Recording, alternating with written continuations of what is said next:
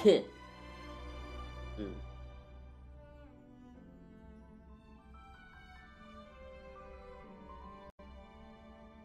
Mm.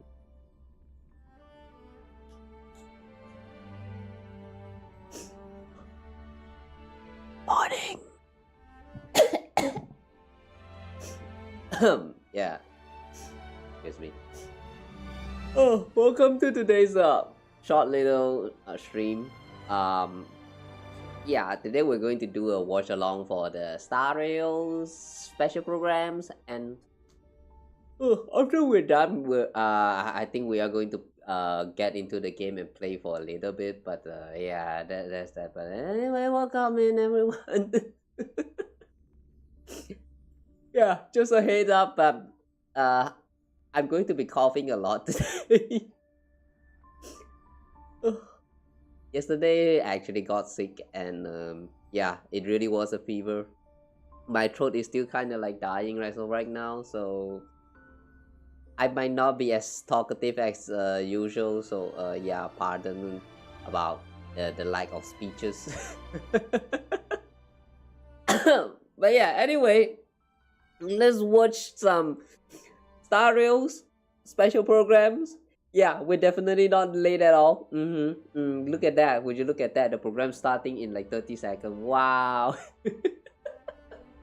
Yeah, we're definitely not late at all.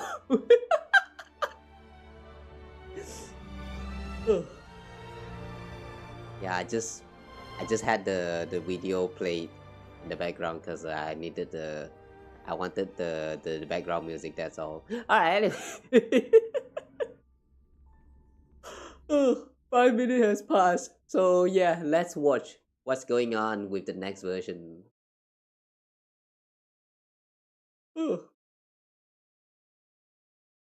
Can you still remember where this journey began? No. Penacony, the land of the dreams. Oh yeah, right. Someone might have made you forget some critically important information. Your memory of Penacony is incomplete. What? A part of it has already been stolen. Ah, what do you mean? We could be watched if we met anywhere else. Are you implying that we're having some what is that? Amnesia? Ever since we landed in Penacony? What the fuck? Whoa. The flame flickers ever so. Damn, who this? Oh my god, that's bouncy. Deeper. Damn, the white cloth is making her feels a little bit huge. Neither enter dreams nor wish. Oh wait, is the volume alright? Why did she slumber with you? Hmm? Who's that? It was a wish of the cosmos that set you in motion. Ooh, another Kamen Rider, nice. You are the protagonist. The stars themselves will defy the destiny of finality. Huh? Can I take your arm and awaken your memories? I am so Even after confused. paying such a heavy price, we only get one shot at this. If embracing faith is also a form of resistance, then this time I shall embrace death! Ooh. I like her voice acting. Oh. Okay, that's interesting. But because we're suddenly going back to Penacony, it seems, I'm very confused. I mean, we have spent like about how many versions? 7? No, 8 version literally in Amphoreus. Like, I don't know, man. Suddenly we're back to Penacony, but like I've already forgotten what have happened in Penacony, not gonna lie. So now we're going back there, and they're saying that we have some memory that is gone from us, like stolen. And just now they show that Sparkle, like pressing on that button. Does that mean after Sparkle press on that button, That's when we like lost our memory or something. And whether or not your Yeah, I'm really world confused. fascinates us. Good morning, good afternoon, and good evening. Welcome to the version 3.8 Memories Are the Prelude to Dreams special program. I'm your favorite streamer, Albert. Long time no see, friends. Favorite streamer. How dare? Robin. A pleasure to meet you all again. How dare he steal my job? I'm Constance. You may also call me the Dahlia. Constance. Welcome, guests. The Being together with Dahlia. you really reminds me of the time I spent producing this show in Petticoat. Just like D Herta, there's a D in front. We too shall once again return. Is she also from the Genius Club? Land of the dreams. The bustling avenue of sweet dreams. Glocky and his friends. The Charmony Festival. Oh, it all seems like it was just yesterday. Nah, But it I all thought seems like there last was year. Something completely different in today's show. Unlike before, it's And I can hear it was from eerie, last year, right? full of It mystery. really felt like 1 year. Right. Amphoreus is just too The long. images in that version trailer that didn't fit our memories. Totally. For example, there seems to be a lot more to Miss Firefly's trip to Penacony than what we already know. The Dream Master, who hid behind the scenes and only ever showed himself using a raven, also seems to have some profoundly dark secrets. There's something else I'm very interested in. Hang on, That the Dream Black Master Glamot's Raven. Iron Cavalry Knight in the trailer? What's that about? Weird. I don't remember seeing any of this in Penacony. Was it so long ago that I'm starting to forget what happened? Maybe your memories are indeed having problems. In truth, the Trailblazers' memories were incomplete despite being the heart of this storm. Some of their memories' most important parts have already been stolen. What? How? Wait, it was actually about us? Don't worry, I'm here to I help mean, the the whole Trailblazers trailer just begin. now doesn't seem like we are involved at all though. With the Dahlia here, everything will be alright. I thought Firefly is the center. What? Do you two know each other? Yeah, the Dahlia is super reliable. We wouldn't have been able to complete some missions without her. Under the Eh? guidance of my abilities, the Trailblazer will piece together a more complete timeline for the Penacony story through recalling their memories. Eh? Think about it. There were indeed some loose threads that were never tied up in Penacony's story. Then my gathered guests, come, let us unravel this web Come. thread by thread. Firstly, the story started with The Astral Express receiving an invitation to join Penacony's Charmony Festival.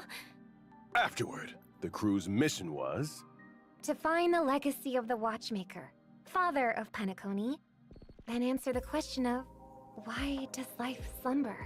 after some fun time. The vibe of the story took a nosedive because of The deaths of Firefly and Robin. Yeah, indeed. because think people back. died. Did we miss anything? For example, who killed Robin? Back then, Sunday had believed that Gallagher was the culprit, since Gallagher was the one who instructed Sleepy to cause multiple disappearances in the Sweet Dream. Let's also remind everyone that Gallagher never admitted responsibility. Could it have been someone else? But it was actually thanks to such misfortune that I managed to reach Dreamflux Reef and Wait, it uncover was not two Gallagher? clues. Wait, right. So the goal of that hidden operator is truly elusive. That's definitely suspicious. Let's move along with the story for now. As we continue to investigate Penacony, we learn the truth. The ones behind all the chaos weren't the family at all, but the surviving members of the Order. That's right. My brother and Mr. Gopherwood, that is, the Dream Master, tried to drag Penacony into Enna's dream to manifest an eternal paradise. To think that the bright visions of a 7-day holiday crumbled to dust! It truly breaks my heart. As for the Dream Master of Penacony, I heard that his body was destroyed in an accident, and he could only continue his existence in the Sweet Dream. It's been so long since he put himself in the limelight like this. It's quite unusual. What kind of secrets will this end up exposing? It seems that Enna's dream wasn't as simple as it seemed, and the Dream Master's machinations in the dreamscape were more deliberate than we thought. Either way, everyone still worked together to shatter the plots of the Order worshippers. And in the end, we got our happy ending. Right? Well, at least for a certain person, the ending was a little different. You mean? I've been meaning to ask for a while. Miss Firefly was all curled up in a medical cabin in the Myriad Celestia video released earlier. It feels like her entropy loss syndrome was getting worse. Yeah, and Silverwolf even said the rest is up to her now. It's not looking good. What exactly are we missing here? Let's take a step back. Firefly once told us that Elio's script said she would face 3 deaths in Penacony.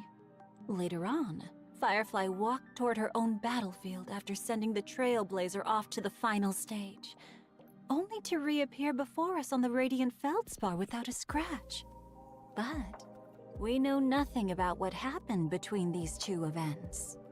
We don't? If everything is as we remembered, then why is Miss Firefly having such a crisis after leaving Penacony? Also, what exactly did the 3 deaths in the prophecy mean? The Trailblazer really doesn't have to know about all this. The meaning of truth is never about knowing the truth itself. It's about what people gain in their pursuit of the truth, and how they'll face the truth. Isn't that right? In version 3.8, I'll be joining the Trailblazer to experience the story through Firefly's eyes. How she initially entered the dreamscape, how she met us during the story, and what battlefield she must face.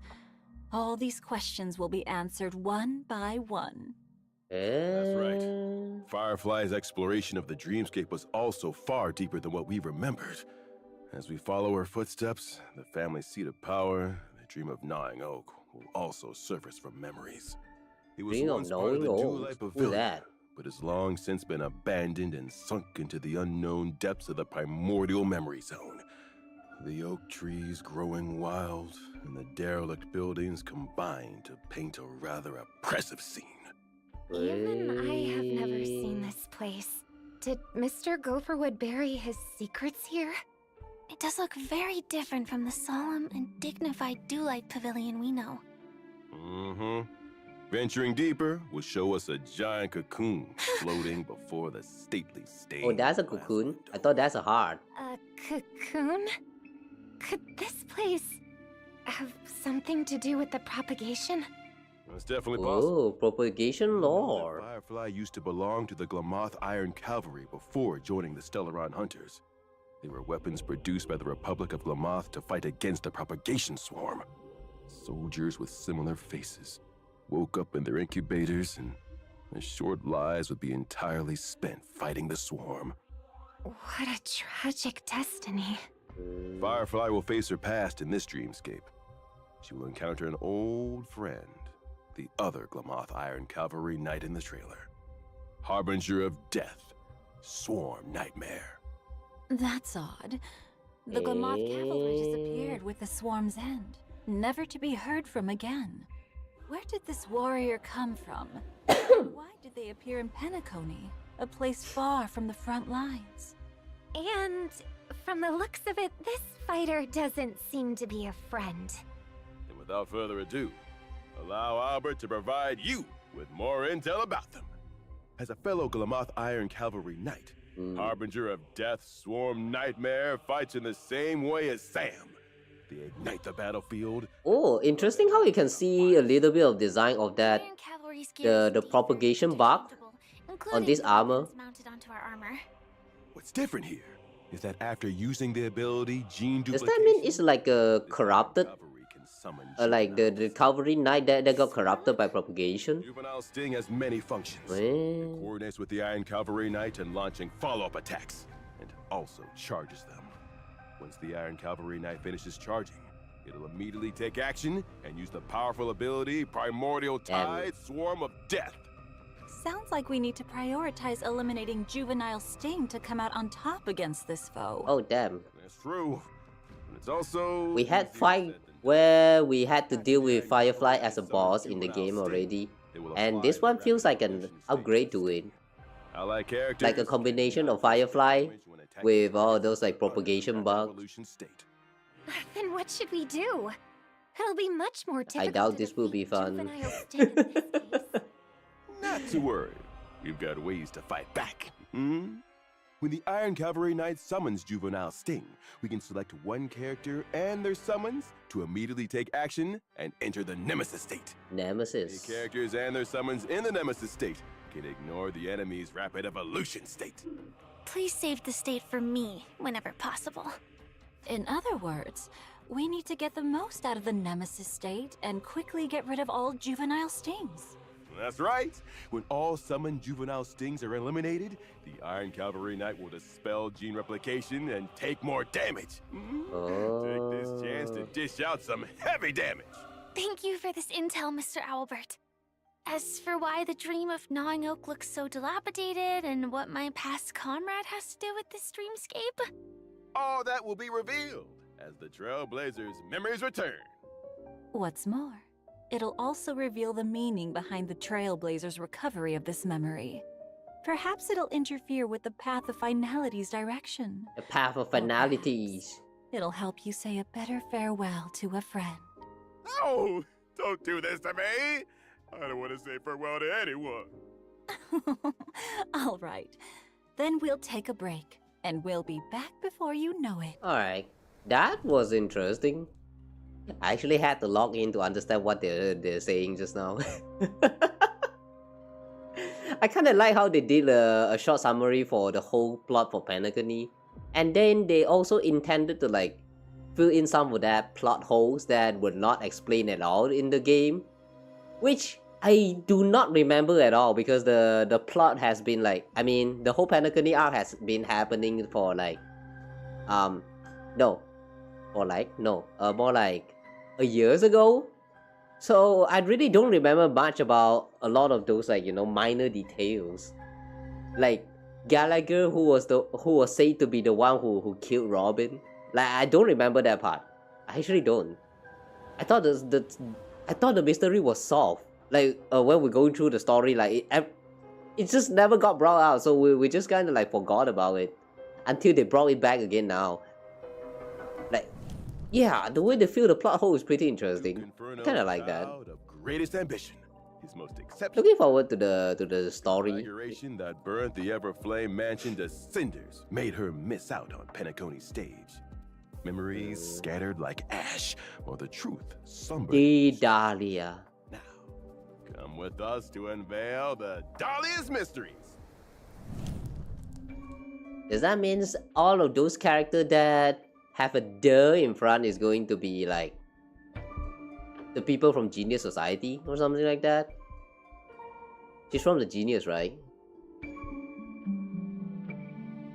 Oh, she has a tail. Eh.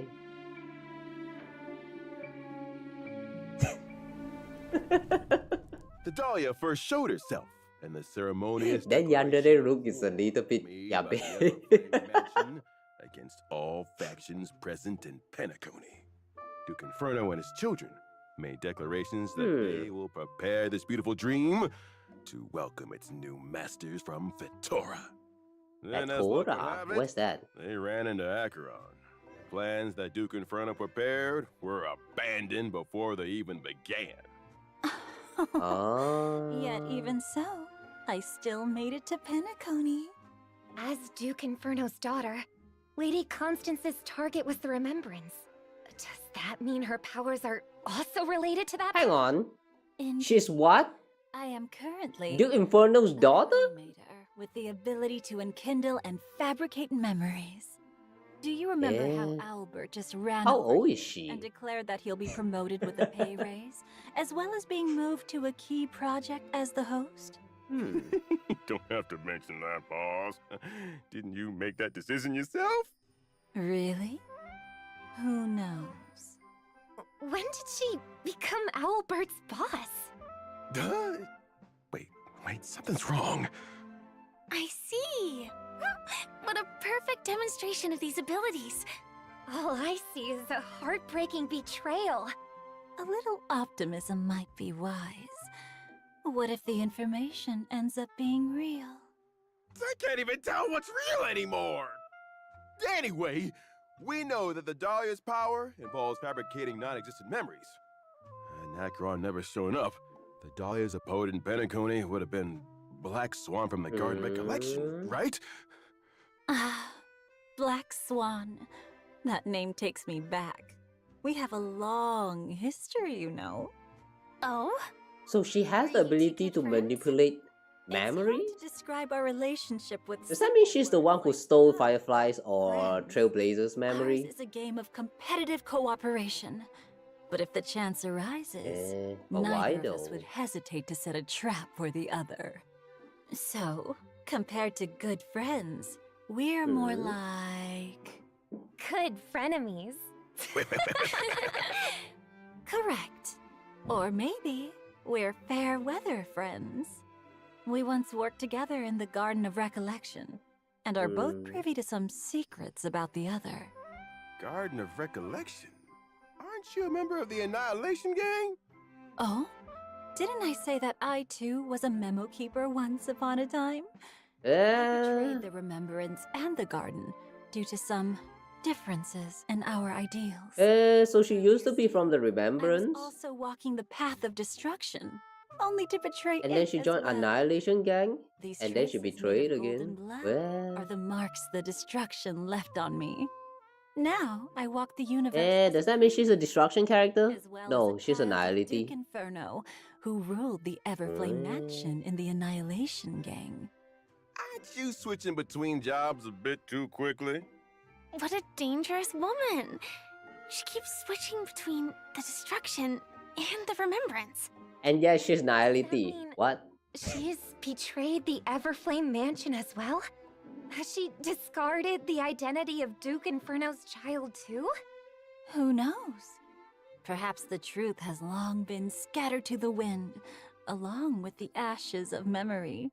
But in Penacony, the truth and the memories that were lost hold special meaning not only for the Trailblazer, but for me as well.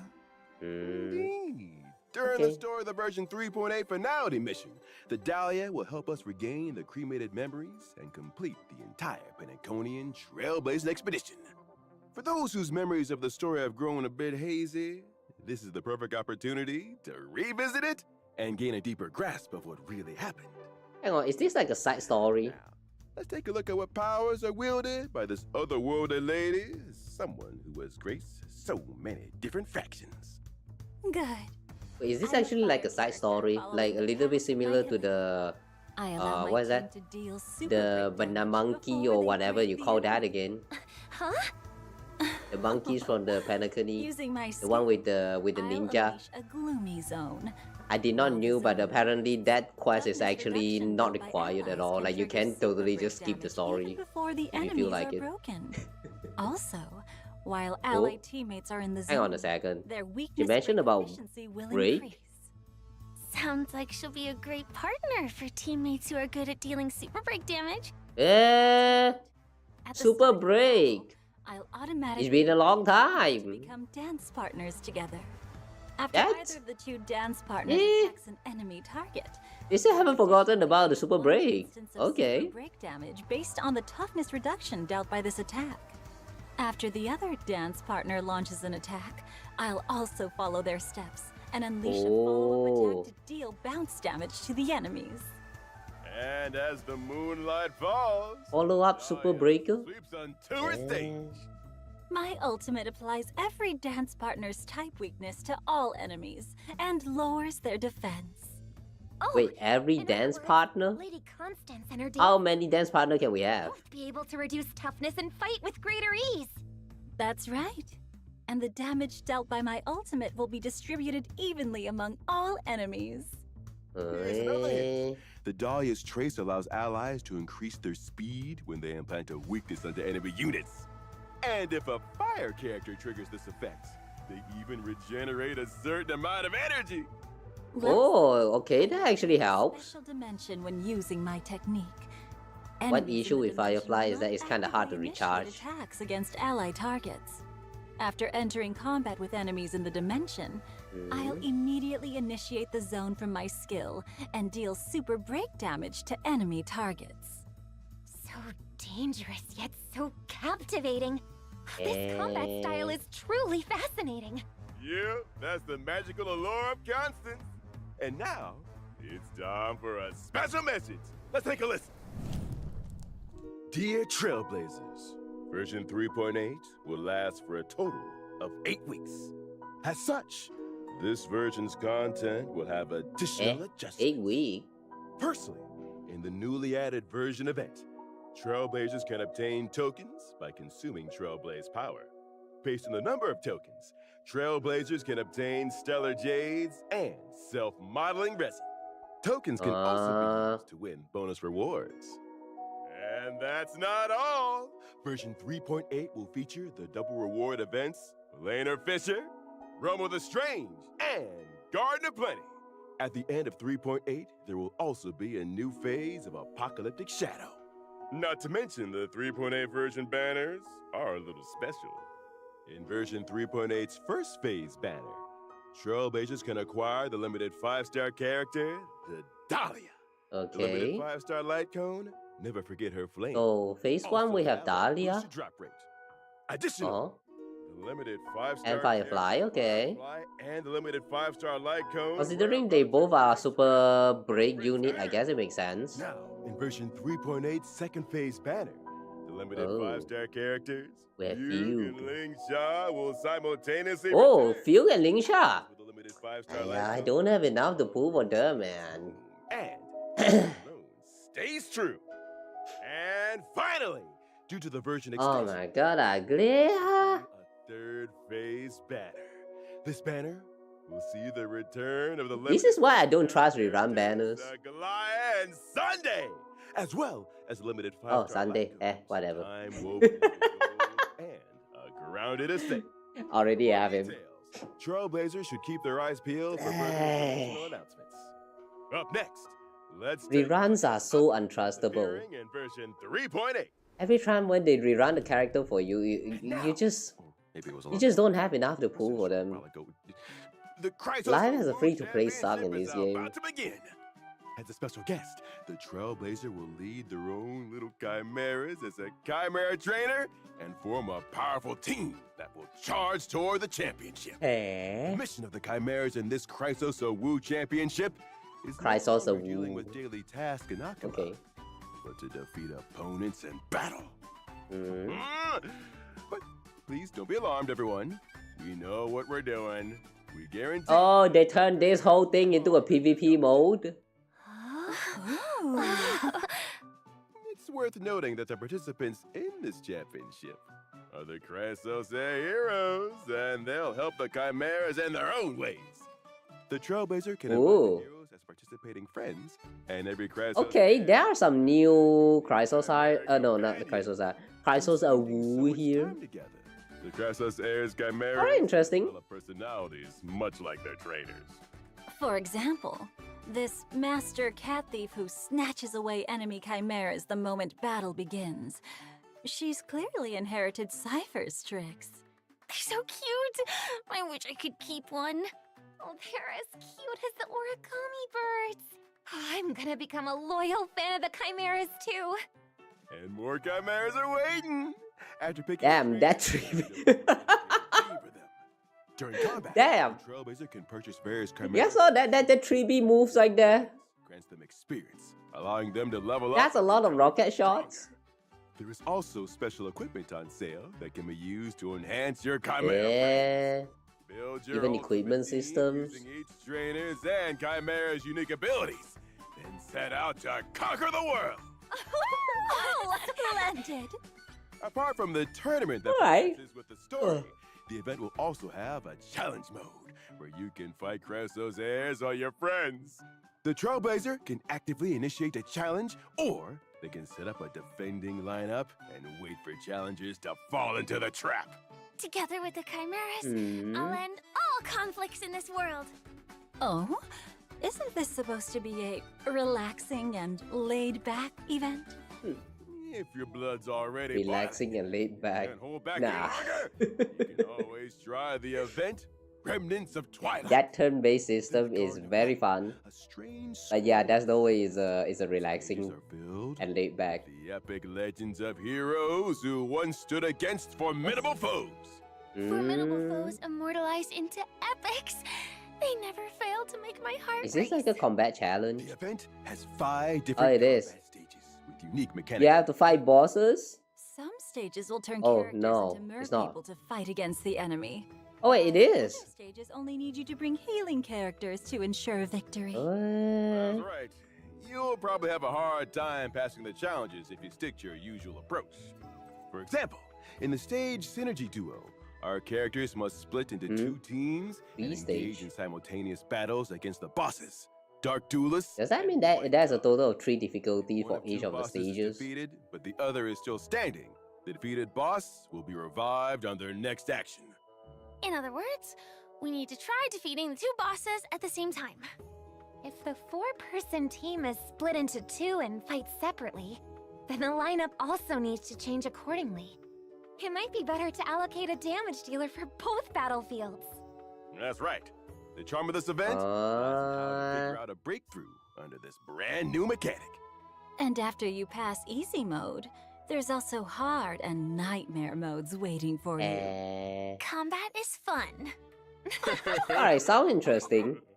Additionally, the Divergent universe will be updated in version 3.8, featuring new equations, curios, and weighted curios. The synchronicity level cap will also increase to level 120. With an Divergent exclusive Universe is still going to get an update. I thought we already In reached the adventure end. mode, Balloon Yeah, Ma. Bonanza has also been added. Oh? A new mini-game? Oh. Exactly! The main objective is to attack and change the color of every balloon on the field. Once they're all the same color, they'll disappear. The more rounds of balloons you clear within the time limit, the greater the rewards you'll earn. Doesn't that I mean am so some pissed characters' looking at that. techniques will be able to Yeah. attack a whole lot of Yeah, balloons like at that. But that might also get rid of the right colors. Oh I my can god. already see how flustered Just now when some people Firefly will was get. going like hitting them one by one with a normal attack, that actually pissed me General off. The gift of Odyssey! Always present and never giving you up. Check in for 7 days to get 10 Star Rail special passes. Alright! And with that, our special program is fast coming to a close. Ah, that's everything? In Penacony, where sweet dreams never end. Many riddles were revealed in the tide of memories, patiently awaiting the arrival of the Trailblazer. Let us follow Constance and rediscover the truth of the past. See you in the next program. Albert, clocking off. Thanks for tuning in, everyone! Okay. Version 3.8 will last for 8 weeks. We follow official announcement for more information. Alright. Actually, is 8 weeks long or short? 8 weeks is like... 8 weeks is like... about 2 months? Not the full 2 months, but almost 2 months?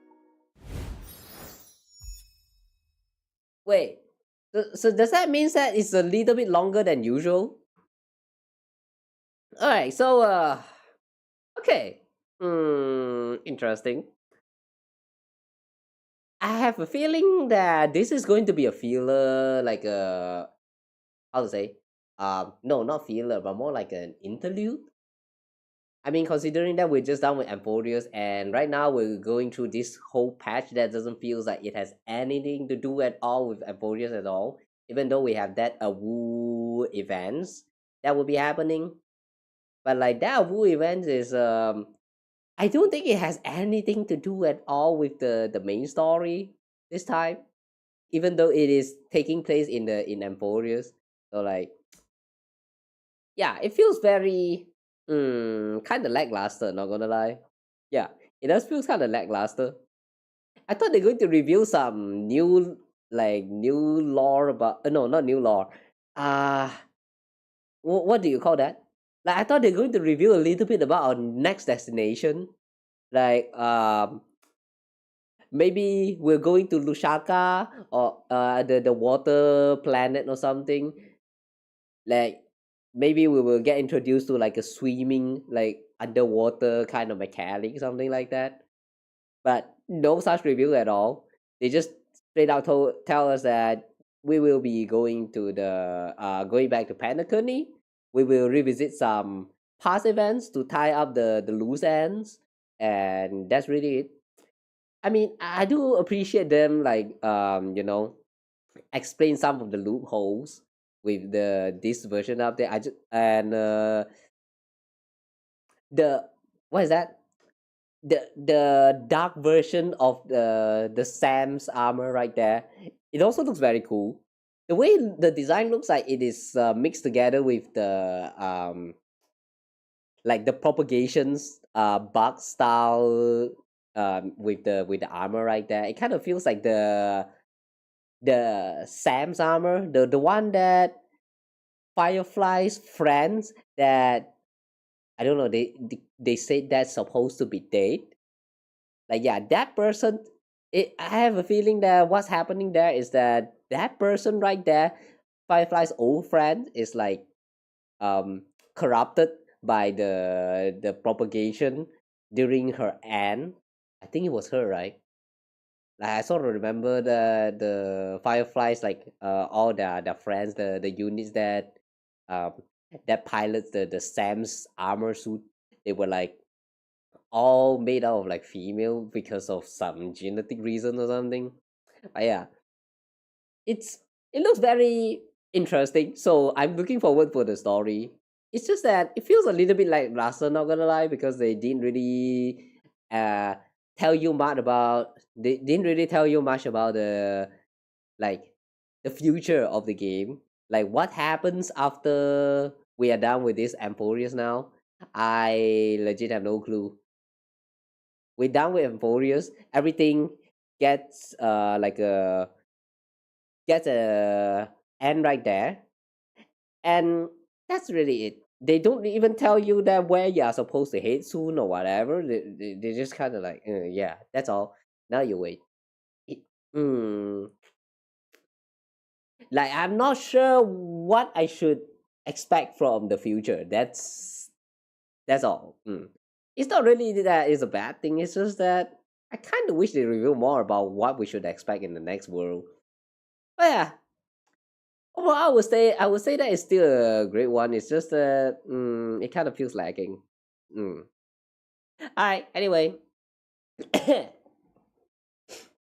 was rather short though. Oh, we're done with the watch along. So yeah, what do you guys think about this next version? I personally think that it's not that bad.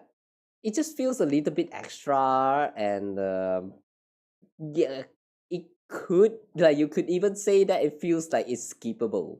But then, eh, you know, it's it's just something, alright. I guess it is still something, even though it kind of feels like a filler patch, but it does feels like it has some great content to offer here. Oh yeah, what about the hmm? Where's that again? The one about the banners. Where's the banners? But in Penacony, the truth and the memories that were lost. Okay, Character Firefly the and banners. We have the 3.8. first phase and then the second phase, Time woven into and then there's a third phase. Yeah, this part I don't quite understand. So does that means they have three separated phase for the next version? I remember last time, like you guys remember that time when they introduced like a total of 6 rerun in one version. Like they have like one new character plus 3 rerun of 5-star character in the first half, and then the second half also follow a similar way. like having 4 characters right there for rerun 5-star, and people were kind of like, you know, complaining that that they were too greedy or something like that. So this time we're not going with that same route, but instead we're going with like a separated like 3 phases like this. I don't know. I personally think that the one that they did last time, the one that people called greedy, was actually like a better way to do it. So, is this to avoid backlash from what they got last time? Oh, I don't know, man. Ah, I personally don't like this rerun because I do kind of want to get Lingsha and also who's that again? Fugue. I do kind of want to get these two, and then they also have Aglaya in the third phase. Yeah, they also have Aglaya in third phase. I like, you know, after I go through the whole story of Amphoreus, I do feels like wanting to get her just because. But now she's rerunning together with 2 other characters that I also wanted to get. So like, I hate how the reruns are actually not real. It reruns the characters, but you are never ready for them. That's why they are just so unreal, man. I hate that, but well, guess we try our luck. Set free to play lives. Alright, that's it though. That's all I have to say about these versions. The events and stuff, it does feels kind of lackluster as well. There's they mentioned about this Awu event. The PvP part, I'm looking forward to this because I do enjoy the combat mechanic for this one. It's a little bit more chill, but you actually do have to do some strategy and stuff where when you're going through the game this gameplay mode. So I am looking forward to this one. And then there's also the combat one. It also feels pretty interesting as well. Considering that they have some mechanics that you need to, like, you know, try to like strategize based on it. So yeah, that's also looking very nice. But they only introduced like these 2 events right here, so it does feels like it's lacking a lot. Yeah, overall, this whole version just feels very lackluster. Like, even though I'm still looking forward to the contents that they will drop in this version, it just feels a little bit lacking. I kind of wish that there's more. Also, not to mention that they say it's a 8-week patch, so I'm going to guess that 8 week is like longer than the usuals. So I don't know, or is it actually not longer? I can't tell actually. I never keep track on like the all those like schedules and stuff. But yeah. Anyway, looking forward to it, but I kind of wish there's more. That's all. That's all my opinions. What do you guys think about this version? Did you like it? Do you enjoy it? Are you looking forward to it or like whatever? Do comment down below or something. I kind of want to know what you guys think about this type version, because it really feels to me like it's just lacking. But who knows? Maybe some of you guys actually like what you're seeing. Some of you maybe it's like, you know, just hate it to the core. Yeah, let me know what you guys think. All right, we're done with the watch along. I'm going to switch to play the game for now. Eh. Oh, hi, welcome. You missed the whole watch along. Yeah, you missed the whole watch along part. We just done watching the live stream. Damn, it's okay. I'm pretty sure that I started the watch along very late, so I'm going to assume that if you are just joining right now, you probably already watched the live stream. So yeah, what do you think about that? Oh, just came back from uni? Oh, so that means you actually haven't watched the live stream? Eh, well, let me try my best to do a summarize. So in the next version, it's going to happen for like a whole 8 weeks. I don't know whether that's long or short, but they specified it to be 8 weeks. So maybe it means something. And then they will drop a story in Penacony, and we will go through some story, some lore about Penacony where we lost our memory. And also Firefly is going to meet her old friends, and Dahlia is going to show up as well in there. That's all we know about the story so far. And then there will be one Awu events where you play with the turn-based RPG thingy that we had last time.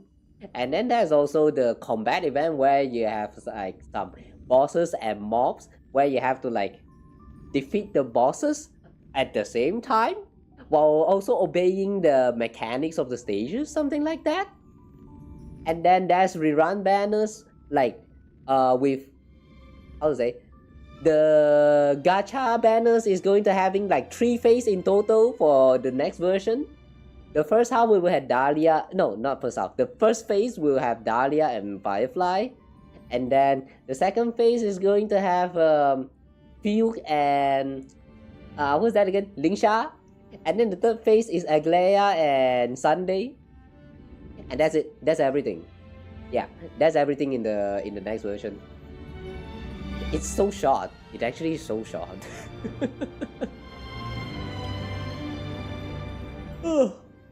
Yeah, I really feel like it is lacking, but I am looking forward for the content because it does look very interesting, especially that dark armor Sam's thingy that showed up, the one that is said to be Firefly's old friend.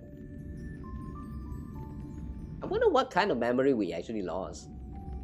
The funniest thing about that is they kind of said it like it was us who is I mean the Trailblazers who is like losing the memory, like missing out the memory, like it got stolen by someone. But the teaser, the PV that was played when the live stream just started, it kind of feels like we are watching from Firefly perspective only. The Trailblazer only show out like sleeping, and that's all. I only remember seeing the Trailblazer showing up right there, curling up, sleeping. And then the rest of it is kind of like more focused towards like Firefly. So, is this about us or Firefly? It's kind of, yeah, I don't get it. Sunday already rerunning? Wait, what do you mean already? When was the last time we got a Sunday rerun? Oh yeah, right.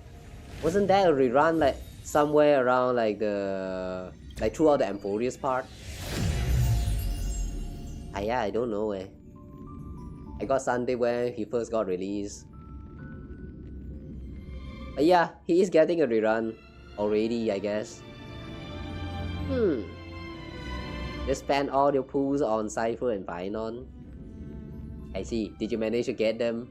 If you get them, then that's good. If you have not, then good luck. I also just spent all of my pools for 3B. Just done with it. I actually went and explored quite a few of the maps. I went and explored the maps. I went and do all that, like what is that again? The fairies? What did it? No, not the fairies. The wasp? No. I forgot what they call it.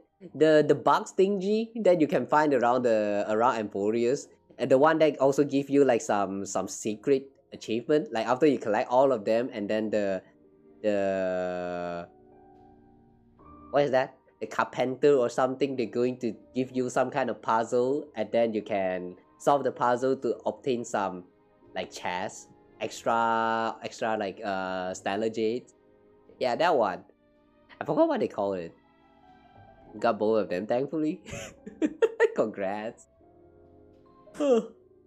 Yeah, I just done spending all of my crystal. I don't know. What is that again? Stellar jade, just to get 3B. So I hate how now I have to save up for three characters rerunning in the next version. 3! If we include Dahlia, then that makes 4! I don't know, if I don't manage to get Dahlia in the next version, I think I'm just going to skip her and just wait for rerun. Fiuk and Lingsha, I'm trying to get the 2 of them just because. I kind of wanted to build like a team for Firefly, but you all know how the, you know, Super Break team is just kinda... They don't really have enough units that can, like, you know, make a Super Break team work.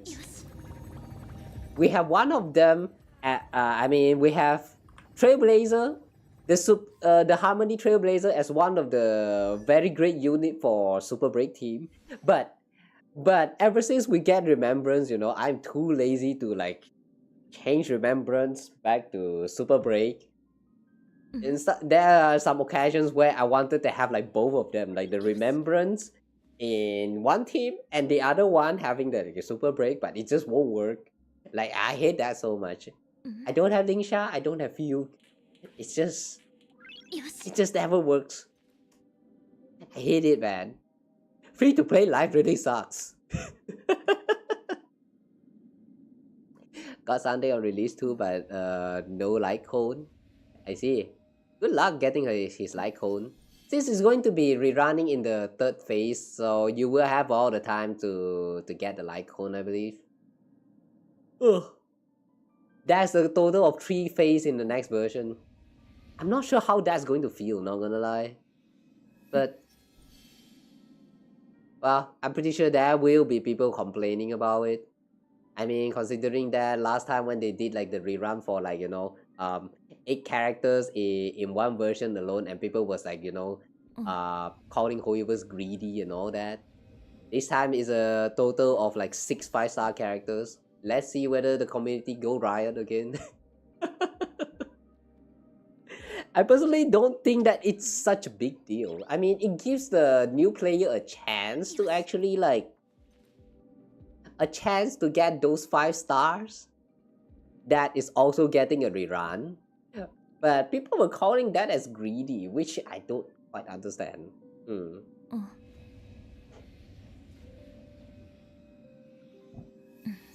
Alright, anyway. Let's play a little bit of Star Rails.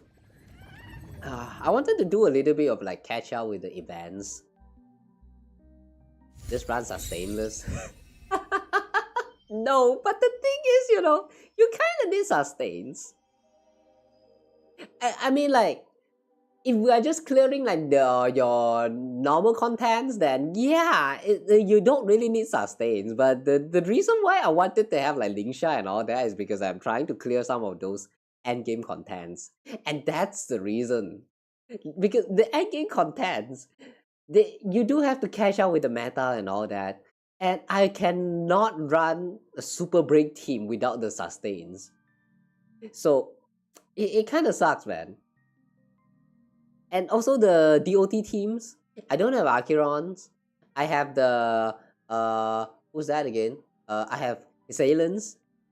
The one and only DOT 5-star characters. The rest of them, the one that's most important, like Black Swan, Kafka, those are not there at all, and it just doesn't work. So ever since I got Assailants, I rarely actually use her in the team. Even though like if you're playing with like with Kirini, you will have some buffs for Assailants, but because she's a DOT unit, it just doesn't work very well. You do need like some other sustains to like help with the DOT stuff. It just this game without sustain really sucks. It's not greedy because like the patch is almost 2 months long. Yeah, I really don't think that even back then with that time where they you know, they have like 8 characters running in the same version, I really don't think that was greedy. I mean, maybe from like business perspective, it does feels a little bit like they are trying to sell Like they're trying to earn a lot of money from you, but like if you don't like it, just don't spam. That's all. If anything, I would still say that it gives like a new players a chance to get into the game and like actually have some characters that can like still what's that word? Like that can still be relevant to the meta of that time and like can clear some of those endgame contents. So I don't know. I just don't see an issue with it. But a lot of people is actually like complaining a lot back then. So yeah, I don't know, man. Either the community is weird or it's just me. I'm the weird one, maybe. I never truly care much about all this, like cash currency in games, because I'm a free to play. I will never spend in the game. Like I spent before. That's why I know to not spend in the game, if that ever makes sense.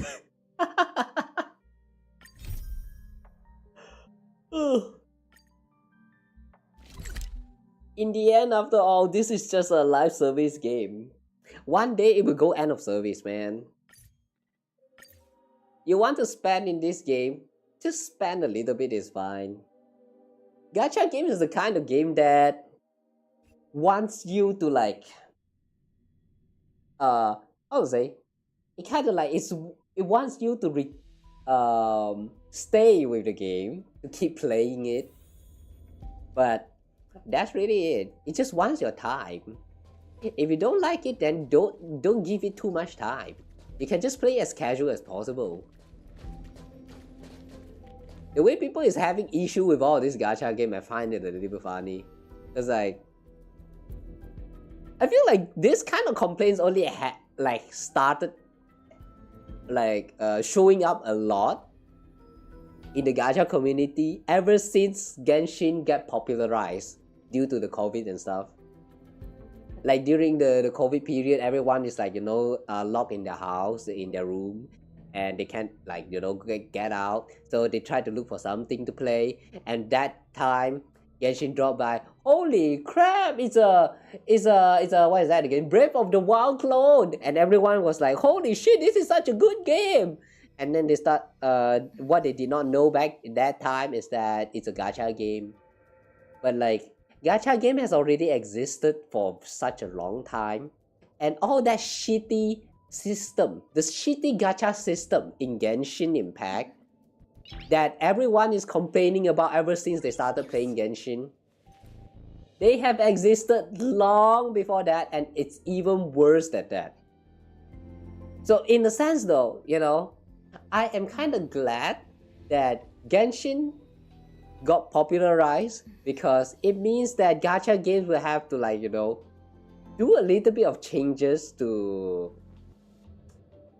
like avoid backlash, something like that. Like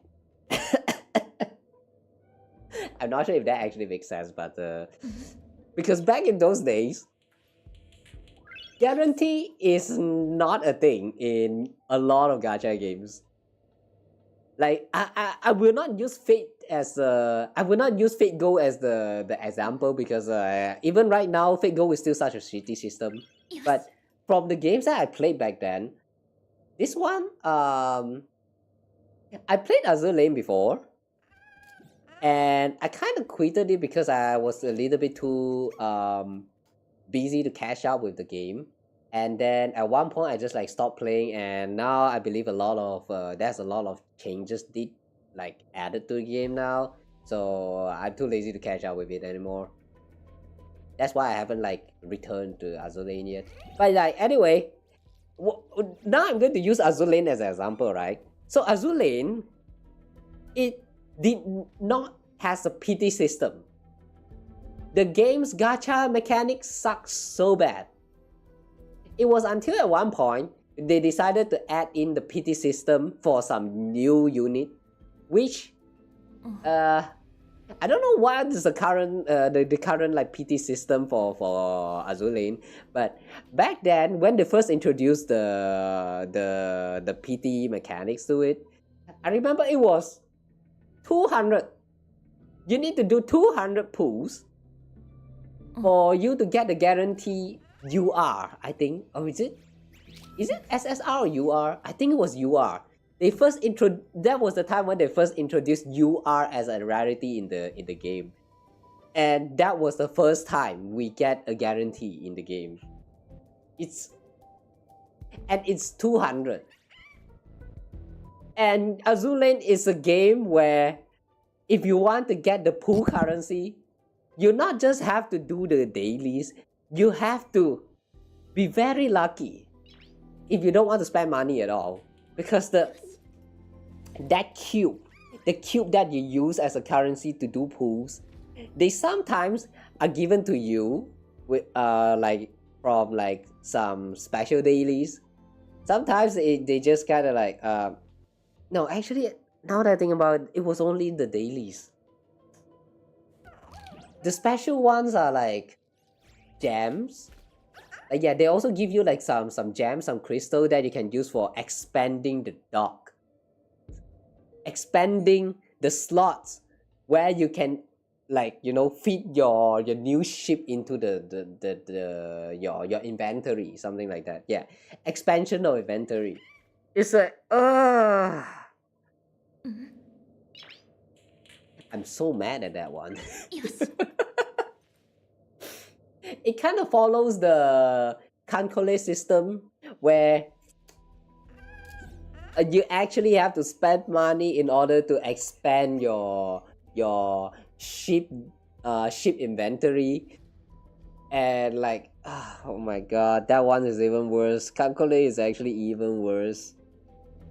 I remember I played the game before because that was one friend of mine back in the college who was actually playing Kankole, so I gave that a try and also learned a thing or two about it. The game system is pretty interesting, alright, like the combat mechanic and stuff, but oh my god, man, the game is very pay to win. No, I mean, not pay to win, not just pay to win, it's I don't even know how to describe Kankole, but like, it's just RNG to its fullest. Oh my gosh. The resources, you can buy some of those resources, and then they don't even guarantee you with a ship. You actually have to know how to split those resources that you can obtain by playing the game. Like, they have like four different kind of resource that you use to pool for ships. That was like, I don't know, bauxite and I don't know, the fuel and two more random things. I don't really know what they are, and the resources are very limited, and then there's no guarantee. You have to know how to split those resources.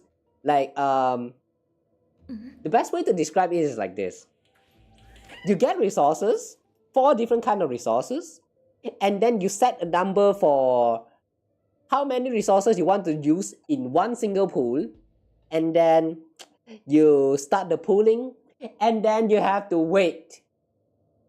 Here's the shittiest part: you have to wait for the ship to complete.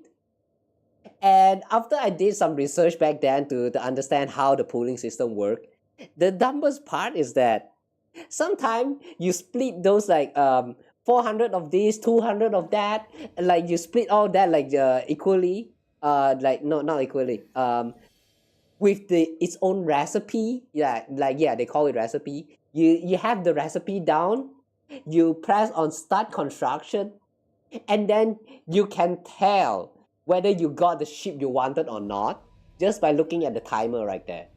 Like, if the ship you want, like if it is the ship that you want, it will have like, for example, 30 minutes of 30 minutes of construction time. If it is like 2 hours, then yeah, that is not the ship you want, and yeah, time to farm for more resource. Like the construction can go all the way to like 12 hours, I think. I think the maximum was 12 hours. That sucks so bad, man. And then the stupidest part about Kankole, you know, is that once you have a ship, you send it into combat, and you accidentally sink your ship. Especially when you are like, you know, first time playing it, you do not know much about the mechanic of the game and all that. The first time you sink your ship, and then you go back out of the combat, you check the ship that you have, and you're going to realize that one of that ship is missing. Why? Because when the ship sinks, it fucking sinks. Wow! The ship sinks! All that resources and shit, all that time, all that, you know, all that effort, it just gone just like that because you were dumb. You let it sink. Skill issues, but what the fuck, man? It's a video game, what the fuck? I still cannot forgive them for the first time I sink one of my ship. It's so... But yeah. Anyway, that was also... no, Kankole is actually not like a... It's not very much gacha games, but the system is very similar. Alright, back to what I was trying to say. Yes. Gacha game has existed, and there was a lot of gacha game that just like have like a worse system. Genshin, even though I do not enjoy the 50-50 mechanic, but the guarantee right there at like 180 pulls, and they give you a chance for winning 50-50 early, I do think that this system is actually not as bad. But the way people shitting on them, all I can say is that these people, they do not know what a gacha game is. Real gacha game sucks ass. Like even worse than Genshin. Like they are even worse than Genshin. I swear to God.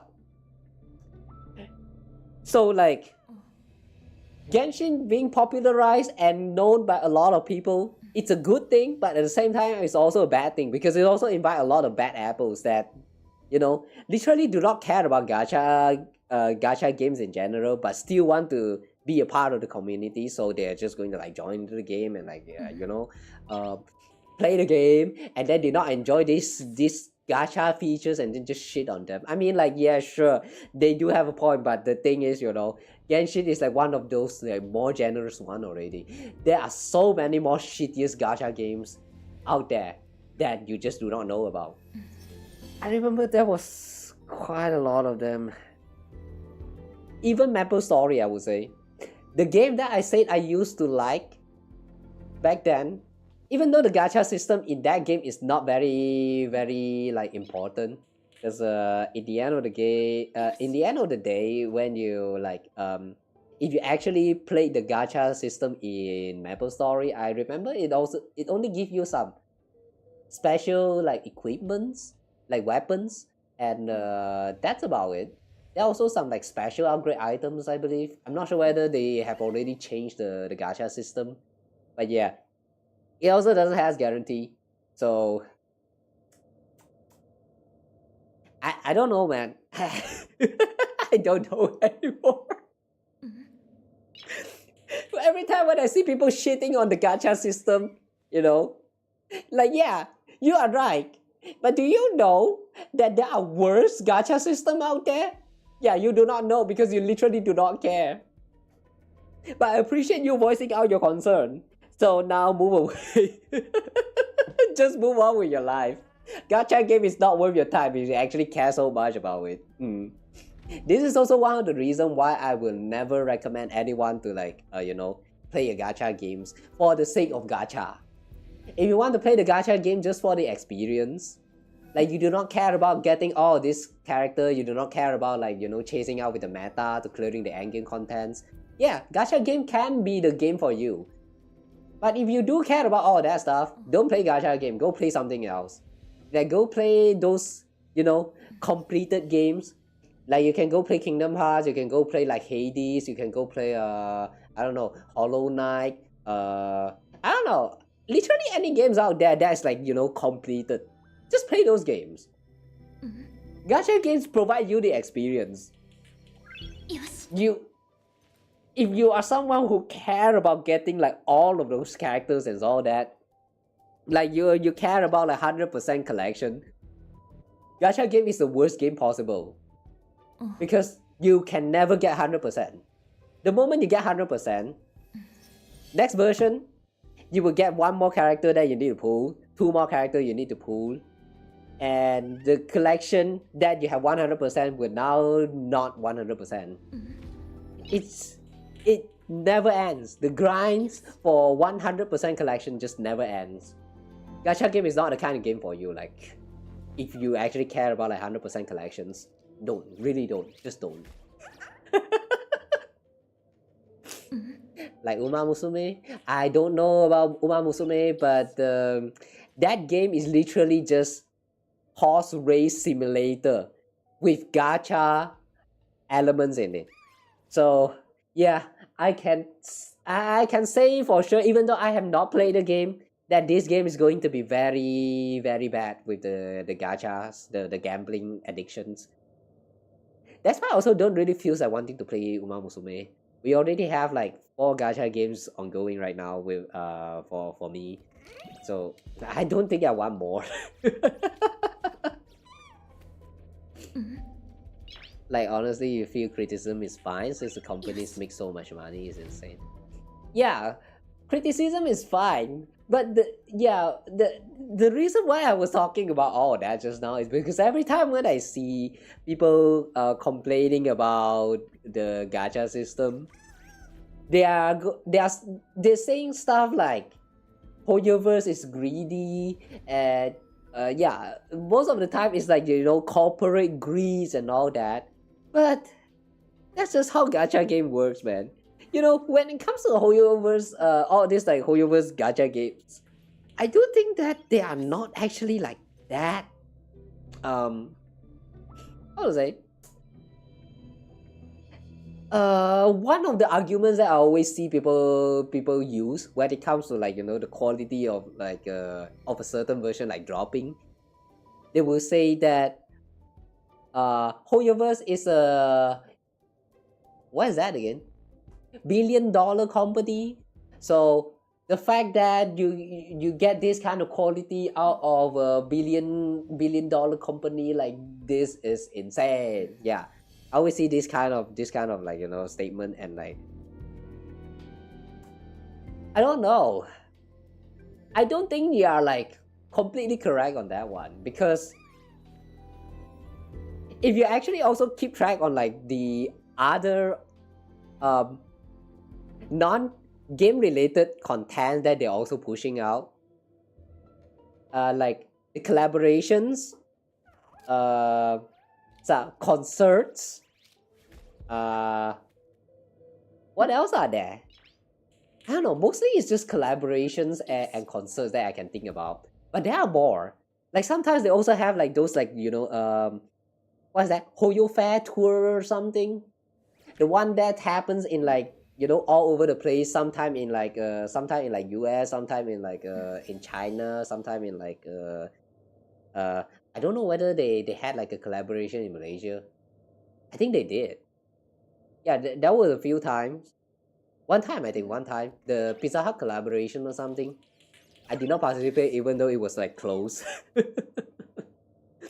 But yeah, with all of this collaboration in mind, you know, I do think that the money that they spend on all of this is like, it kind of doesn't make up for like, how to say, the money that they earn.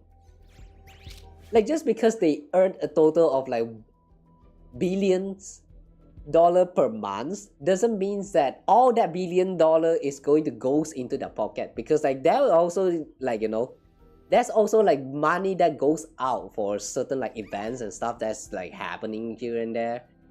And not to mention that they also need to pay their own, like, you know, their own hires and all that. So I don't know, man, I just feels like the $1 billion company argument is just a little bit kind of not doing it.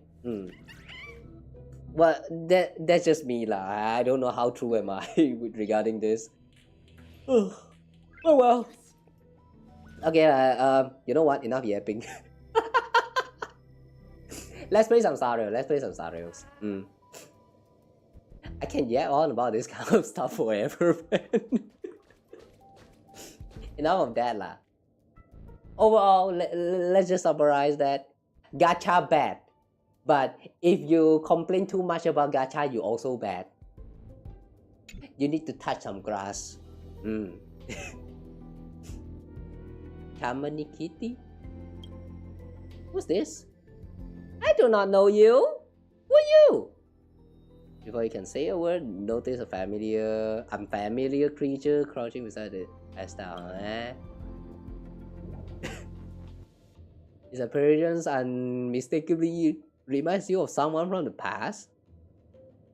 Who? Hang on, who? Robin? Is it Robin? Welcome back. Arrange to meet you in the seclusion zone. What? Even then, they turn a huge profit from, you can guess.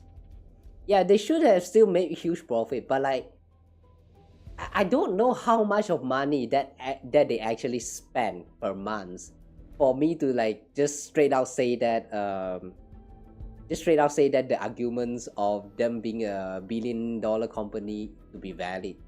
So it's like, no. Before that, let me just clarify one thing. I see a lot of times when people make these kind of arguments, they also like, you know, show the chart that that one chart of what's that? Gacha earning per month stingy. Like, I remember there was a time where they actually had like a whole controversy about that site, where they were saying that all of that data was actually fake. Like the owner of the site just kind of like, you know, look at the version and look at the hype and all that, and then just made up their own numbers for how much they earn, how much they profit from that version alone. Like I saw some video talked about it, and I don't know whether like how much of it was real. But the thing is, you know, even after all that incidents, all that controversy with that gacha earning site thingy, the data thingy, even after all of that, I still occasionally see it here and there nowadays that people are still using those so-called fake data to make an argument about how they earn a lot of money. Like, those data are fake. So why are you using them like they are like actual fact? Like, a lot of times when I see these arguments made, it doesn't make sense. Get what I'm trying to say? They don't make sense because they bring out the data that doesn't even has any reliability at all. They are just straight up not even like reliable information. So like, isn't that just spreading misinformation? But then a lot of people looking at this kind of video and then they still kind of like, you know, just kind of consume them and like, how to say, let's just say not critical enough when it comes to consuming this kind of data. Like, you can just scroll down into the comment section of the video and you'll see a bunch of people just shitting on the company because of what they said right there. It's like people forgot how to think and form their own opinion in the internet, and it's like, I don't know, man. It made me feel something, man, and I'm actually so pissed looking at the internet. Yeah, y'all pisses me off if you're one of those people who doesn't even think. Like, god damn it, form your own opinion, man. Think, please. If you form your opinion and then it turns out that you're wrong, then yeah, just apologize or something. Like, that's what I would do anyway. If like any of the stuff that I say turned out to be wrong, and people actually judge me for that, I will apologize because yeah, I don't do much of research. A lot of times when I say all of these things is all based on my own opinions. But like, oh my god, man. I've seen too many times where people just you know. Alright, enough of that. Sorry about that. I went on a whole yapping again. Back to the game. No more yapping. The blue one with me with wings is Robin Kit Kat. So it is Robin. It kinda doesn't look like Robin though. I don't know. I mean, I don't associate Robin with blue. I associate Robin more with white. So looking at this, Robin's Kit Kat, like so blue, you know, it feels wrong. Just a me thing. Oh, by the way, who is that one? White and black.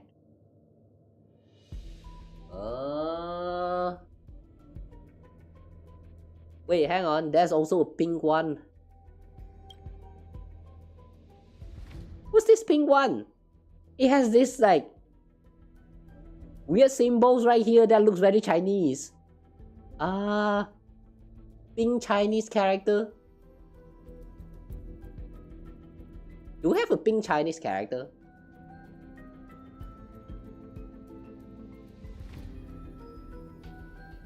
Oh, we have one. The dead quantum girl. Who was that again? I forgot her name.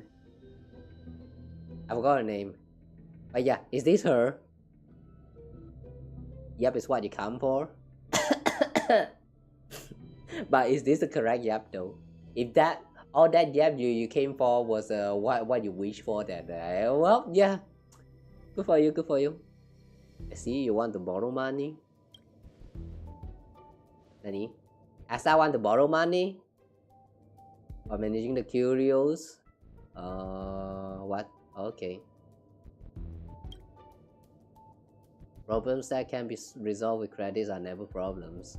You tell me you're going to use me as a rap lad?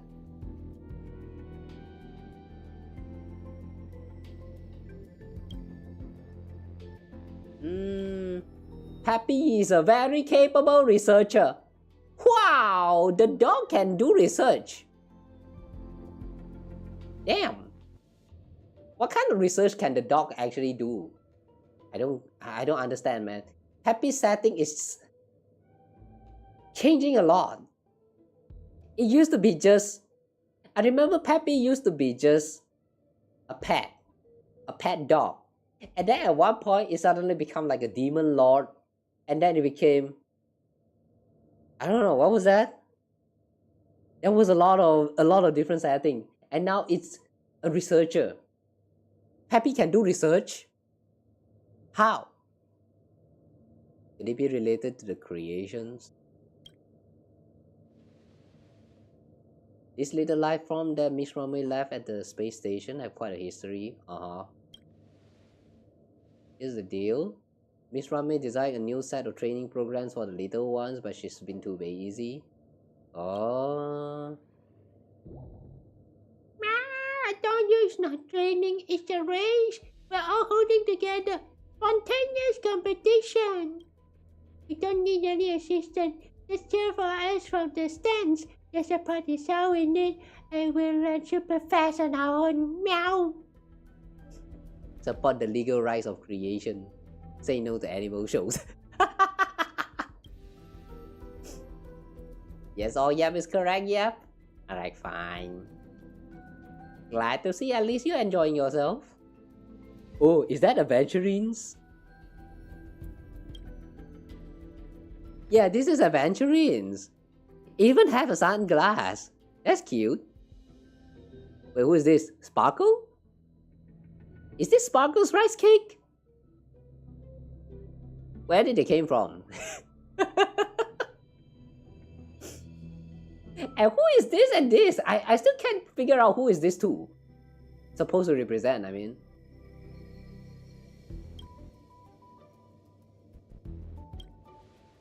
These unique little ones need to overcome various obstacles. Okay. I think I've seen this kind of show on TV. More importantly, I want to make it clear that this was our researchers' idea. Make things more exciting for the participants, the race will feature a special cheering segment. So we don't actually race inside as them, but we're just cheering on the side. And if I pick the wrong one, is there a penalty? Okay.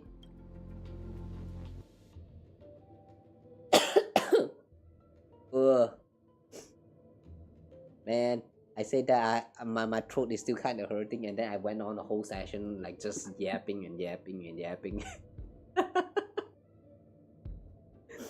Oh, tomorrow I'm dying again.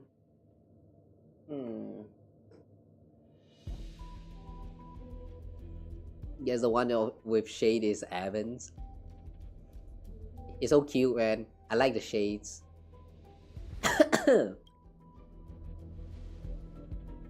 This creation's Great Obstacle Race sponsored by the IPC.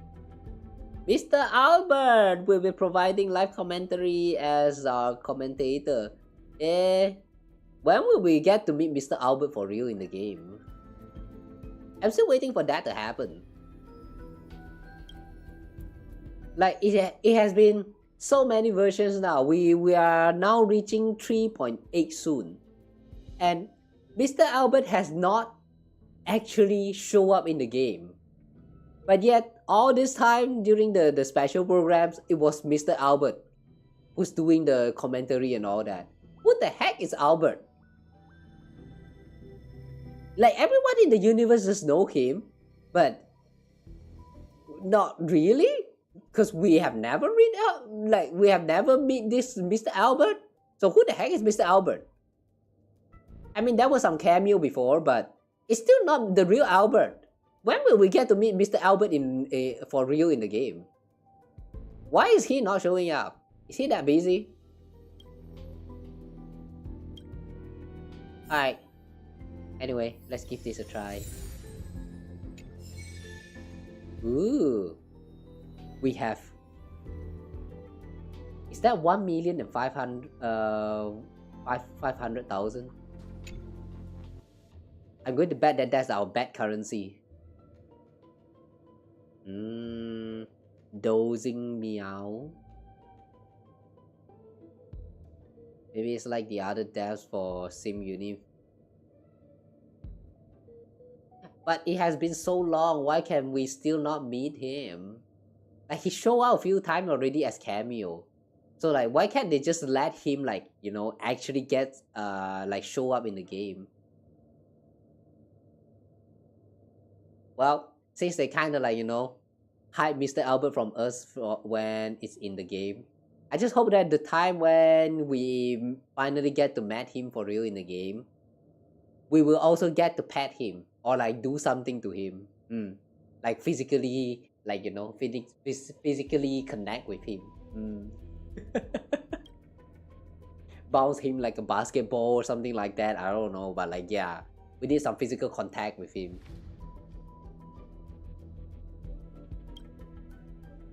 We know them, but we haven't met them. Oh yeah! The devs from Simulated Universe. There was quite a lot of them, isn't it? I remember there was quite a lot of them. The one that worked on the Simulated Universe. One of them actually... I remember one of them is the... I don't know. The one that kind of like... Wait, hang on. I don't remember what he did. Never mind. All I know is that they are like all from the Genius Society. That's all. Oh, it's not 1 million? Okay. Join 7 other spectators to watch the trailing race and cheer for your favorite contestant.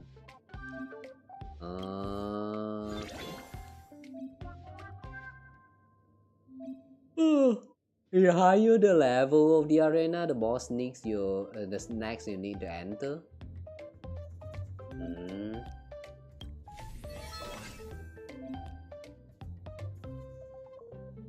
Hang on, how does this work? I think we don't actually get to like. Hang on. 明确? Eh? Oh, that pink one. Wait, hang on. No, it's not Queen Iphone. That one is Queen iPhone. Starting stage, core stage. Who's this cat?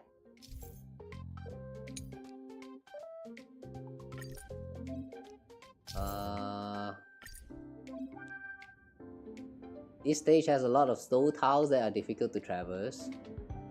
Has an advantage in segment with multiple slow tiles. Oh! You have to look at their traits and then you decide on who you vote for, and that's all. Okay. Now what?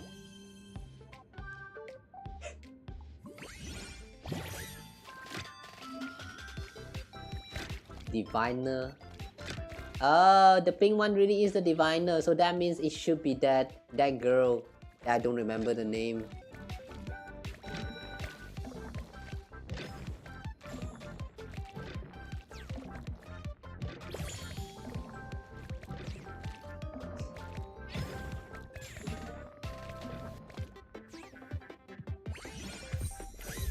Damn, this feels so scripted.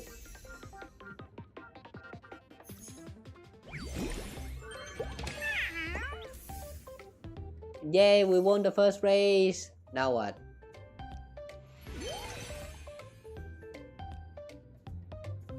Little Firmer? Who's Little Firmer?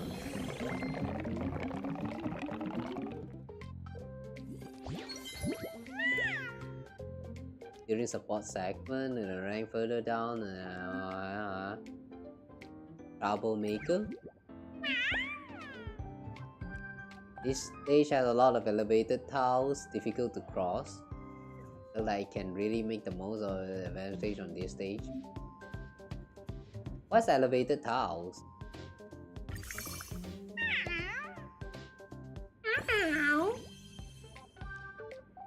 Oh, look at this poor one! Nobody voted for it! Aww.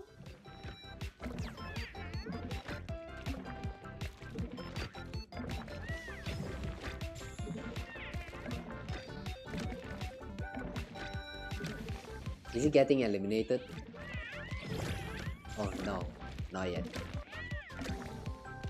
What do you think of Amphoreus' story now that it has ended? Great story. It's too long.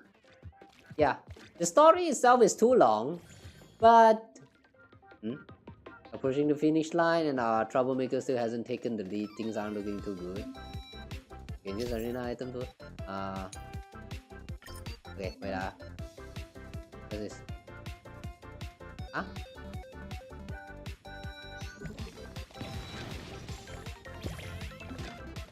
What is that? Did we even need to do that? Okay. Anyway, Amphoreus' story. I do think that it is a very great story. Just like this number right here, very nice. The only issue I had with it is that it's a little bit too long. Also, the lore is a little bit, like, it's a little bit, hard to take in because, like, you know, the first time you cleared like the first cycle, and then you learn all of that, like, you know, about the titans and all that. Like, you were so intrigued by the way they add the what is that, the Greek mythology and all that, you know, those mythology story into this Amphoreus story. You're like, wow, this looks so fun, can't wait for more of them. And then it turns out that this whole thing is just a looped simulation where once you where the new era does not exist. So in the end, all that Titan lore and stuff doesn't really matter too much, and it's like,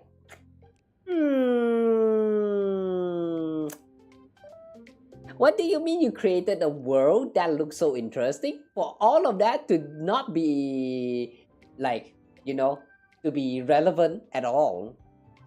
Like, why? It's kind of like that time where we first done the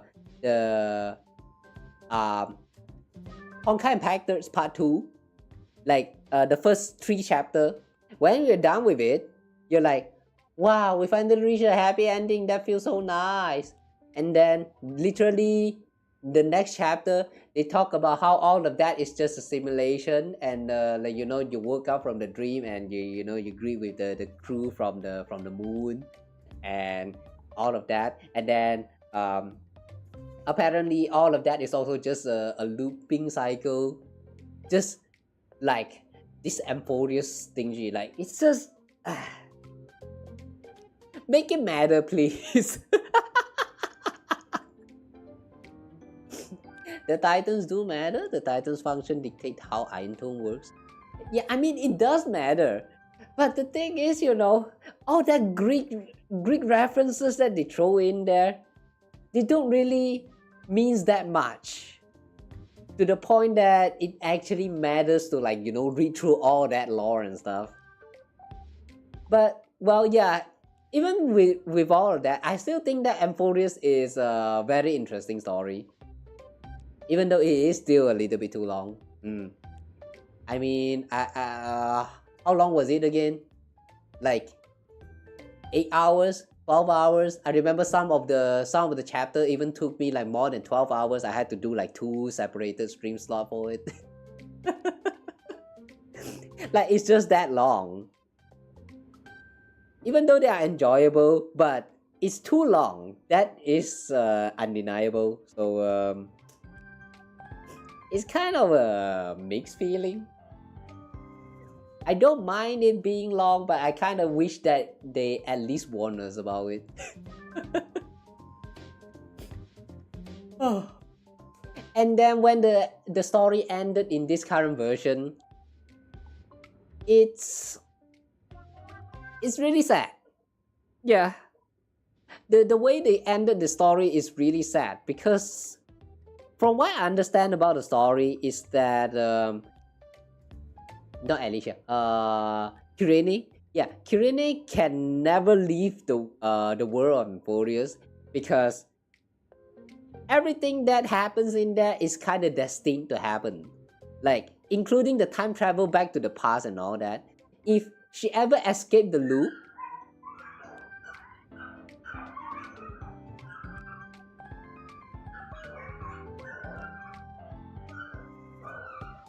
oh my god, what happened? Damn. Someone violating the dog out there. Holy shit. Holy shit, you guys hear that?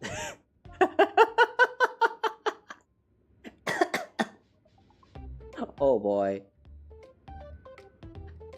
I'm okay with furry as a king, but if it happens in real life, nah, please no furry in real life.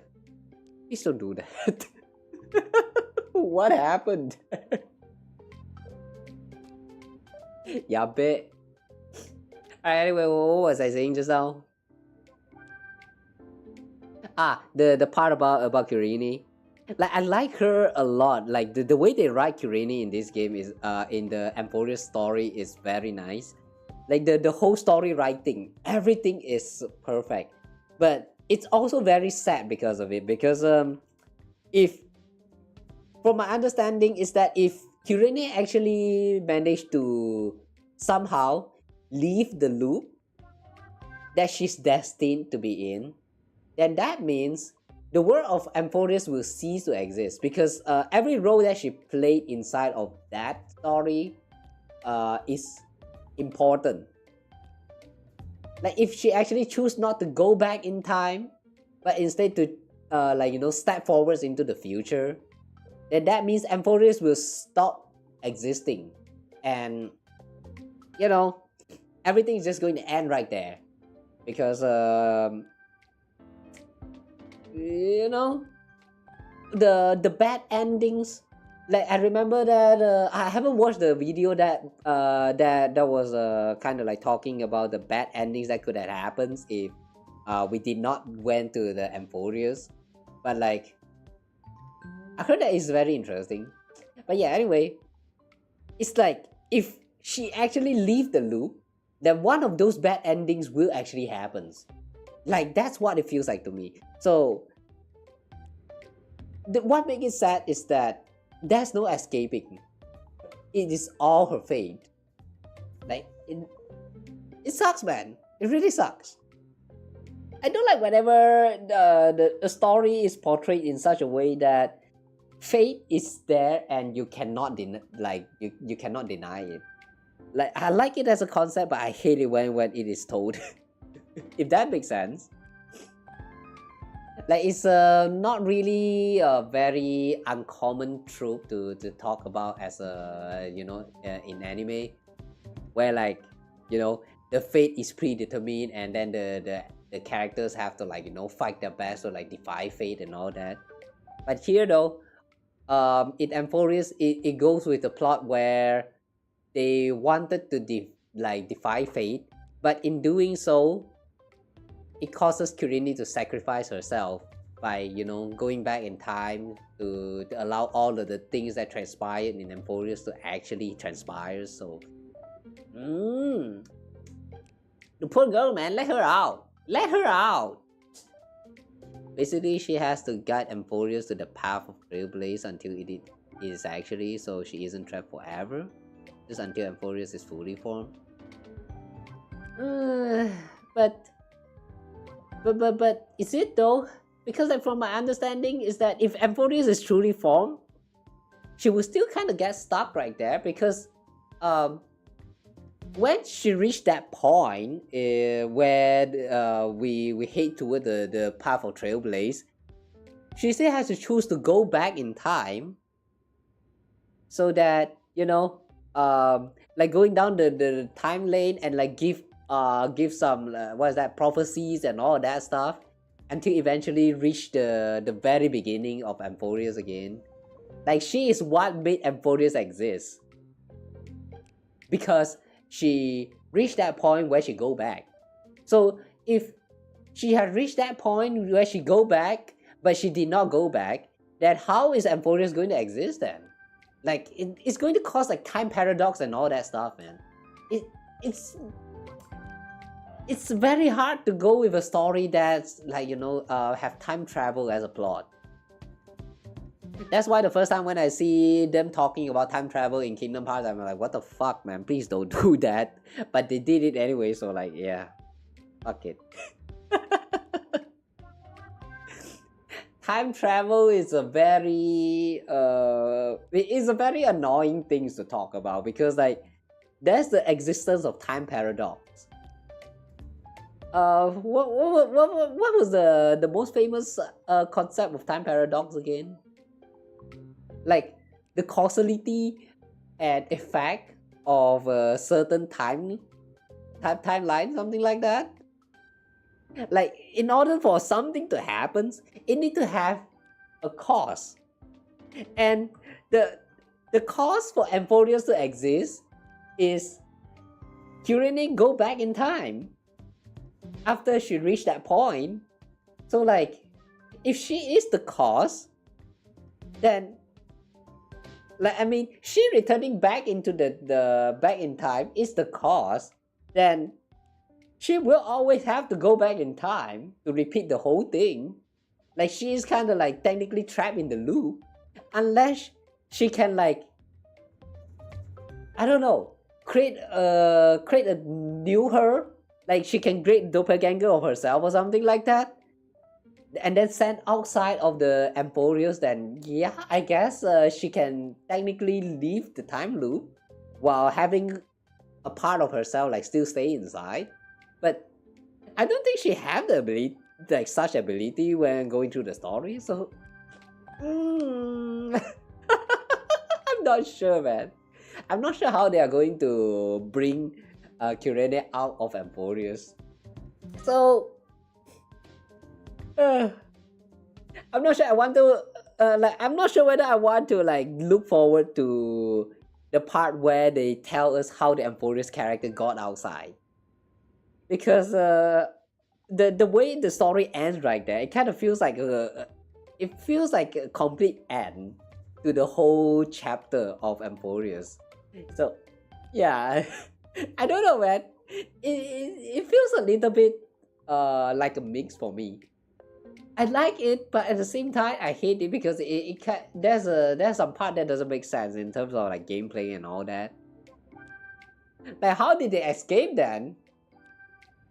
They kind of say goodbye around the end right there, but then Kurene also said that there's an extra chapter, and then she shows that she went back in time to, like, you know, allow all the things that happened to happen.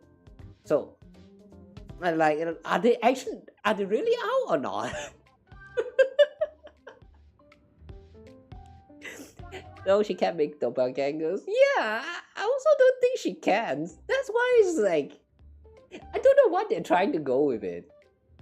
Unless because they are like computer entity, so they're just going to go with the plot where like they copy the data from Amphoreus and then they bring it outside and like did some research on making the data turn into a real person, something like that. I mean, given the technology in the game, I guess it could work. But like, will they? Will they?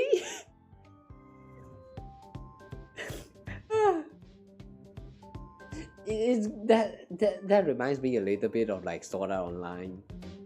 The underworld arc, the one with Alice. It's going to be a spoiler, so I won't talk much about it for those who actually care. Basically, it's something like the people from inside is not real humans, so they kind of like research something about like bringing those humans, those artificial humans consciousness out into the real world through robot technology thingy. Like, I don't know, man. They could go with this kind of plotline in Star Wars as well, but like it's going to be kind of lame, not gonna lie. So we went on another yap again. Yay! Alright, for yapping. The victory reward for all contestants will be double. Okay. Oh, what is this? We have some bubble, we have some whatever this tile is supposed to be.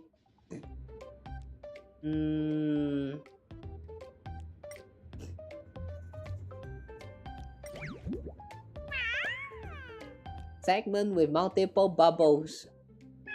Low tiles. It won't fall behind, has a chance to jump to the front of the line. With multiple traps. Let's try dozing. Wait, is win rate drop? Oh, is it because of the elevated tiles? Okay, fine, we choose the acrobatic master. Troublemaker. Oh, my throat hurts so much.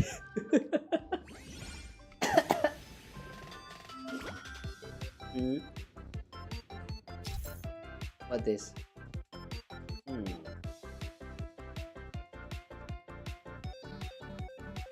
Signal jammer can be dragged on the bumper.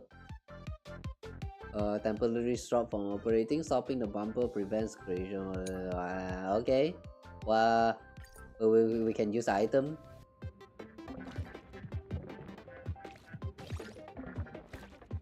This one's attack.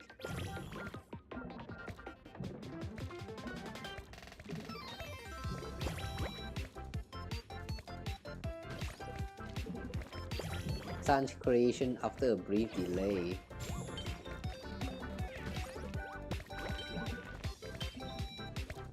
Cannot place. What is this for?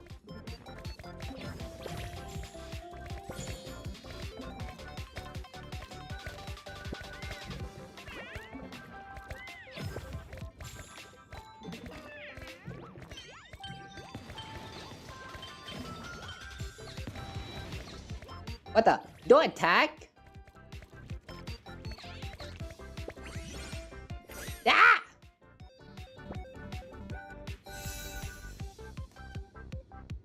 The Herta once stole the win. The contestant you supported did not win. Oh. Oh, we dropped. That's sad.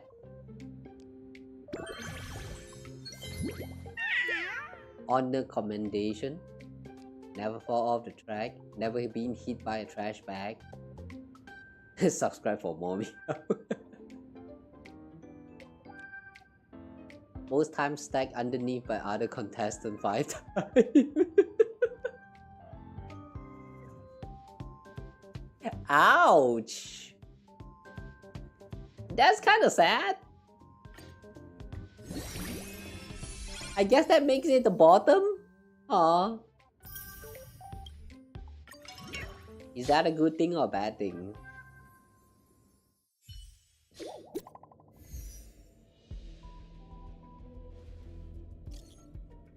Bam, I wanna say, that's so cute. Yeah, especially the troublemaker. I think he wants to come home with me. What? Asta invited Herta to the group chat. I must declare that with continued training, Wisteria Cake will definitely learn more magic. Though when it comes to beauty, it seems like there's no room for improvement. What? Only can turn the lucky snack. The Jade Abacus will stop working whenever I got close and I couldn't receive any more work messages. It's so lively here. I think Trash Cake is the real MVP.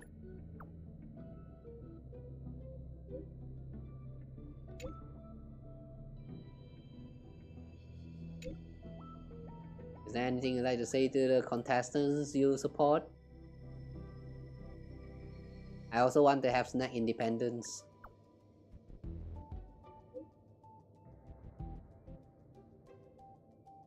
Yeah, we're going to eat those cakes. Consume them cakes. Bite them off.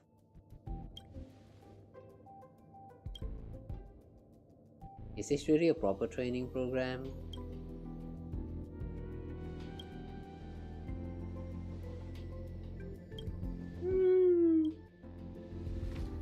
Okay lah, let's just go.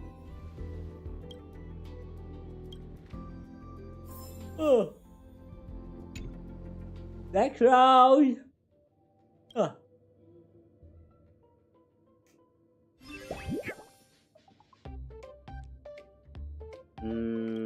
Give support.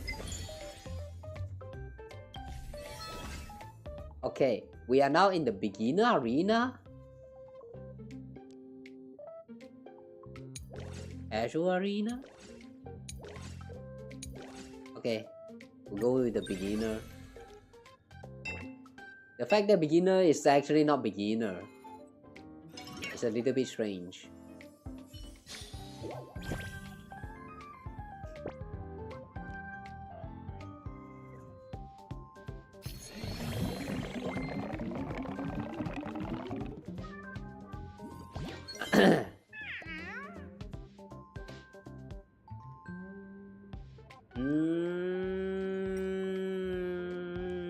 They have a lot of bubbles, and then they also have like jumping.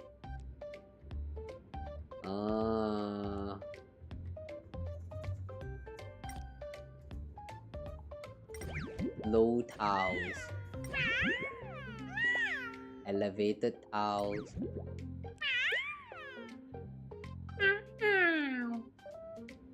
complex terrain. Tries to avoid special tiles and bubbles when taking actions. Let's try with the Tanheng dumpling. Okay. Wow, wall of text. What? Amphoreus is looping again, and Kirene has to stay to guide it to the path Trailblaze. But this time, when it finishes its loop, it'll turn into a planet if Kirene guides it to the path of Trailblaze this time. grow into an actual planet instead of Iron Tome.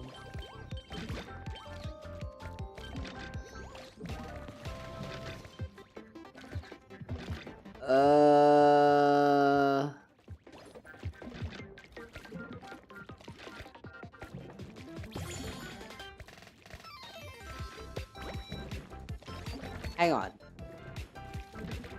So you mean like, because now that the involvement of Ligus is gone, so they will just go through the next the next cycle of the whole thing again. But since Ligus is not involved this time, there will be no creation of Iron Tome or whatsoever. So they will just finally step into the new era and be done with it. Wait, hang on. So you're saying that the story of Amphoreus that we have seen, with Kirini going back in time and then repeat the whole thing again, is that this time she starts off with a new cycle, and then these cycles we'll have to watch her like go through the whole thing again. But because of the lack of involvement of Ligus this time, things will go more smoothly until finally she will be able to like reach that point where, wait, hang on, but wait, but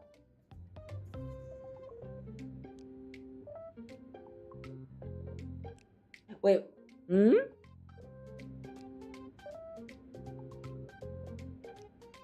hang on. Small Rini and the big Rini is like different beings. Final basically kept the loop going, so it would be stationary until we came along and stopped it.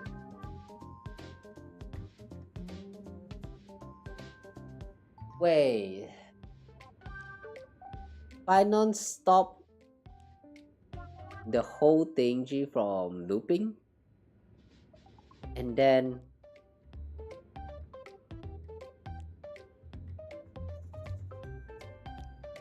wait. From my understanding of the whole plot point of Amphoreus is that the whole before we reach the part with Finon, like, you know, with the 33 million something loop thingy, that was like the normal extrapolation thingy for Amphoreus that Liger started. So it's kind of like he tried to grow a whole civilization inside with some kind of base, and then once they reach the existence, once they reach the timeline where Finon existed together with Kirini, then Finon realized that that they are kind of like plotting something with the extrapolation and all that, because Ligus kind of explained that to them. So he decided to like stall time by consuming the flame, the core flames and all that. So he went through all that 33 something millions of cycle, and then when they reached the end of the story in this current version, Kirini kind of found herself as the but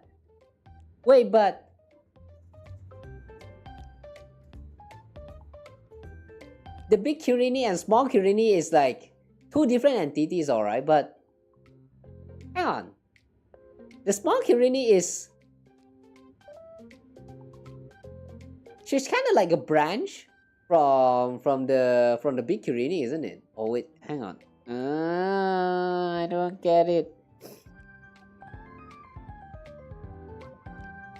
I know Demiurge is a seed.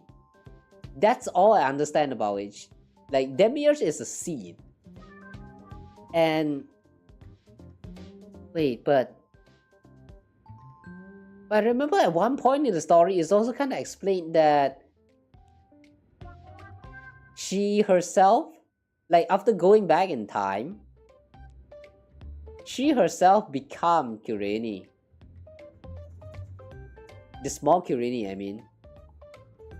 And then the whole thing like kind of like repeat the cycle. Wait, hang on. I'm confused now. I'm very confused now.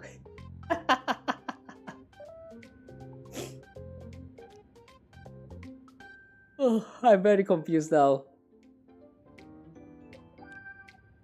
Then we came along, basically made it, hang on, what? Oh. We came along, basically made it that this time when Amphoreus loops and reach 100% instead of Iron Tom being born, Amphoreus will be born as a normal planet.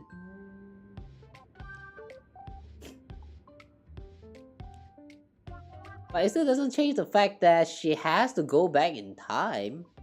Like, she still has to stay in the past in order for all of this to happen because of our involvement. Because, like, we are a part of the reason why Amphoreus can exist as well. And during the, like, around the end there, she went back to ensure all of that stuff that can happens. But we are like,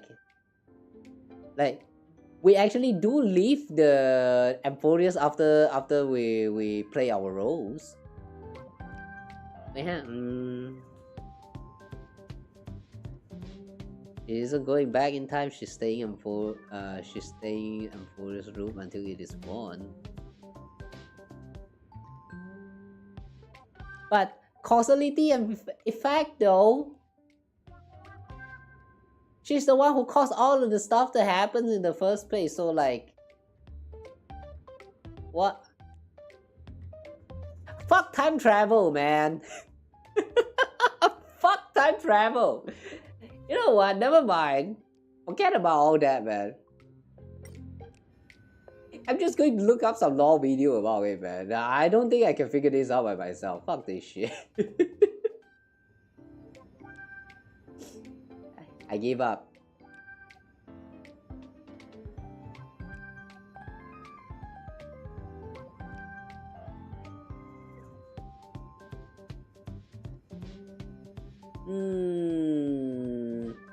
That's a bunch of jumping and stuff.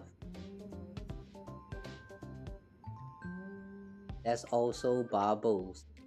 Okay, we're going with the one that's good at jumping. What's who is that again?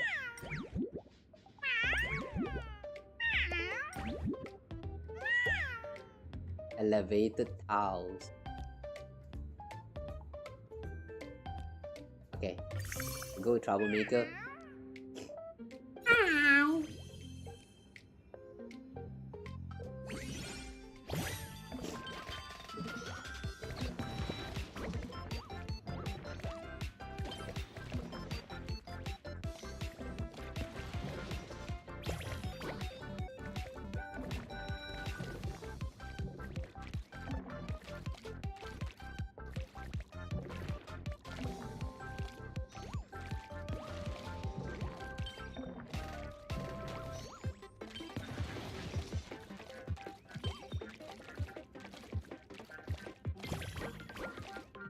Okay.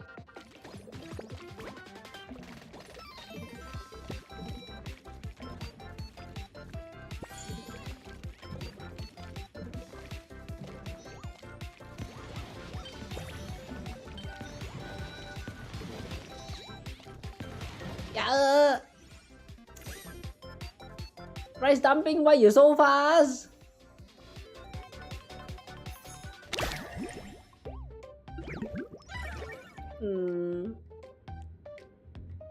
Okay.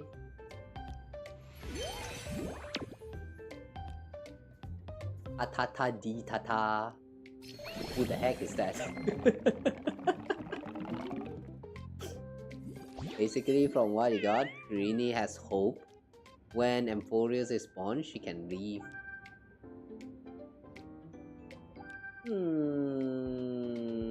You know, I don't know anymore. Ugh, I really don't know anymore, man.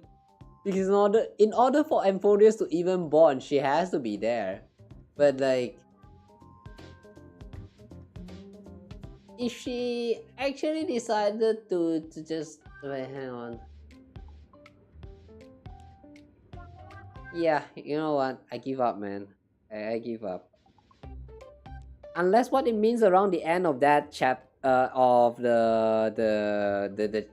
this last chapter that we see in this version is that she repeats the loop, and then like for the last time, and then once we're done with the final loop, they will enter the true era nova and like finally leave Amphoreus for real, because that era nova equals to the birth of Amphoreus.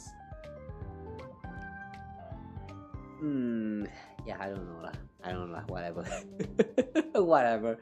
The whole Amphoreus plot is too complex. It's too long. There's too many details that is actually important, but like there's also a lot of details that are actually not important. It's just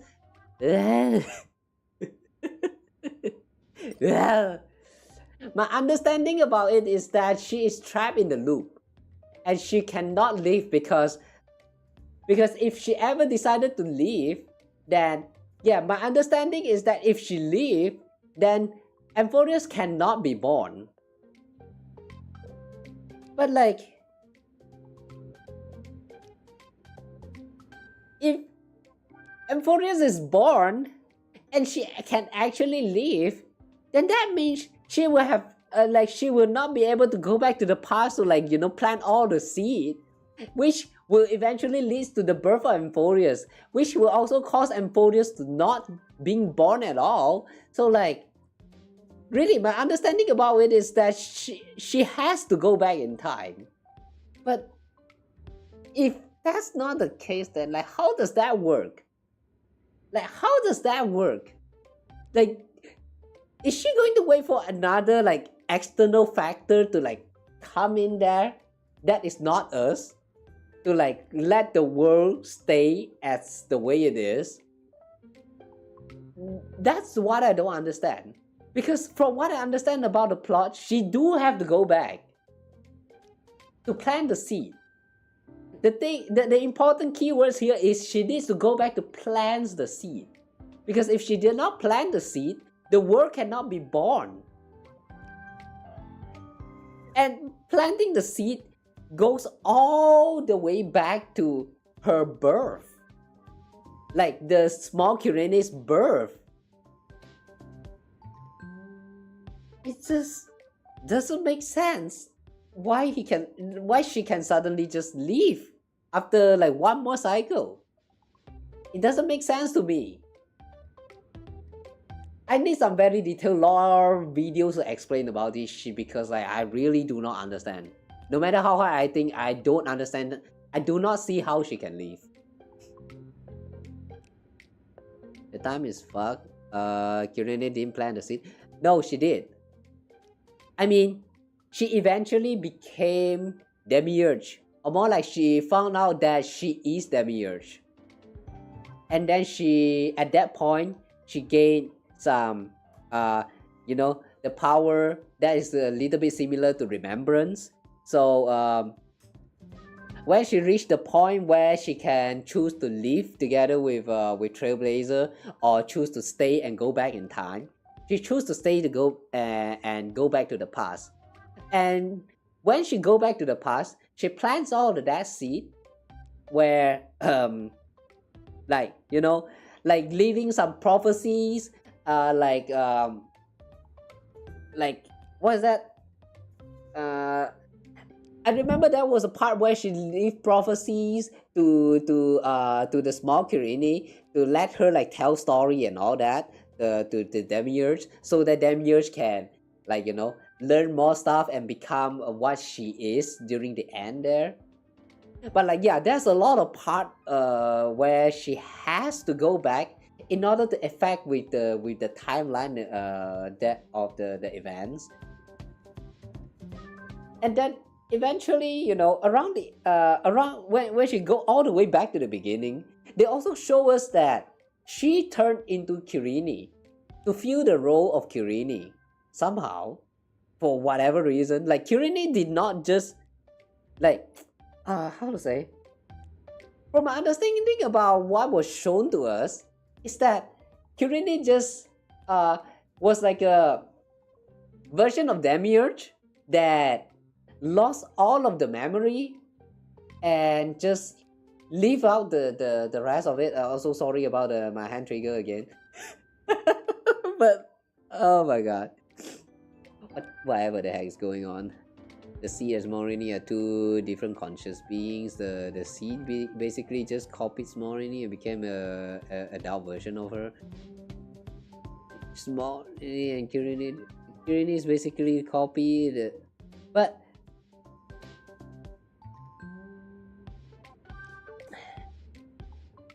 I mean, yeah, that is the thing, but also at the same time, they also show us that Demiurge, after losing all that power, like after, like, you know, overusing her power and all that, she fell asleep, right? And then she awake as small Kirini. They also show us that she awake as Kirini. And that's the thing. So my understanding is that she became Kirini herself to, like, you know, eventually you know, go through to teach the Demiurge, which has reverted back to the seed, about all of the things that you know, that she sees, so that Demiurge can learn and become the another copy of Kirini. So it's basically like she is self-teaching herself throughout the whole time. That's what that's how I understand it. Like, it's two separate entities, but when Demiurge reached the beginning of time, she reverted back to the Demiurge, you know, the reset form of Demiurge. But at that same time, they also have small Kirini, like, you know, branch off from Demiurge that have not lose the power. So, like, it was at that moment that we have now Demiurge and also Kirini existing at the same time. And then the whole thing just kind of, like, you know, happens throughout the cycle, the 33 million cycle and all that, until they reach the end of time again. And then, like, yeah, you know, the whole thing just happens again. Like, isn't that what's happening there? Like, I get that there are two separate entities, but they have to exist at the same, like, the two of them had to exist throughout the whole 33 millions of the cycle in order for Amphoreus to exist. Or is that not how it works? I'm really very confused. Like, I really cannot see. She awakes as Mem? Oh, wait, there's also Mem. No, but didn't they actually show that Mem is, like, just another stage of her? Wait, hang on.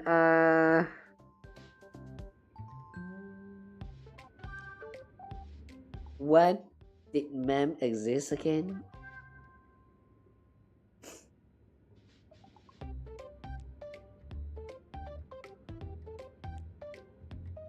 Wait, no.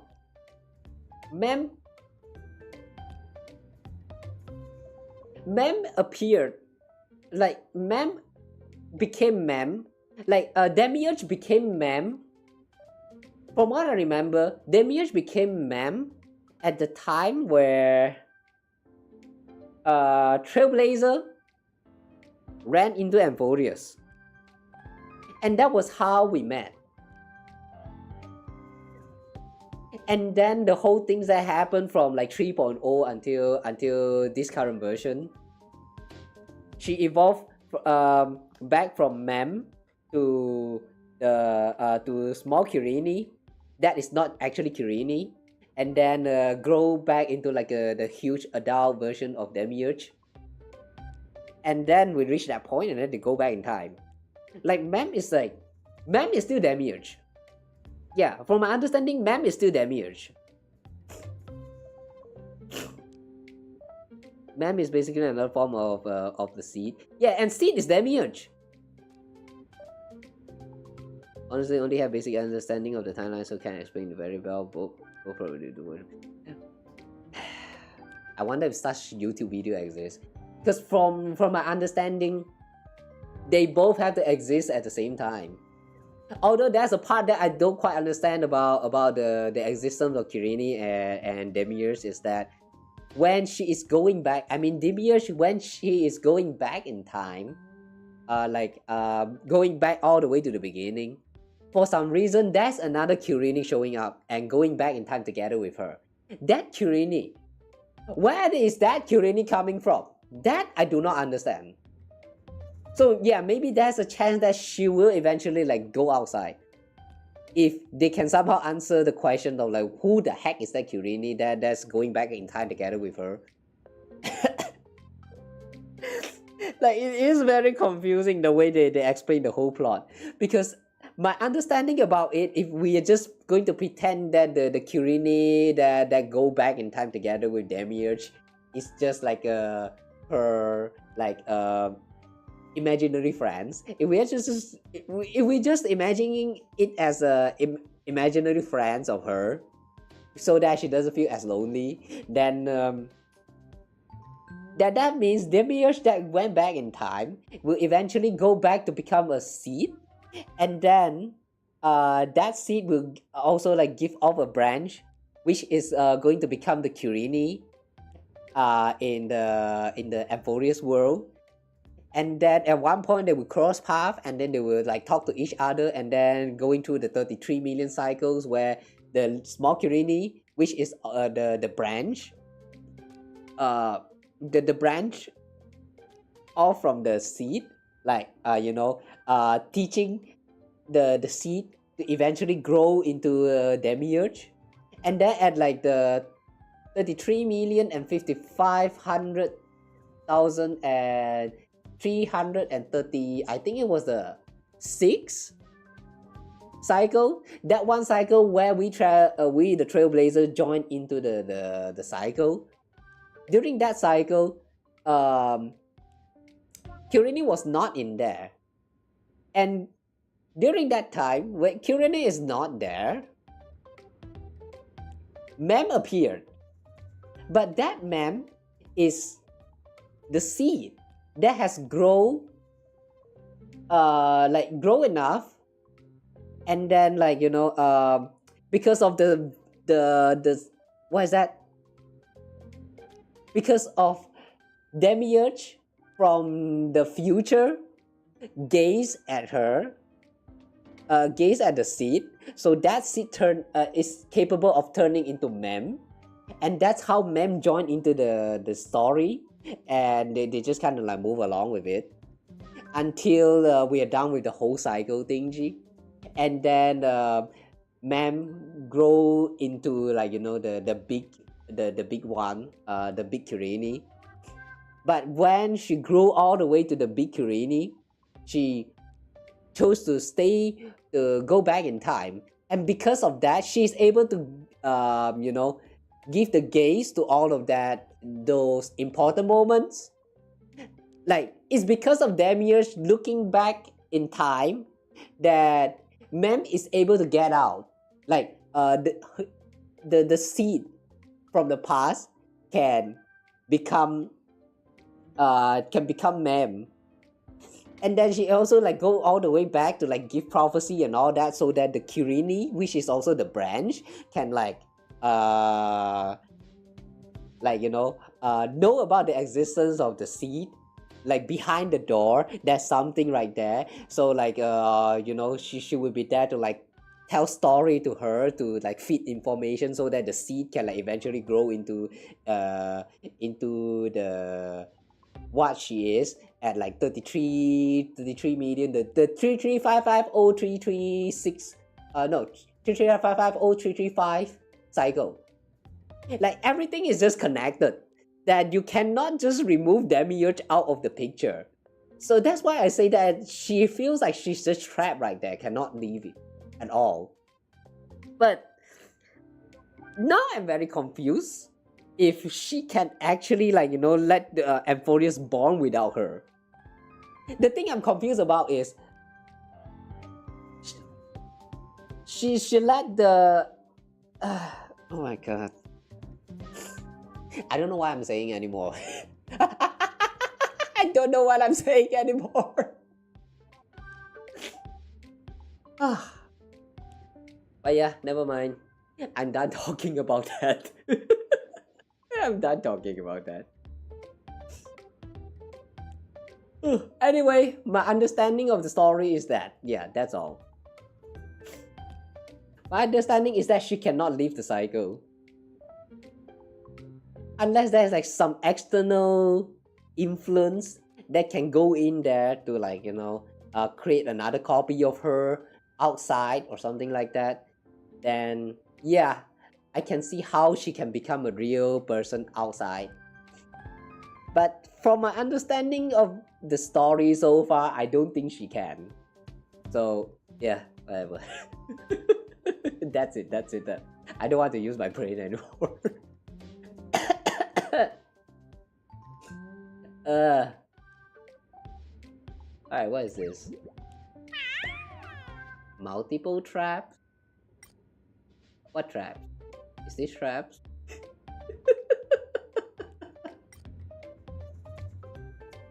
Okay, we're going to try with this one. Lucky snack. Ah! Why is everyone voting on the... okay, fine.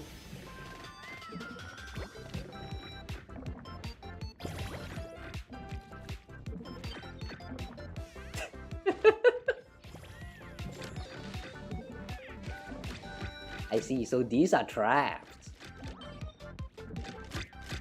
Yeah.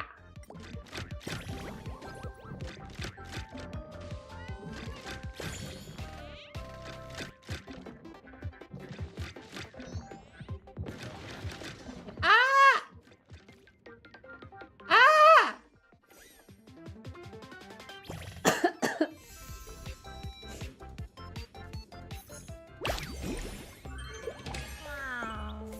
Well, at least we got a second.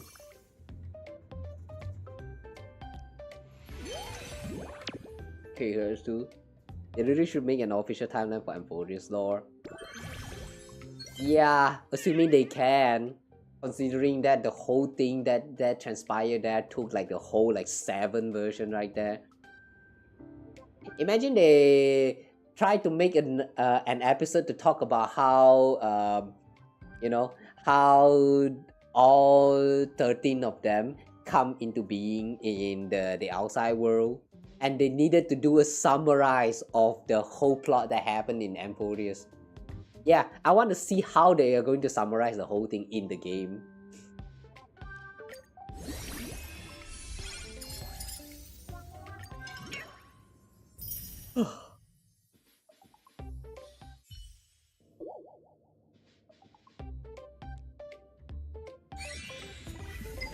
Well, despite all of that though, I would still say that, yeah, back to the first question that triggered this whole discussion about Amphoreus, like you know, discussion about whether Kirini can leave or not.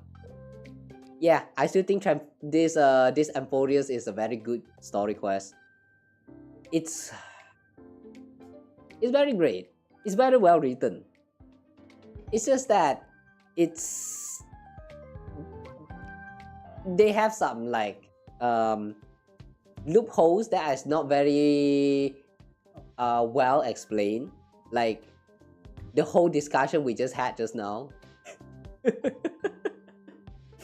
Like there are some part that totally requires some more explanation. So I just hope that one day they will do like an episode to just discuss about that. For now though, I would still say that despite how complex it is a very good quest. I like it a lot, especially Finon. Oh man, Finon! You know, the greatest part about Spinon's story is that he actually caught a glance. No, he actually fought a little bit with the Aeons of Destruction. The special part about it is that he is just a digital entity. He is just a data. Like, you know, the way how Amphoreus is just extrapolation that happens in the simulated universe to create Iron Tom. Like, they are all just made up data for the creation of Iron Tom. They are not even real at that point. But somehow, Spinon is able to get a gaze from, not just a gaze from the Aeon itself.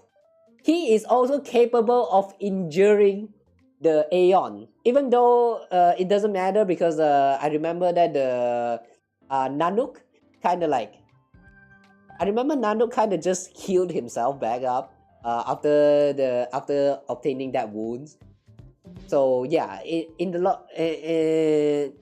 didn't really matter, but he managed to hurt Nanook for once as a data entity. Like, that is so cool, man. Holy crap, man. I like him so much as a character. It's just as a from a Honkai impacted player standpoint though, I kind of hate how they write his story because, you know, Kevin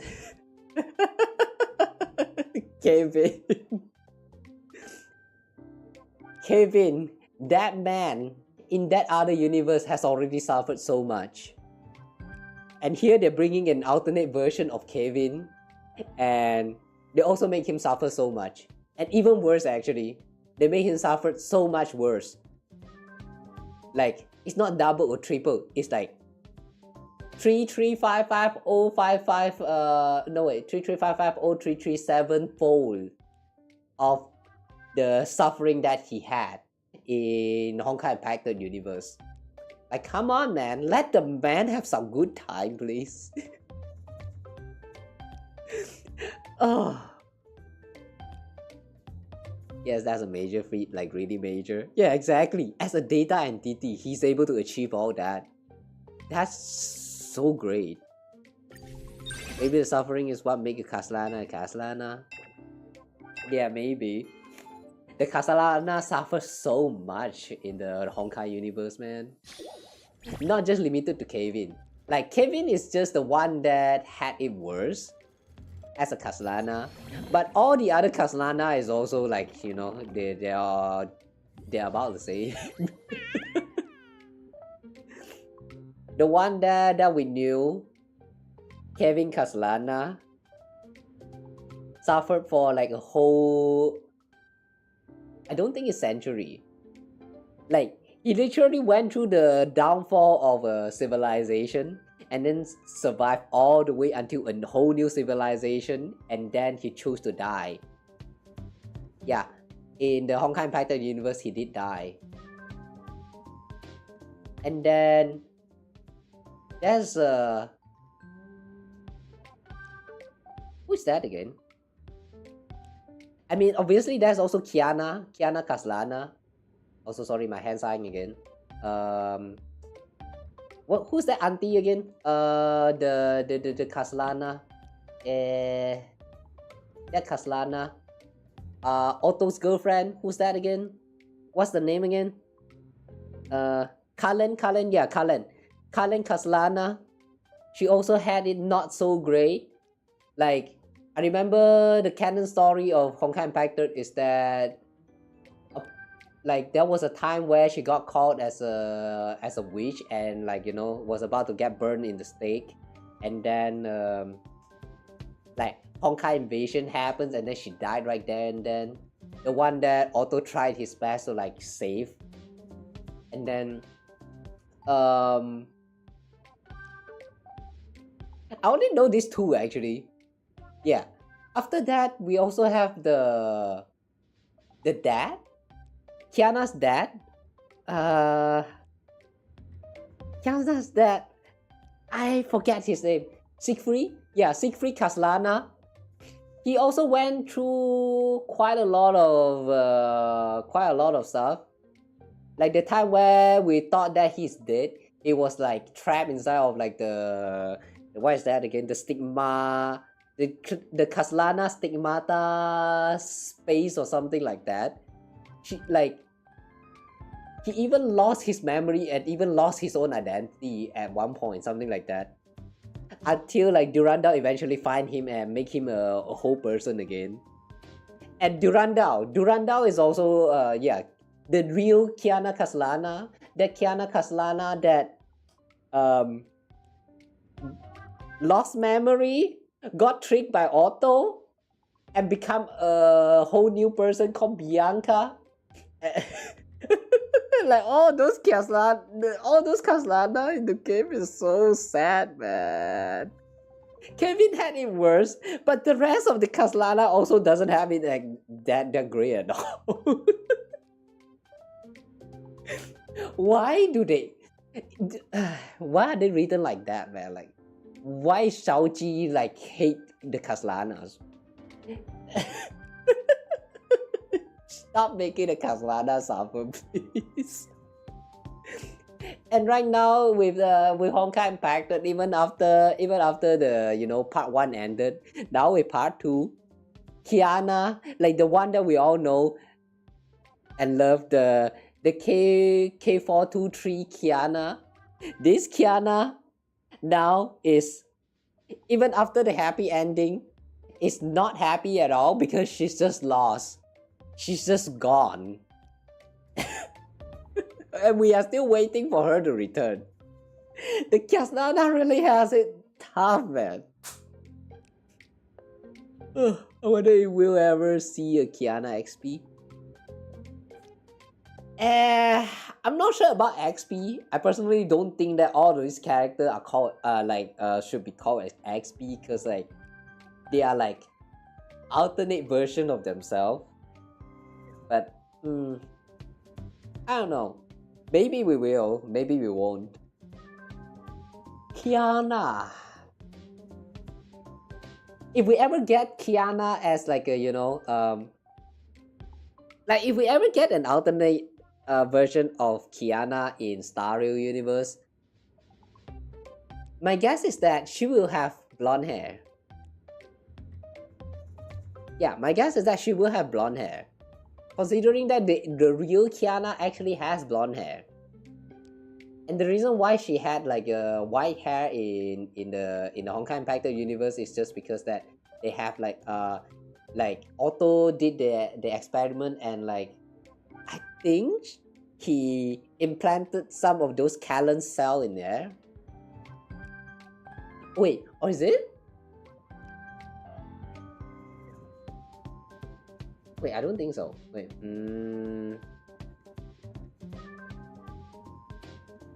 Oh wait, no. Okay, my bad.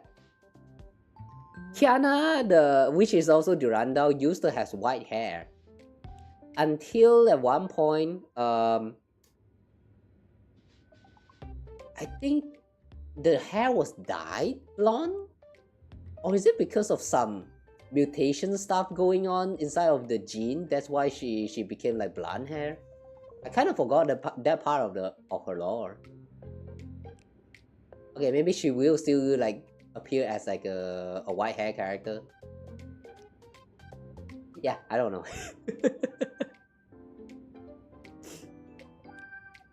Isn't that what XP means? I don't know. It's like I don't really know what XP means. But I heard that it's a little bit different from the concept that is used here. Like, alternate character is the way like how to say? I don't know. My understanding about all this alternate character in the Honkai universe is that they are existing character, but they went through like completely different experience, therefore like change in the design and all that. But if you are to call them like export character, I guess in a sense they are, but they are also a little bit different because they are still that person. So yeah, I don't know, man. It's very hard to say this. Because export character is usually like you have the exact same design, but like, you know, altered to as like a completely different person, something like that, right? But for the Hoyoverse characters though, they are still like the same person, just alternate universe that gone through like alternate experience, which resulted in like completely different forms, something like that. I don't know lah.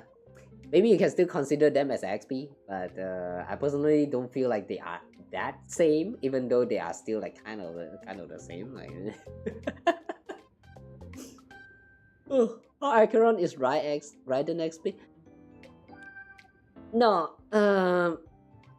yeah, like I said, you want at first you could consider her as a Raiden Mei export character, until she revealed that she is Raiden Bosemori Mei. Her real name is Raiden Bosemori Mei. And she's basically is just Raiden Mei in an alternate universe, but like failed to save the world or something like that. And eventually, like, you know, turned into what we know as Acheron. It is still Raiden Mei. It is still the same person, just different experience. So like, do you consider those as export? I can't tell, man. I don't know what is export.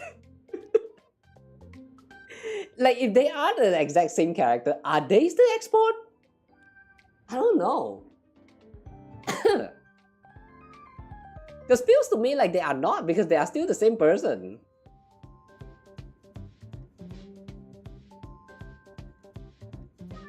Everyone call that XP, that's why I call it XP too. I don't know lah, because personally I don't think that is export character. Because my understanding about export character, even though I don't really understand much, is that export character is like you take a character with you take the design, and then you bring it to another story, you alter the design, you make them into a completely different character. That's what export means. But for Hoyoverse story though, the characters though, they are the exact same character that went through completely different stories, a completely different experience. But in essence, they are still the same person. So for this kind of character, are they really export characters? I don't know. I can't tell.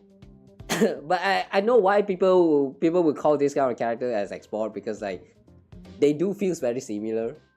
Like okay lah, like this.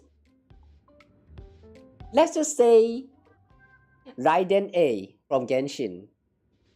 For Raiden A, because there's no connection to the Raiden Mei at all, even though the design is similar and all that, I won't call this as like an alternate Raiden Mei that went through a completely different experience. Instead, I would consider that as an export, because it just have like a similar design, but not the real like exactly different character. Or maybe they are. You know what? I don't know anymore.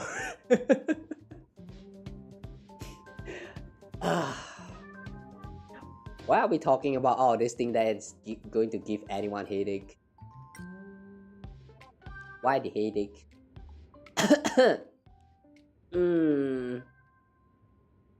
What's this towel?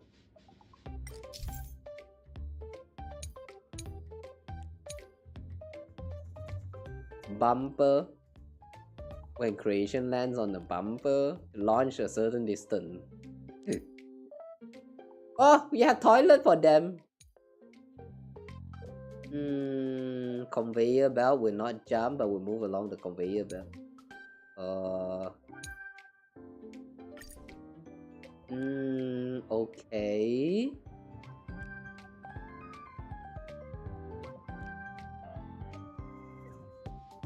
We need to make sure the one that we pick this time will first reach here.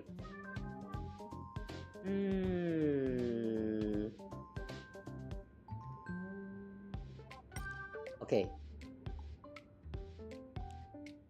Moves at high speed need to meditate at the start of each segment before taking action. Do I have Locha? Yeah, I do. Locha is another character that may or may not be an export character in this game. Like so far we do not know much about Locha just yet. But apparently Locha is not his real name. So I don't know. If it turns out that Locha's real name is actually Otto something Apocalypse, then yeah, I will consider him as an export. But from what we know about Locha so far, he does feel like an export character. Yeah, all this talk about like, you know, what is that? Outer version of a character and like an export character. It's very tough to identify because like the way a lot of these characters are not fully explained at all. They still try to keep a lot of things as a mystery from the players. Like Locha, for example, he will get his time to shine again at one point, and yeah, we'll just have to wait and see for now. Really interested in what Hoyo are going to do to him. Exactly. Just recently I accidentally did like one of the what is that? Companion quest, the side quest, the character quest. The one that was about Tan Heng, I think. Locha did show up, but there was no like important lore about him aside from the fact that Locha is not his real name. But yeah, from what I know, Locha doesn't really like get explained that much. He's just a traveling merchant that hide his own identity. That's all. That's all that we know. I wonder next time we meet him, are we going to be in like Lusaka or somewhere else? I don't know why Lusaka first come into my mind when I think about Locha. Like instead of Shenzhou Luofu, the first thing that the first place that came into my mind is Lusaka. The place that is said to be our next destination after we're done with Penacony. Use trash bag to create advantage for yourself.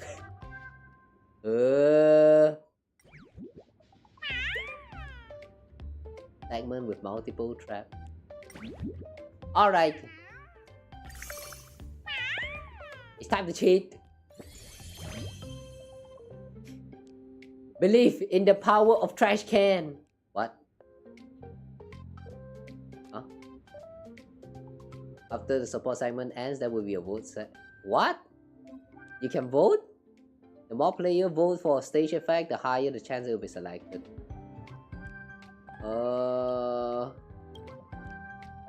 Item cooldown time reduced.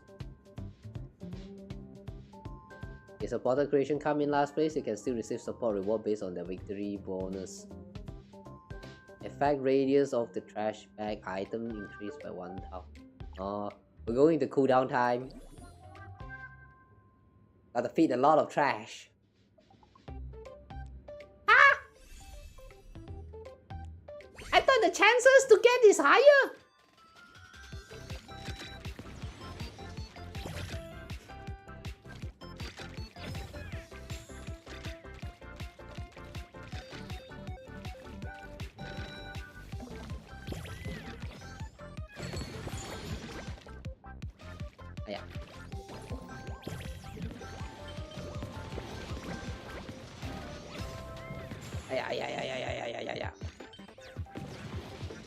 Why are we going back?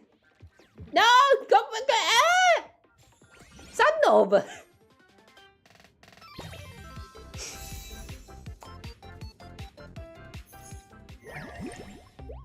Who the heck threw that thing? That distraction worked wonder, man.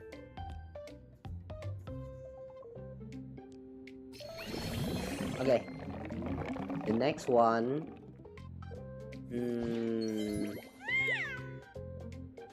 Dozing meow.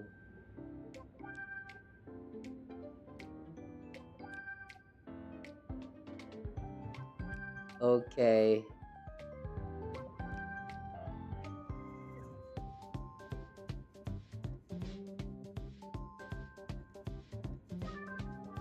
I guess we don't need to care much about the trap.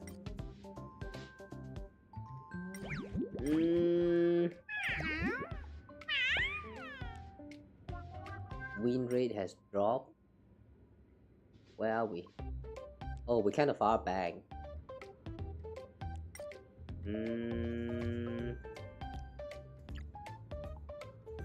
Believe in the trash bag.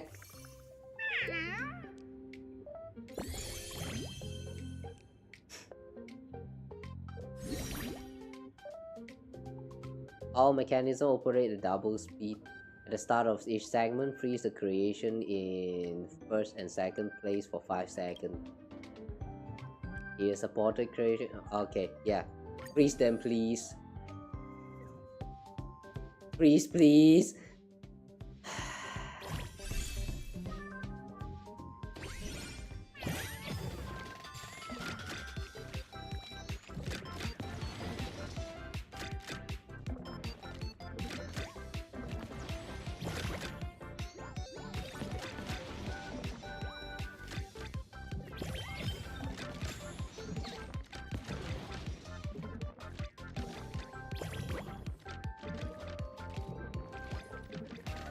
Believe in the power of trash.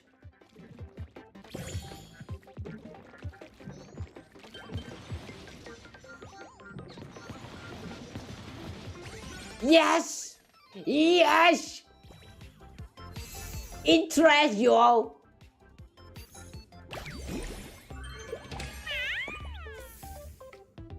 Nice. I like how we can sort of cheat with the trash.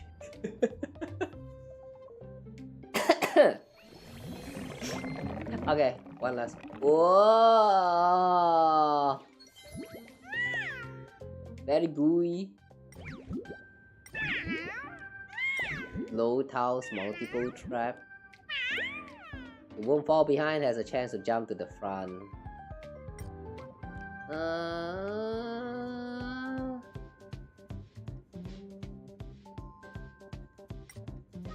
Okay. I'm just going to pray. I'm just going to pray that you can do just fine, my trash. My little trash.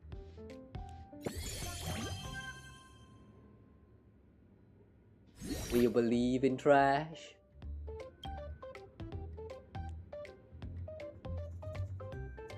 All creations of the field randomly swept position. Nah, we'll go with the cooldown time. Nice! Time for a lot of trash.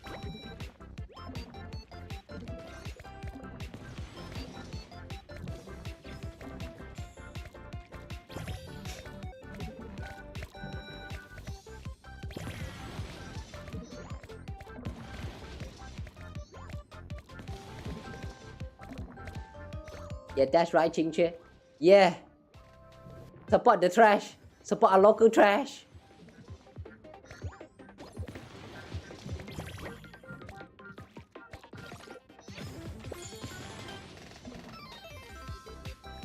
Let's go!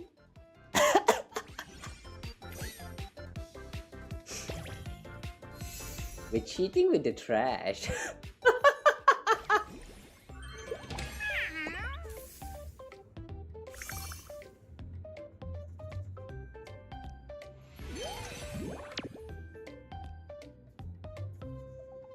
Raccoon City Police. Yeah. Wait. We placed 4th? Damn. Become a champion for a stage while leading by more than 5 tiles.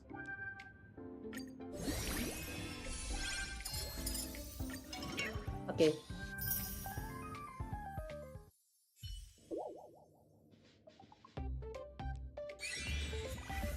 This event is so silly. Alright, I guess this is the last stage.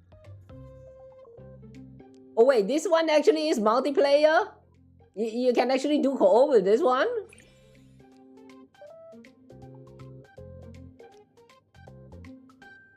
I see.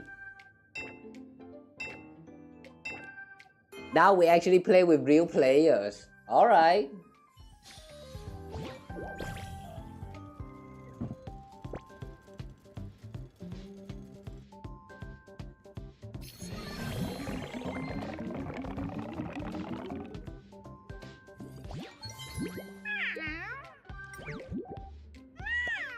Use bait to activate its own abilities to counter active abilities of other creations. Buzz, or maybe I'll take it all. Move slowly, randomly jumps 1 to 9 times.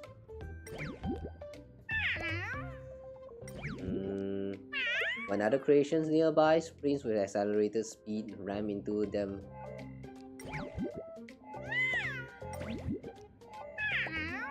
We'll take much that one. Yeah, we'll take ice cake.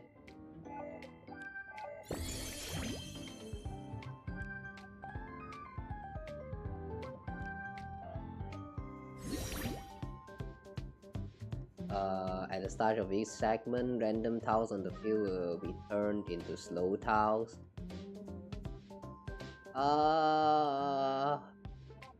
Okay, whatever.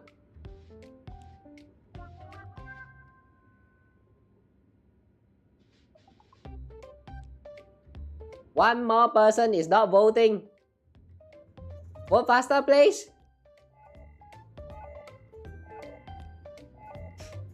Someone is lagging.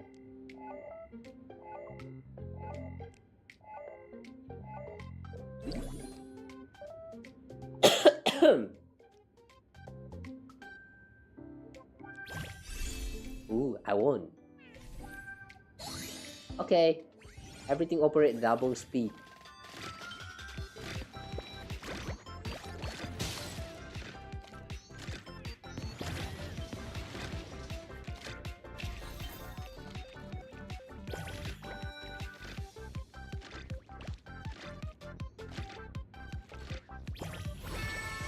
What is this?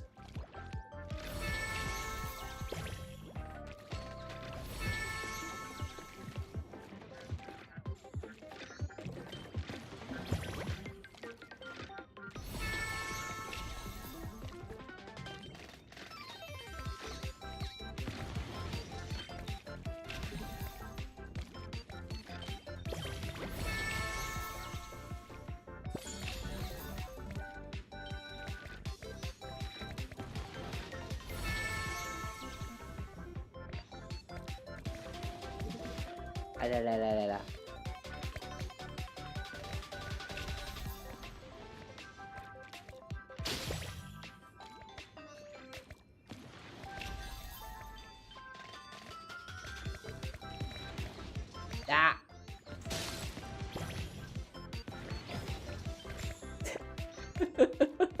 What are they all doing? Yamelo!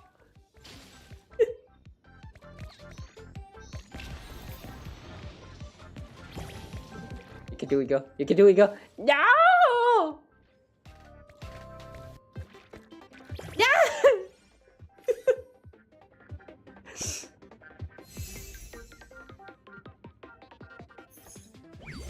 Man, this is tough.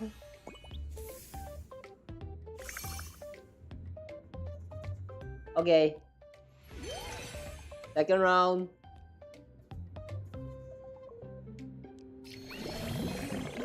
This event is so silly.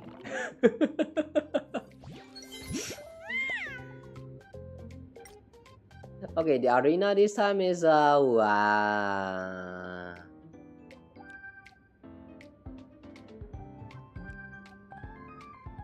okay.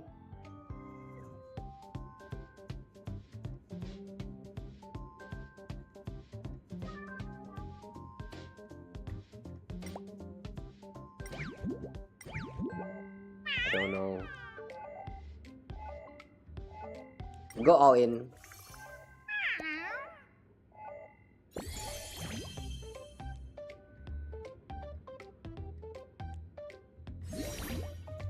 Parts of the track become low gravity environments.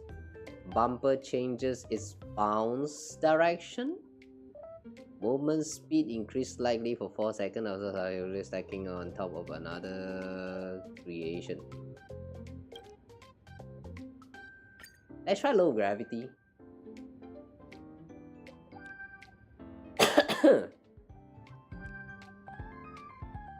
Oh boy. All that yapping. And now I'm suddenly like not yapping as much, and like I can feel my throat like sort of dying right now. This doesn't feel good. Whoa.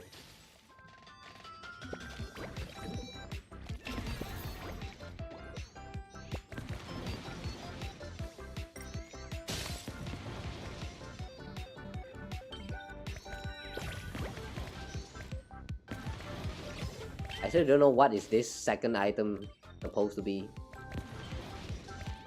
Ah!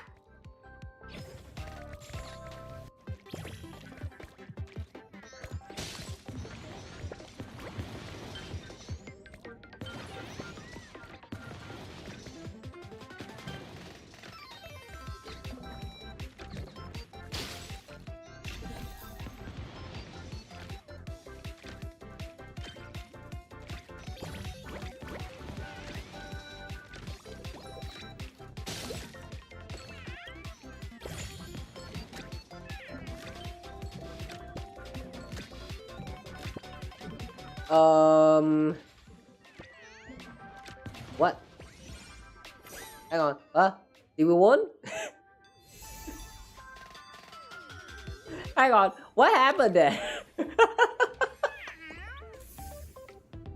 Okay, we won that. What? How? How? How? I don't get it.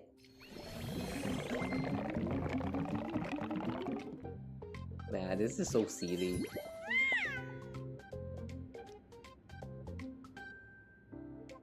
Okay. The last bird.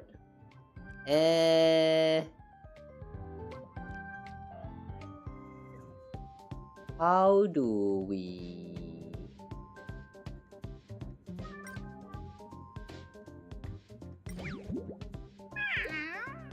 Okay, we'll go all in again. Internet's back? Oh, welcome back.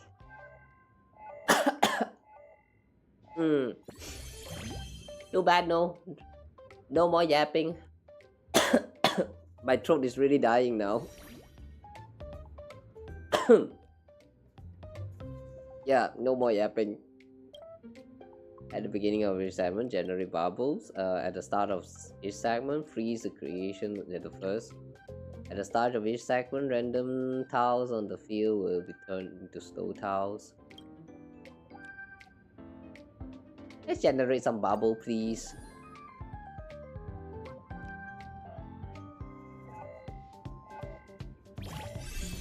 Damn.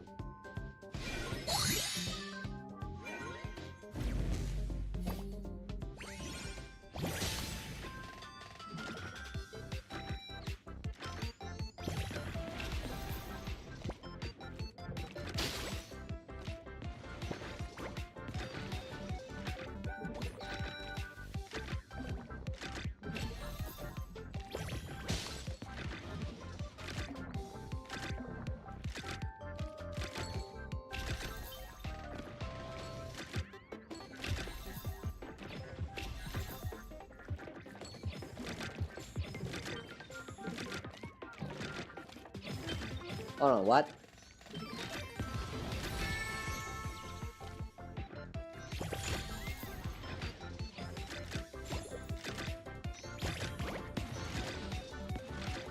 Wow, they're so fast.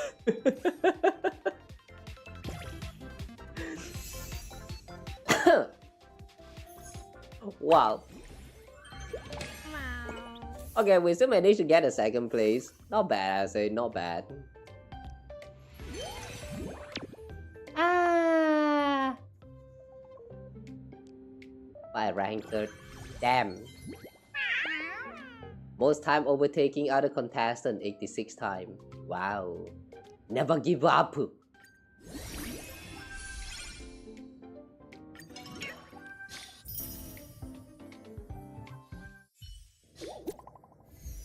Hmm? Yes, Rame. It seems you activated all the environments. How was your spectating experience? Pretty interesting. An unpredictable stage of the creation is pretty interesting. This is precisely where the allure of natural selection lies. In an ever-changing environment, there's no optimal solution for life. When the destination holds no meaning, but they are clearly not content with that. You done very well. I've set aside some rewards that you can collect at any time. I deserve this. Thank you.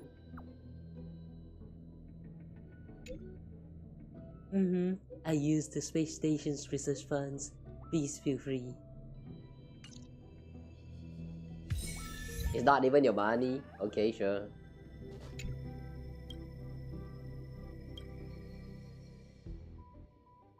Alright.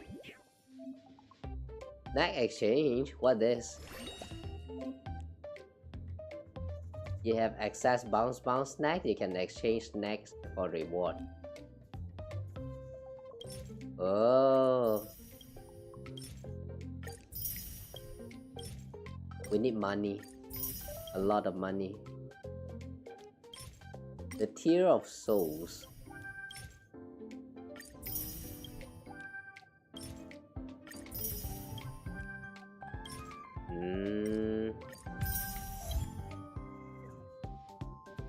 That's everything.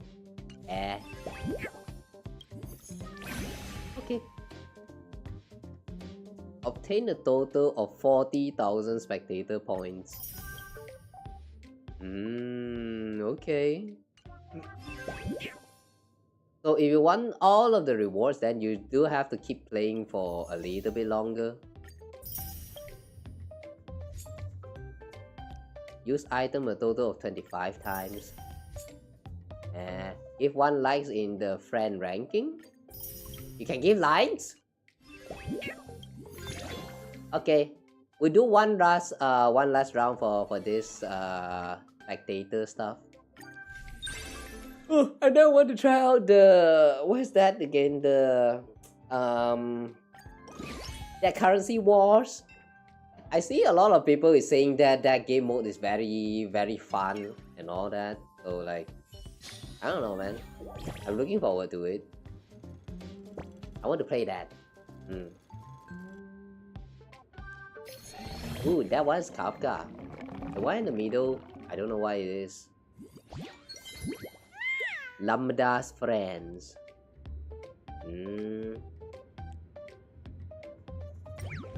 Use universal bait to create advantage for yourself. This unit is not attracted by universal bait.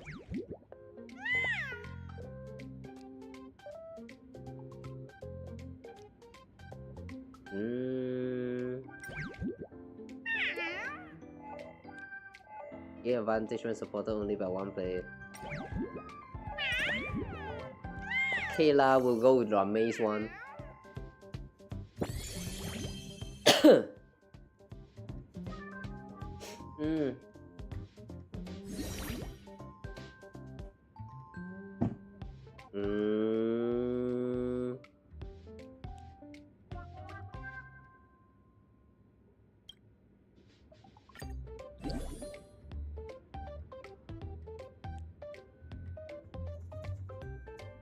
Hey, I won the lottery again! It's a sign. I take that as a sign.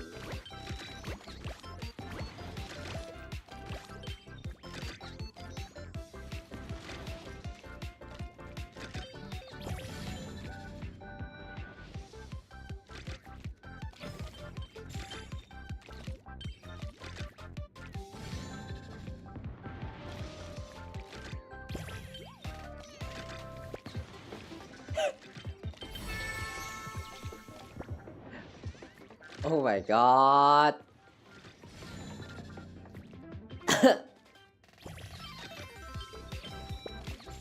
Chaos.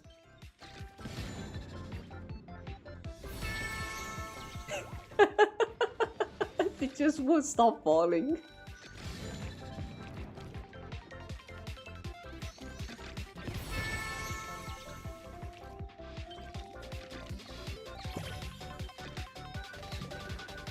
Ayo.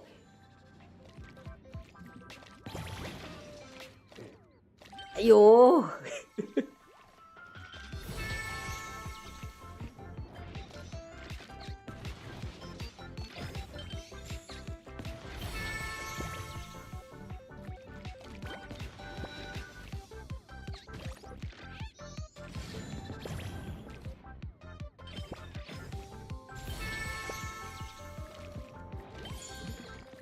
Oh my god, they are so silly, man. What the heck?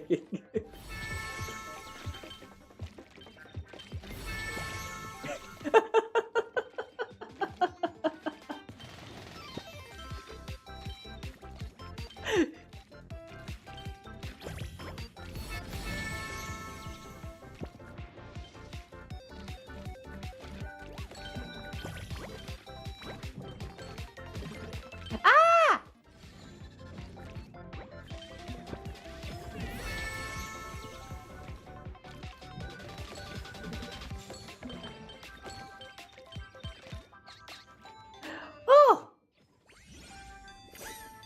These silly little guys, their movements are so unpredictable.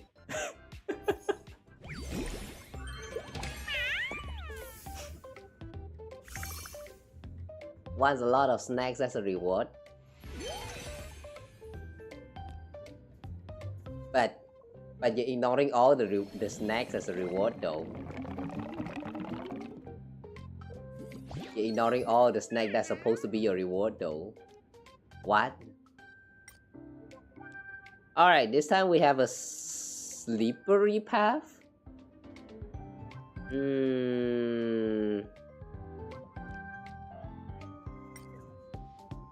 Okay, I think we could still go with the, yeah. We can still go with the ramen cake.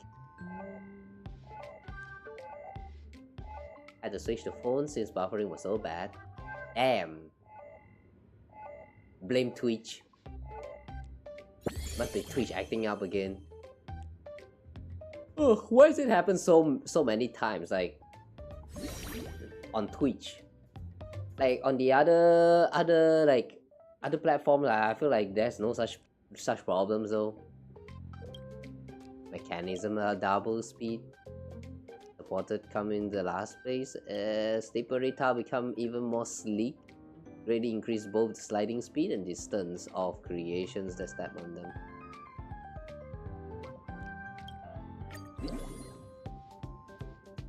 They would slide so far they just fell off the track though. This is what you want? Okay, fine.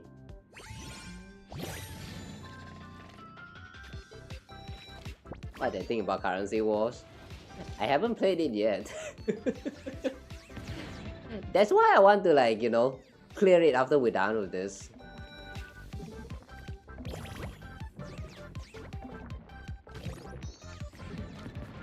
Yeah.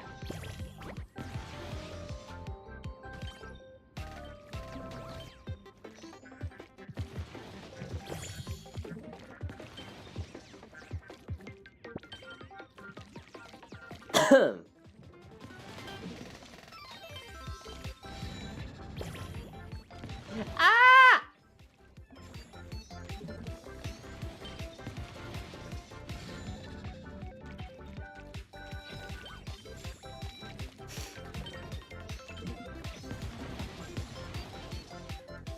Nuke, nuke, nuke, nuke, nuke. No.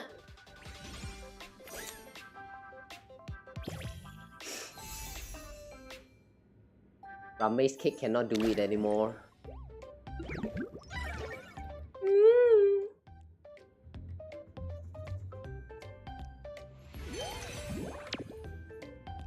Okay, one last round.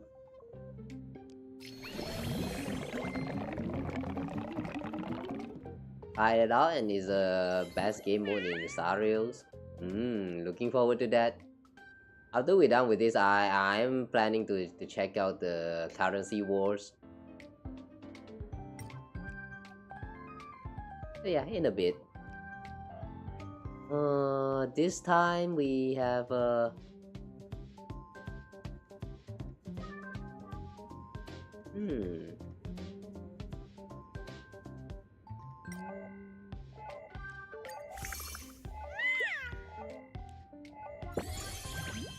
Little Sugar.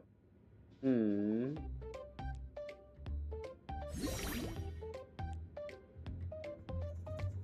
moving Woobaboo will appear in the center of the track, pushing creations forward. If your supported creation corner comes in last place, you can still receive the one. Okay. Let's try this ghost streak. Yeah.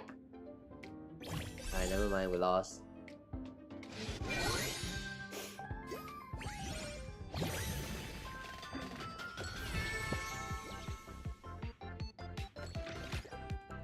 Yeah.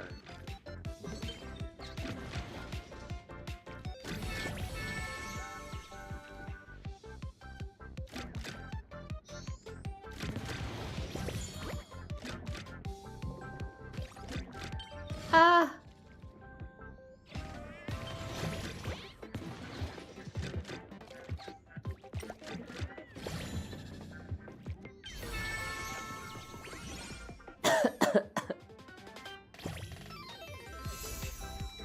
Why is it so hard to predict the future? Why? Well, at least everyone got a third place.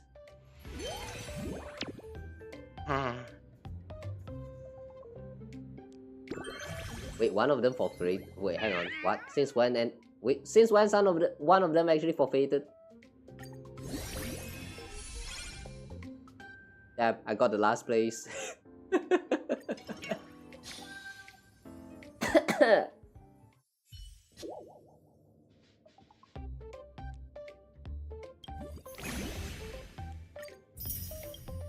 Still need one more round, but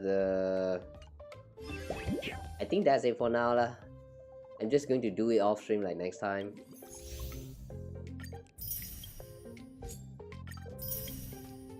Okay. Before we end today's stream, let's go check out the currency wars. Yeah, after we're done the currency wars, I'm just going to end the stream for the day. I don't think my throat can hold on for longer. Oh wait, hang on. Is the currency wars actually long?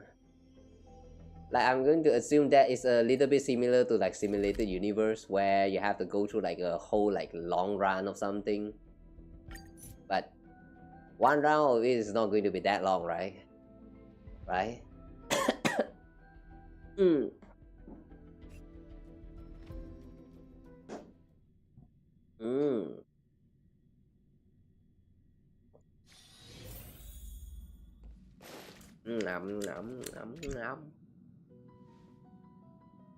Jay.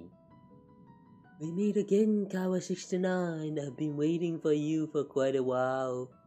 Yeah, sorry for waiting for like 1 month or something.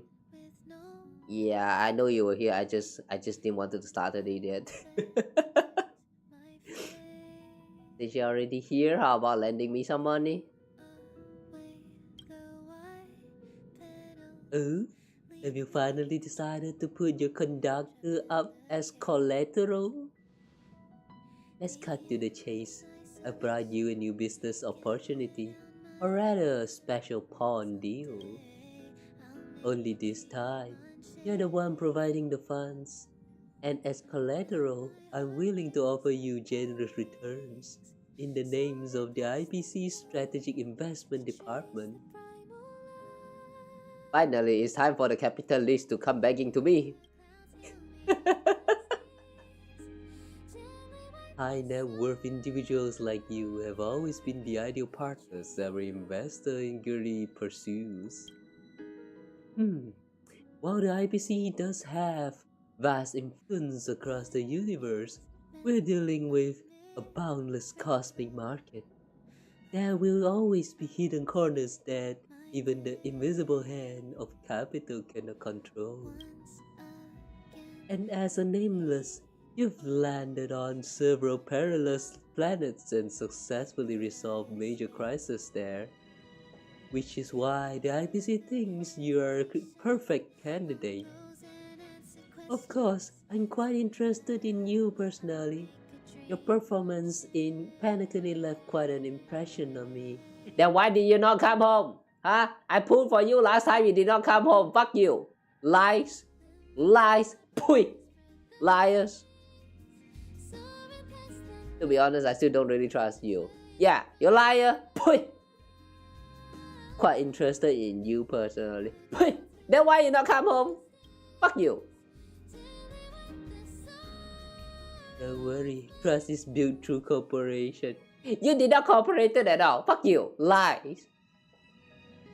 You and your lies. This isn't the place to talk shop. Let us adjourn to someplace else. Like?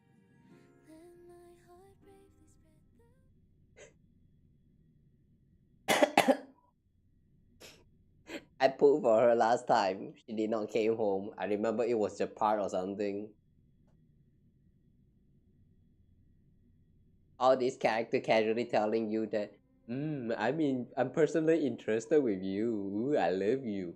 Lies, man. Every time you try to pull for them, they would never come home.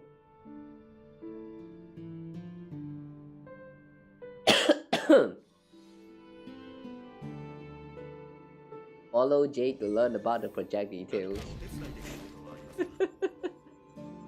Damn, I'm mad. Yeah, I'm mad. Of course I'm mad. I hate lies like that. Like stupid lies. We're here. This place should be familiar to you, right? Not really. Hey, Adventuring, what were you thinking last time? Did you even run the numbers? Come on, didn't we end up making a profit anyway? As long as it's a net profit, it's all good. I thought you get this lucky every time. Adventuring little Jelena, the post-mortem can wait. Our guest has arrived. Well, if it isn't my old friend. Nah, we're not that old. We're like the youngest amongst the branch, man. Like, come on, don't call me old. Long time no see, Kawa 69. Yeah, having a team building session and Deal Life Pavilion? I thought we were going to Peel Point. Haha, what's the point of going there? It's full of workaholic like Topaz with no sense of fun in life, and you can't even find a decent bottle of hair conditioner. Who are you trying to pick on? My hair is perfectly fine. Pure Point's too crowded with prying eyes. Not the place for big moves. We're better off sticking to our... what was that? Sticking to our own turf where we can breathe easy. Huh? Now that everyone's here, let's cut to the chase and talk about our collaboration. We're developing the project. Currency Wars here. I'm the project lead. And both Topaz and Aventurine are project members. War! We're going on to war again? Don't worry. I mean business warfare. And it's just a business simulator anyway. When I say war, I mean corporate warfare across the universe. As you know, the cancer of all worlds has swept through many planets, creating a lot of bad debt for the IPC, and it's quite a headache to clean up. Did you forget that we are a walking cancer of the world? Like we have the cancer of all worlds, aka the Stellaron inside of us, man, as our core or something like that. We are a walking steroid. We are a walking cancer. Did you all just casually forget about that? I'm pretty sure everyone in this world who interacted with us know that we are a cancer of the world. Did she just forget or like what?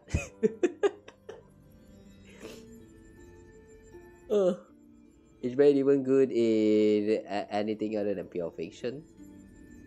My Topaz voice is so funny. Is it? I thought it was like very close to the original.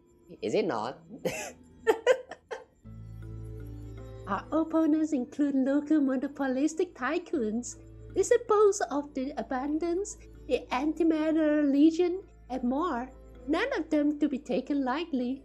They not only seized IPC's asset, but have even used force to drive out IPC workers. In the past, due to the lack of experience and intelligence, every operations by the Strategic Investment Department require massive investments in resource and manpower. The currency war system can simulate the various scenarios, helping us prepare for different situations in advance. In a sense, it's a massive bad debt settlement simulator. Bad debt settlement? What? Okay, that's weird. In simpler terms, it is a corporate warfare simulator. It's super fun and you'll definitely love it. You could say that. So, Kawa 69, will you be willing to take part in this project? Well, since I'm already here. Great! Smart choice. Let's cut to the chase and jump right into the beginner's task. See that machine powering up? Wow, that's a huge ass diamond. That's the control console for the currency wars. Don't worry, we'll start with the lowest difficulty level. Not only will we guide you through the system step by step, we'll also provide special assistance along the way. Ha! Watch me skip through all the tutorials.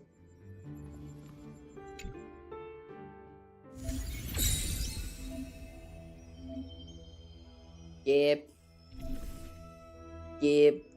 Stop match. System error? 6915? What? Why did I get the system error?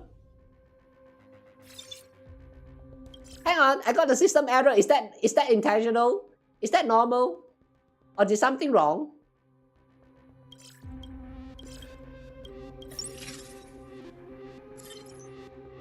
Okay, what? Store? Oh. A little bit similar to the HSR. No, what is that? Not HSR. The fake collab. You have to purchase the unit and then like you send them out for combat. Okay, let's get Jing Liu. No, let me get Jing Liu, you son of a bitch! Oi! Oi! Jing Liu looks strong, let me get Jing Liu! Xiu Ji bye!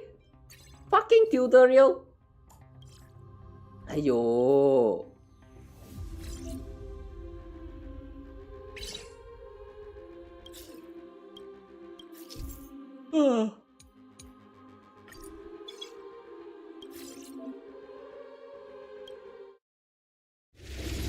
Okay, battle time.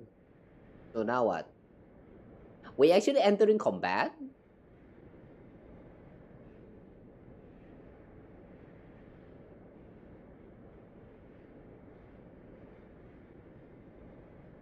Okay, this is a very long loading.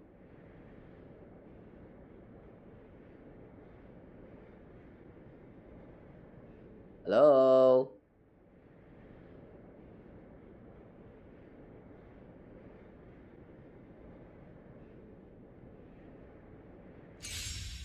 Why is it taking so long?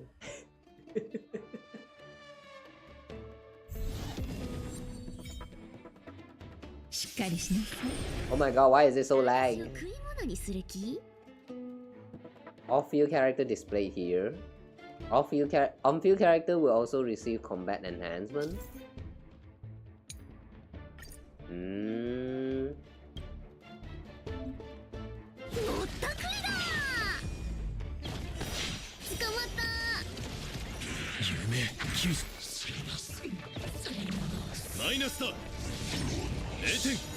Oh, this is a follow-up build.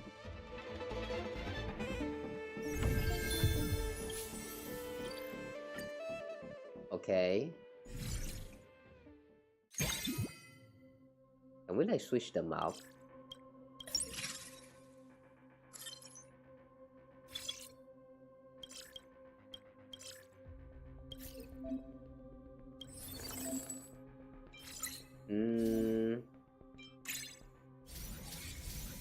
Get 2 more and you get an upgrade. Okay. Yeah, in a sense it is similar to the fake collapse minigame. It's just that this time we're not using the pieces, but instead the Star Rail cast, and also you will need to enter combat. That's my understanding though. Please follow the instruction. What do you mean? What instruction? There's no instruction. Hang on. I cannot listen. What the? Oh, okay. I just noticed that there's actually like an off-field and on-field. Okay, fine, fine. You follow instruction. Okay, go battle first.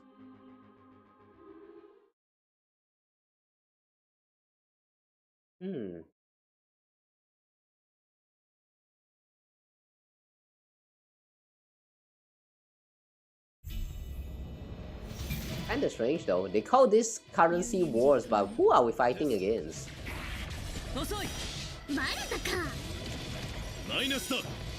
I mean, who are we waging war against? I thought we are here to be like fighting an opponent, but here we are just like dealing with a bunch of like waves of mobs. Not the kind of war I'm expecting.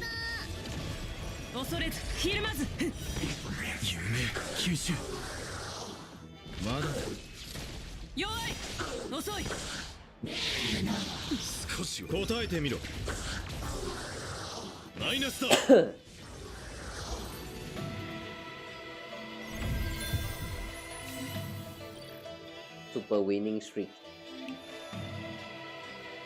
Okay.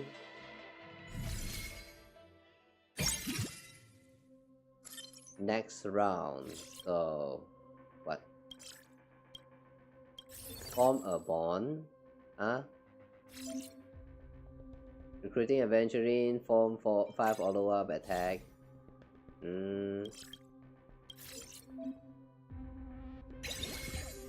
Okay. 5 follow-up bonds. Okay, sure. Track. Oh, you can use the tracking to track the bonds that you need.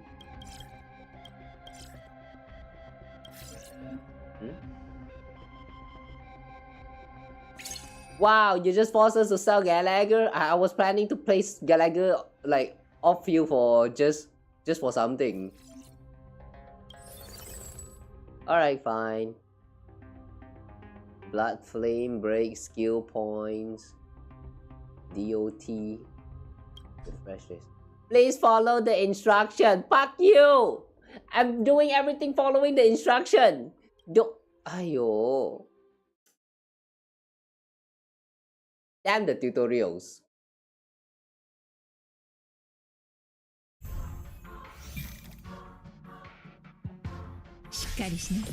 Test. バレたか。0点。夢吸収マイナスだ。上昇腐敗。大将は定まった。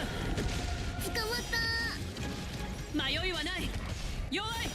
夢吸収遅い Hmm? What's that? 一人なら嘘でも万人なら本当だよ Hang on, what is that? 誰かしら。もったくりだ答えてみろバレたか0点気をつけて。マイナスだ夢吸収0点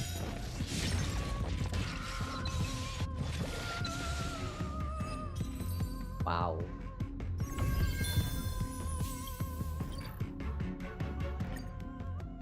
Dr. Ratio is carrying. Level up and population.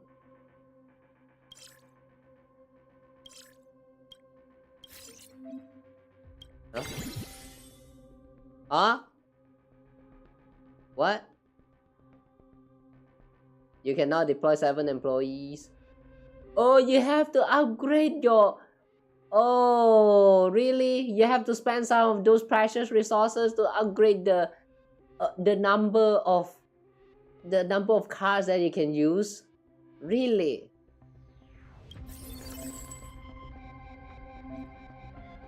Try refreshing. Okay.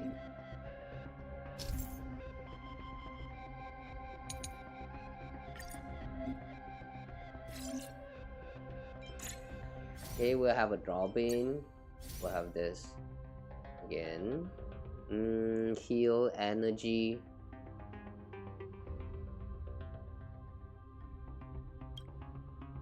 Please follow instruction. You son of a bitch, man.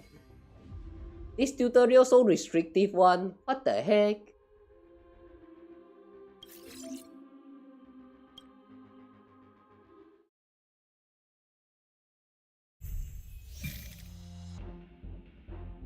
Yugen ユニゾンが響く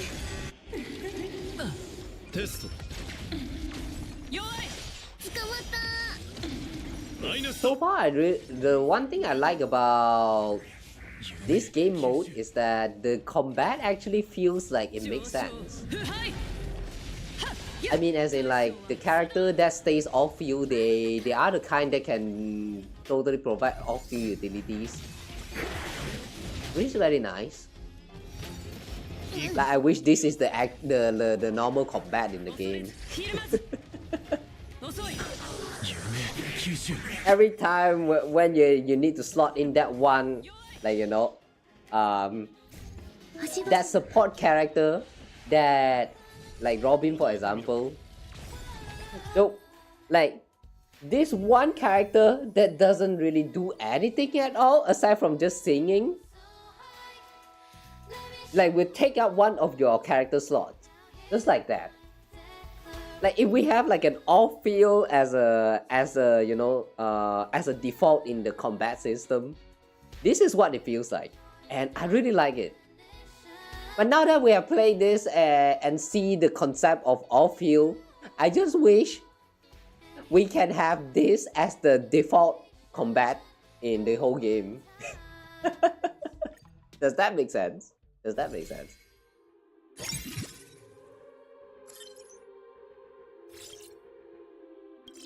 Okay, 4-wind strike.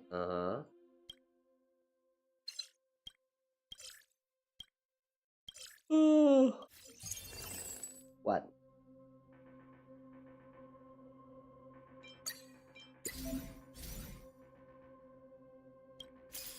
Refresh. Okay.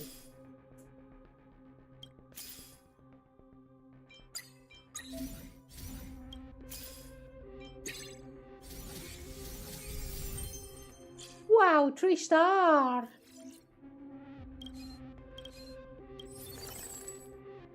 Alright. Can we purchase anything else? Shield, Express Cohort.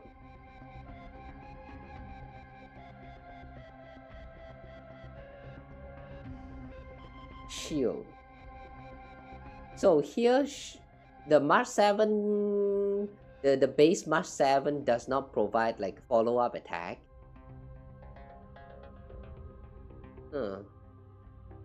That's a little bit unfortunate. Please follow instruction. Follow the fucking instruction. テストバレたか。0点夢吸収マイナスだ0点上昇腐敗大将は定まった恐れずひるまず捕まった。遅い夢吸収弱い星々の反響。答えてみろマイナスだ0点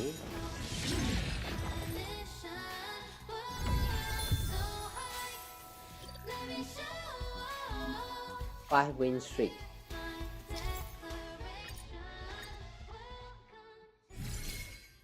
Okay, higher the win streak, then the more coin you can earn after you clear the battle. So ideally you are supposed to like try and win all of the rounds so that you can get like more upgrades and stuff.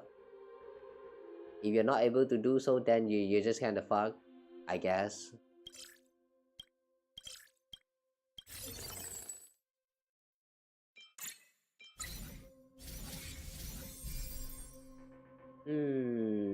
Debuff follow-up attack.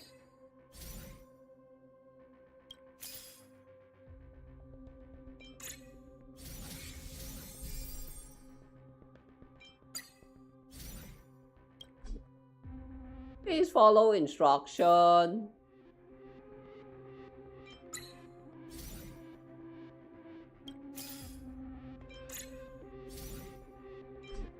Yeah. Hang on, what did I? Skill points, Night Demigod. We cannot log? Okay, fine.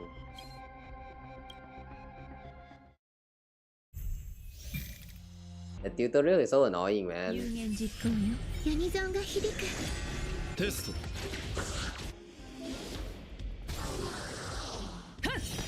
バレたか。夢吸収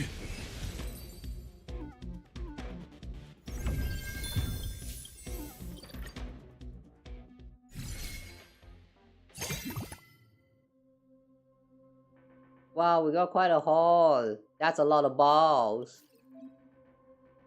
Click or swipe screen to open crystal ore.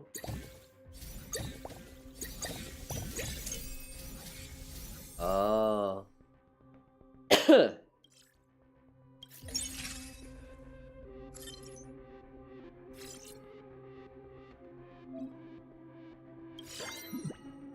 Finally! We're leveling up. Oh wait, hang on. Leveling up actually means like that? I thought you spend like 4 coins and you can level up like straight away one time. You actually have to... Okay. Charge up this bar. Alright, sure. Sure. That takes a lot.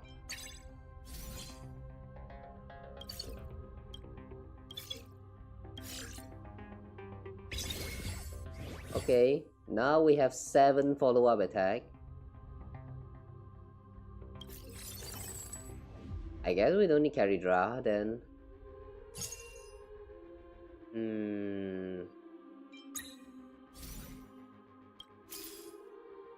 Final preparation, huh?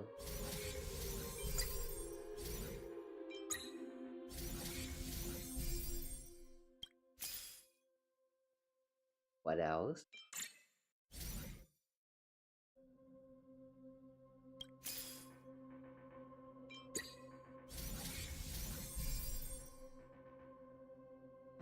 Can we have like multiple units of the same type? Okay, nope. Can't do that. Alright, let's just battle.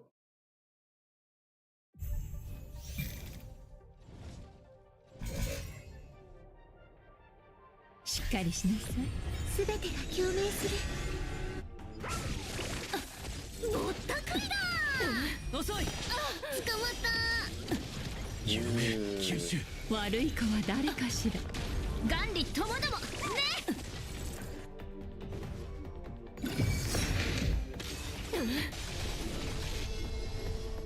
I like the art of that cipher in that that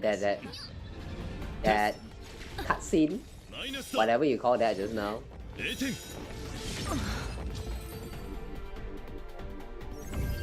Need to try wheelchair Aglaia and Durian Final when done with the intro.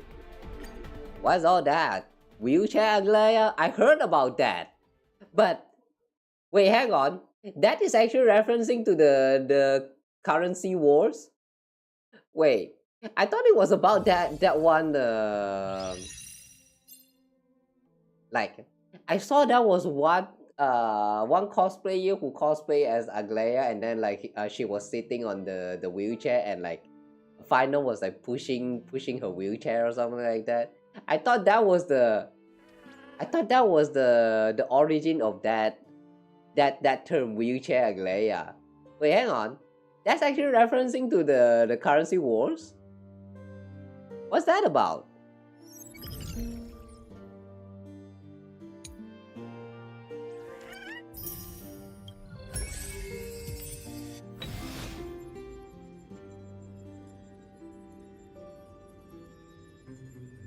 I knew I wasn't wrong about you, Kawa 69. That was... Oh wait, hang on, this is Topaz. I knew I wasn't wrong about you, Kawa 69. That was quite impressive. Seriously, have you considered joining the strategic investment department directly? With your talent, you could reach senior management in no time. Although it was just a warm-up, your results were truly excellent for a first-time participant. However, I still like to do a quick debrief.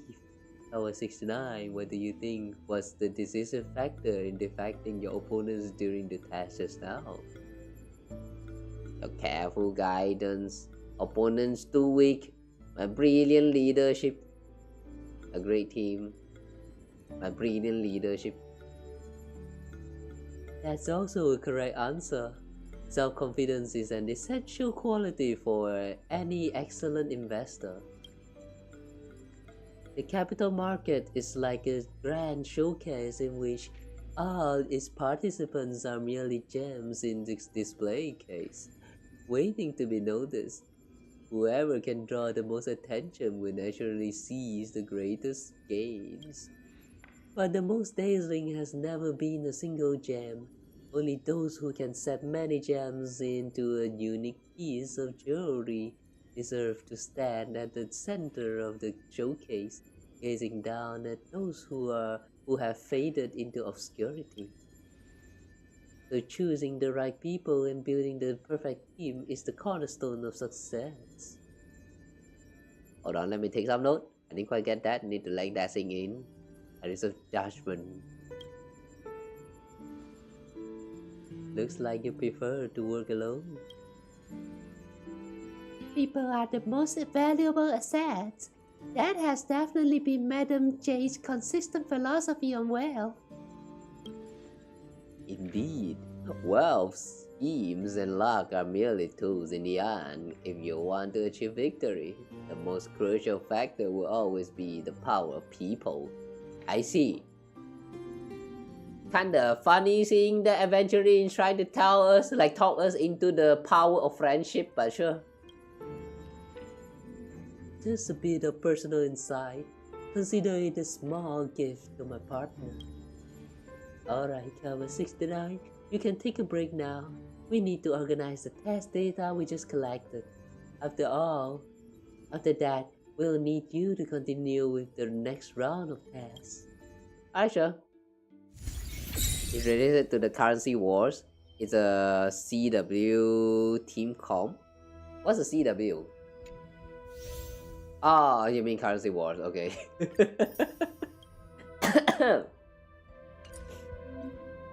What kind of team comp is that though? Now I'm curious. Also durian final. What is that? The final eat durian for this thing to work?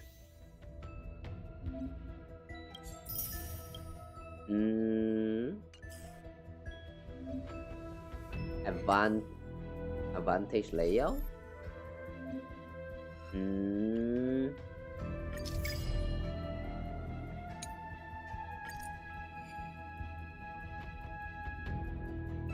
Well, don't know what's that, but sure. Trigger technique effect of all on-field characters. Oh! But for those that doesn't stack though, what happens then? A multiple technique buff in the same squad cannot active simultaneously. Technique of the character in the leftmost position activate first. Oh, okay. Yeah, it's been like a few years now since Star Rail release, right? And I actually just learned about this recently, but some of the technique actually doesn't stack. Like for example, Assailants and Kirini's technique, they don't stack. And Kirini and Trailblazer, if you have any of these tools technique like activated, like the newer one is going to override itself. I never knew this was a thing. I thought that all of them is going to take effect all at the same time. Like, yeah, imagine my shock when I find out. It's been years, more than 2 years. 3 years? 4 years now? I don't know.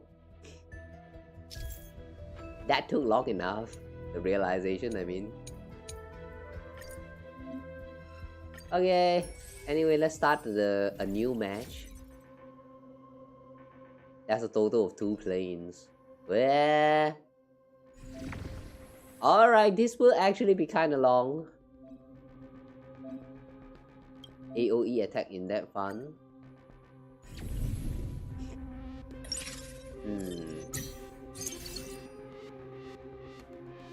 This time we need to build a team from scratch. Okay.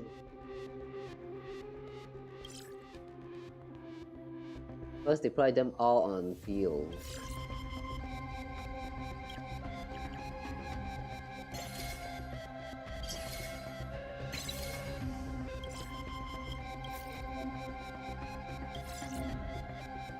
AoE track.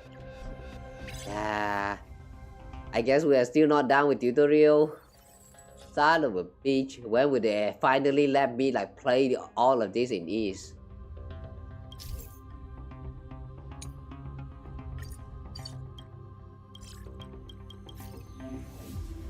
Okay, sure, we'll get Jade, okay. Jade.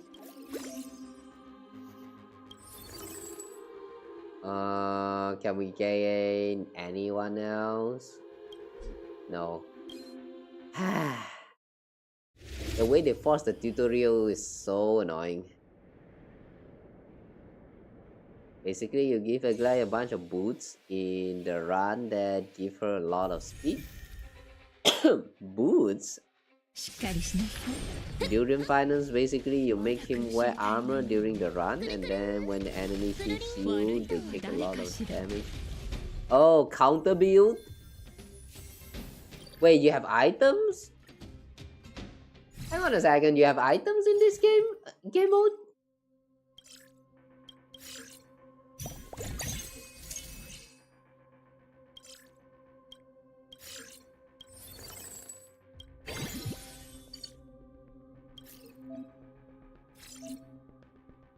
Okay, 1 million in the off field.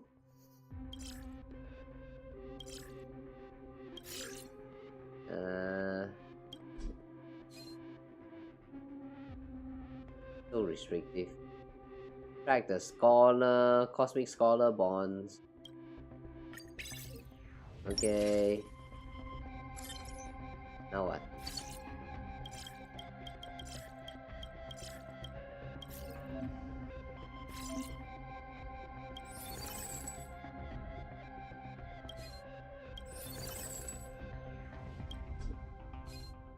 Okay, fine.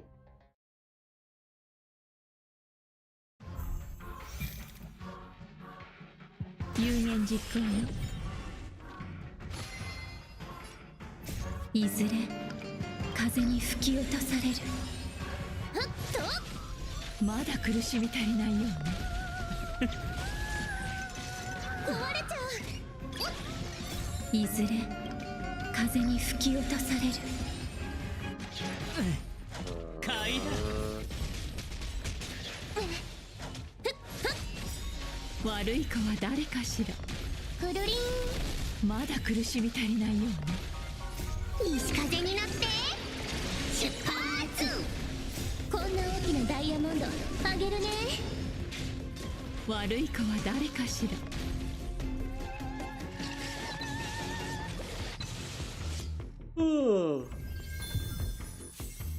Okay, next.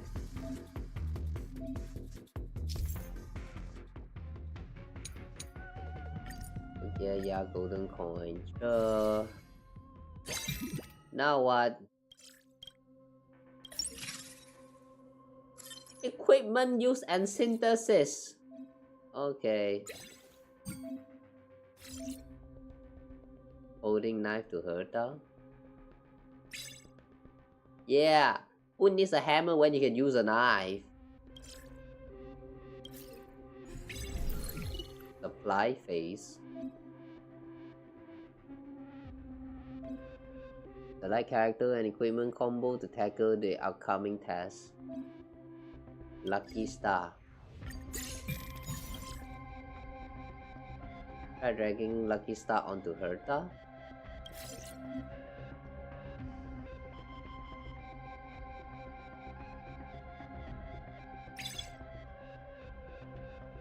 Synthesize high frequency chainsaw.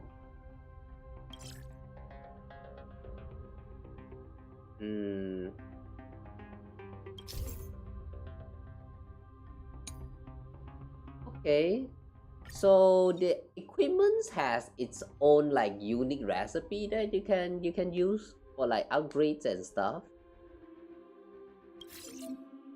Okay, sure.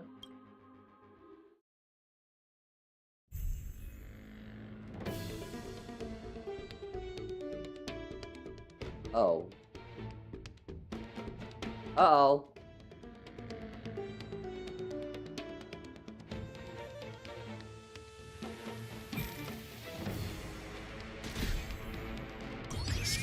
This shit scares me a lot. いずれ風に吹き落とされる。イカ様はなしだ。まだ苦しみ足りないようね。西風になって出発。こんな大きなダイヤモンドあげるね。くるくる。悪い子は誰かしら。いけ気をつけて。くるりん。まだ苦しみ足りないようね。いずれ風に吹き落とされる。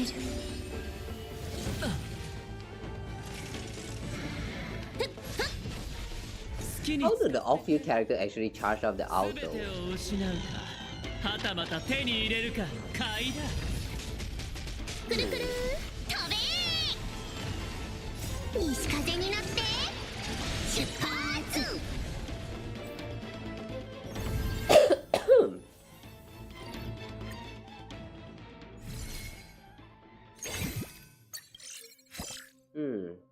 What this?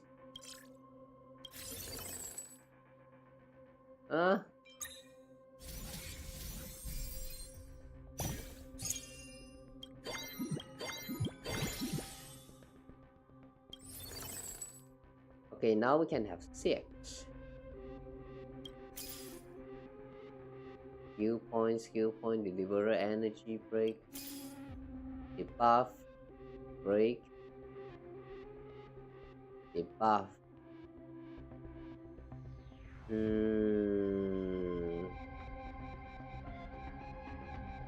Do we need this? Do we need debuff? Do we need follow-up attack?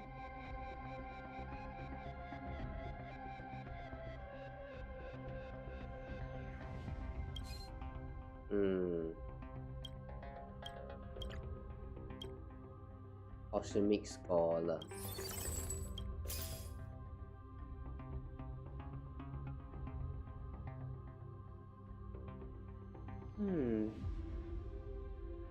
DOT. One more. Okay. May.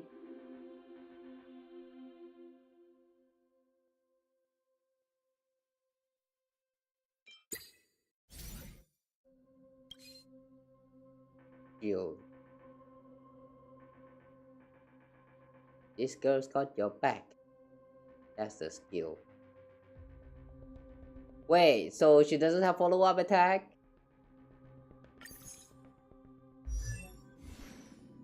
She doesn't have follow-up attack? Oh man, that sucks.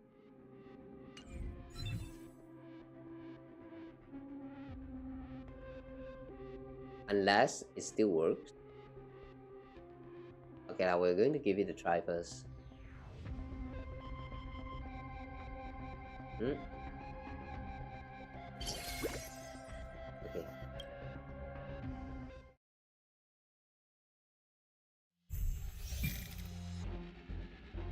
しっかりしなさい。根は巡る。いずれ風に吹き落とされる。ビュン。悪い子は誰かしら。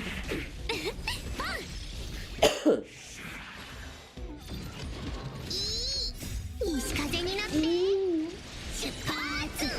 くるりん。まだ苦しみ足りないようね。くるくる。悪い子は誰かしら。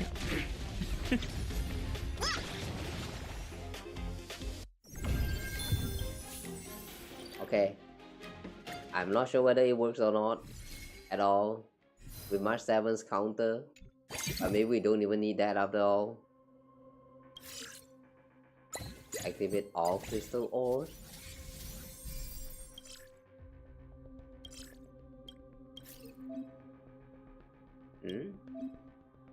Can check recommended equipment. Try out the equipment tracking feature. Equipment tracking. Okay.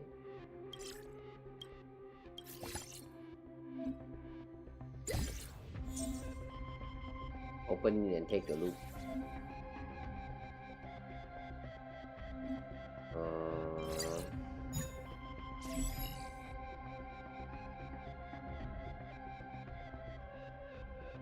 Synthesize advanced equipment for head. Huh?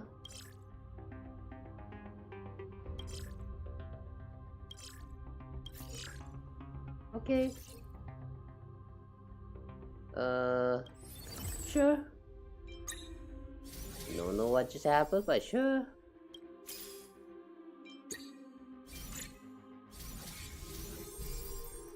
Come sample. Yeah. Aya. Not enough slot.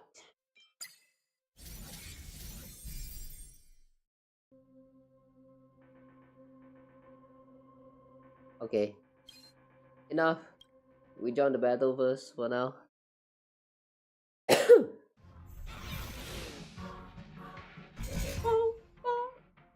有言実行の本質は同じ。いずれ風に吹き落とされる。ビュン。まだ苦しみ足りないようね。This music really gives you the chill. イカ様は何し悪い子は誰かしら。風になって出発。こんな大きなダイヤモンドあげるね。くるりん。まだ苦しみ足りないようね。いけー。くるくるくるりん。悪い子は誰かしら。買いだ。いずれ風に吹き落とされる。ビュン。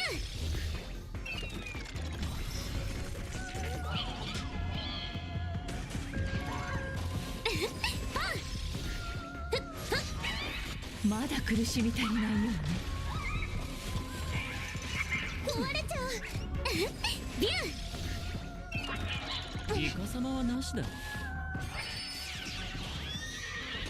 気をつけて。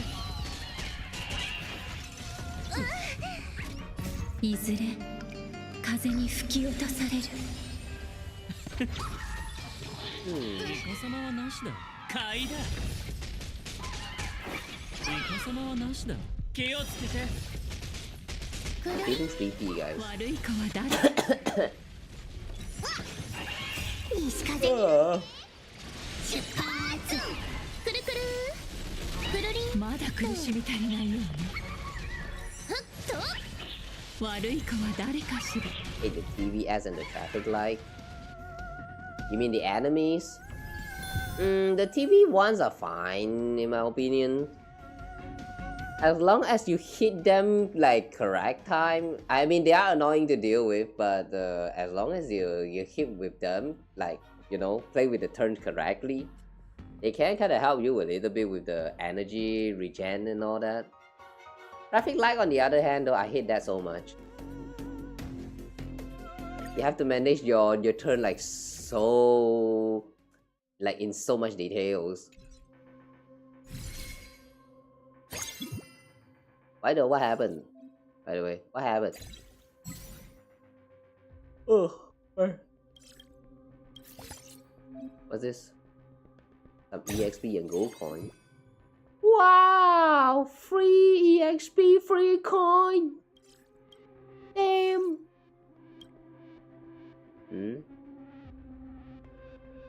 Photon cell.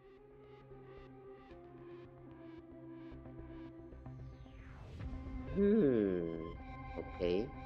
Punch generator.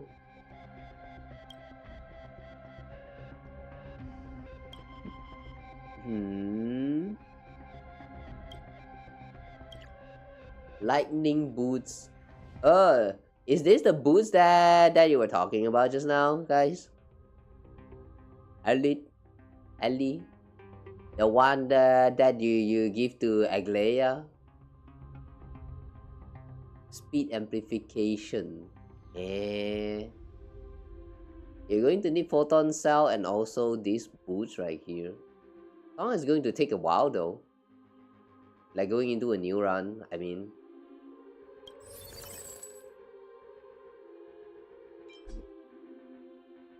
Follow instruction, deploy the Herta. Okay. Give me Herta puppets equipment.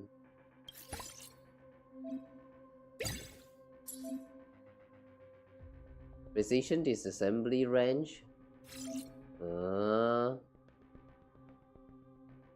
Oh, you're going to need an item in order to unequip your equipment from a character. Okay, sure.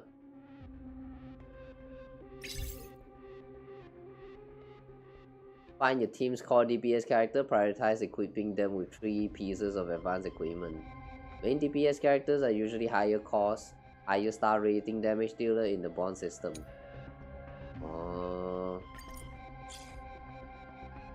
What if we make the non-DPS dealer our main DPS dealer? We could always do you know, like we could always main the sub DPS as a DPS if you want. Look at Genshin. Just look at Genshin. There's so many times you've seen people build like DPS Barbara. If Genshin can do it, so can Star Rails.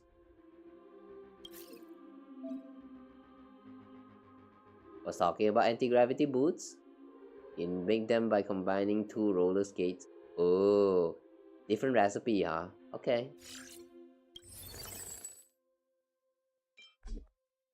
Please follow instruction. Deploy Anexa and activate 5 AoE attack bonus. Oh, Anexa is actually an all-field. Yeah.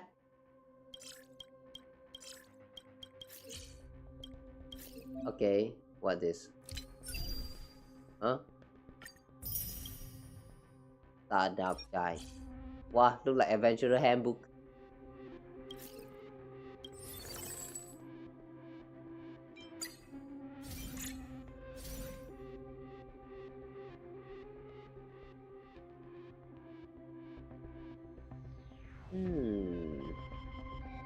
Okay, we don't need shield. We don't need much 7 shield, I guess.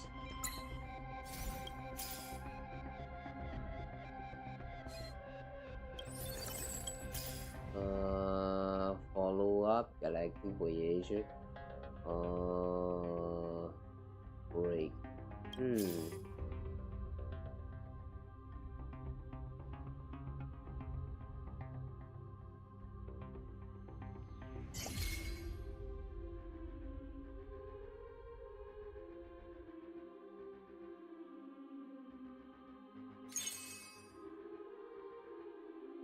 Okay, we don't need this.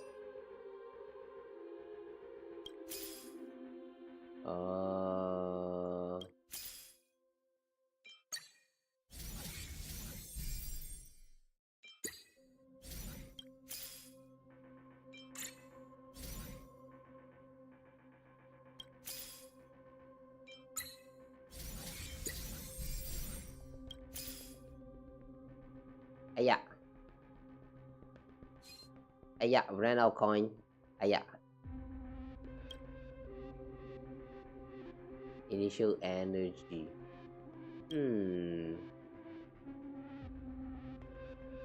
Photon cell. Okay.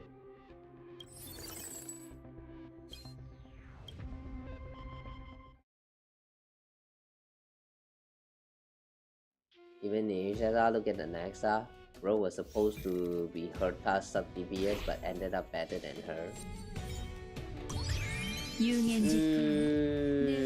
Is he better than her? I don't know. I mean, there are times where he is better than her, but if you use him as a sub DPS, I think the Herta is better than him.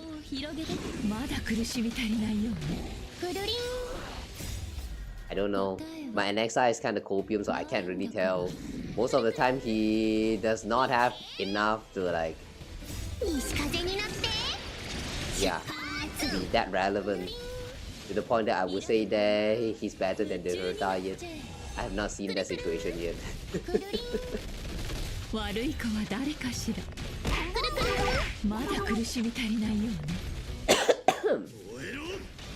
Thanks for care package.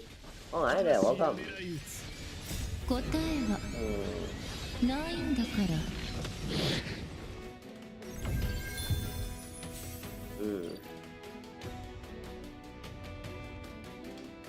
Yes, hello.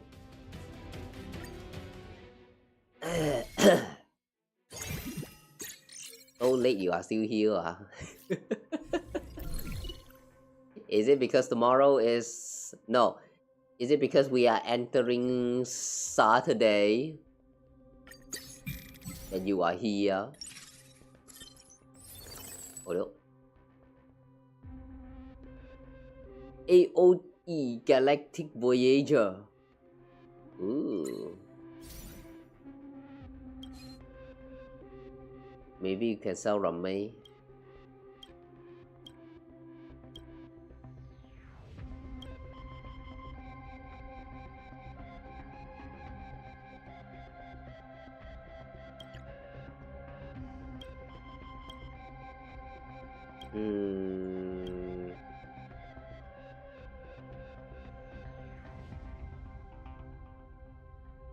Oh.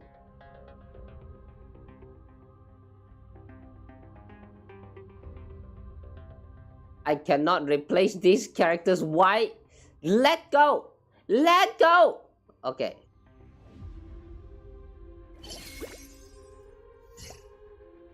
One thing I find very annoying about all of this, especially Hoyoverse games, with the way they introduce this, like, you know, mini games, is that sometimes it requires you to like drag and drop a certain like cards or items, like, you know, a certain icons onto the field in order to play it. But like, there's always a chance for you to like get stuck. I hate that when it happens. Star Wars, like, not just the mini games, even when you're just building your team. Like, you know how you can just like, you know, drag and drop your characters, right? For some some of the parts. There's a few times where I like, you know, you hold onto the character, like you hold onto it like this, and then you move it to the left side, the slot that you want to have your character at, and then you release, and then it just won't release, and that icon just kind of stuck on your mouse. You click here, click there, it just never worked. Like, I don't understand why that's happening. Many times. It happens many times.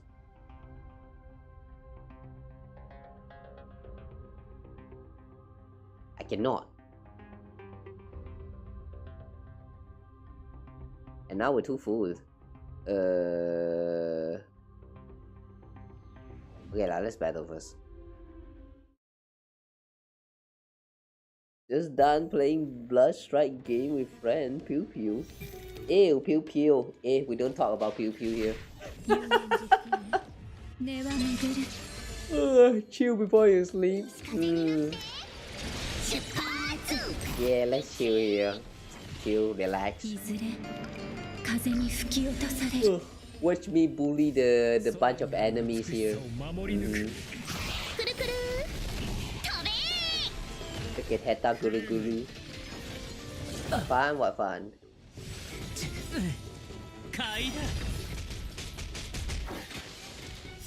答えはないんだからイラゲゴマ崩れちゃうくるりんくるくるくるりん準備は口ない悪い子は誰かしら I really wish that Herta can spin for this long when you're doing, like, you know, normal combat. It never happens. Even in the... what is that again? Pure Fiction? Yeah, even in Pure Fiction, I never seen Herta like spin that long. Usually she only spin for a little bit and then a new wave of monsters show up and then that's it. She never spin like this long. I wonder how to even trigger all that.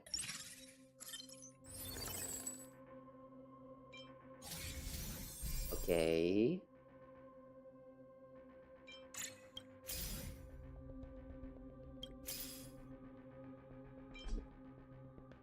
Unable to purchase.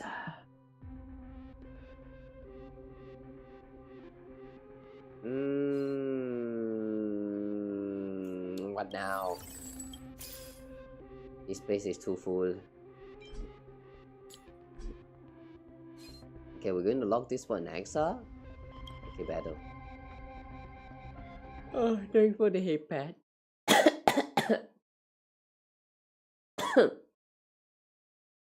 Oh.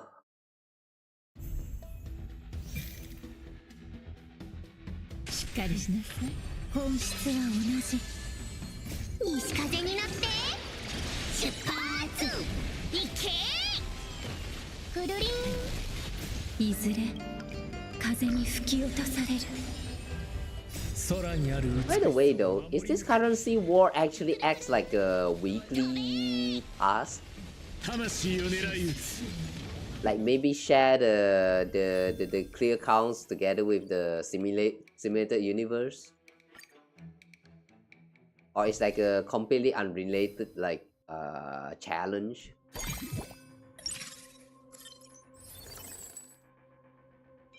And we cannot purchase. Okay, sorry my day. Next time.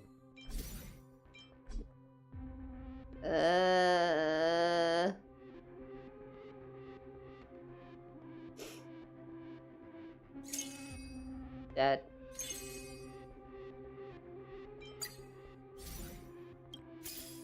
slot is so full. Oh, AOE Jingyuan. Alright, we'll take this.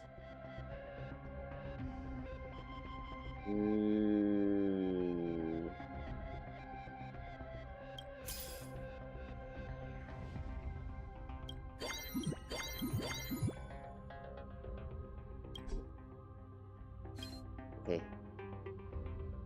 Since this is going to be the boss battle, Let's have Jingyuan here. And we'll take Ramei away. Erta in. Okay, 7 AoE. Ah! Forgot about the balls. 有言実行よ。西風になって出発行け。空にある美しさを守り抜く。泣いてよ、ここへ。Lucky crit hit. くるりん。クルーがいる。陛下に慈悲なし。くるくる。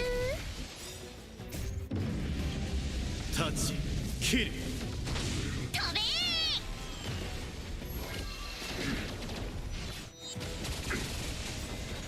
Wow. くるりん。答えは Wow. ないんだから思考を広げて崩れちゃえ。くるくるくるりん。まだ苦しみ足りないようね。 Oh, I thought we could possibly clear all this without actually like 準備は口な giving him the chance to move. 空にある美しさ That を was 守り close. 抜く。くるくるいけ。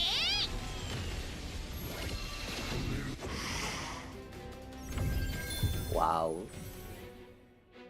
This doesn't feel like combat. It's more like an RNG rush like where you gamble to make your team stronger.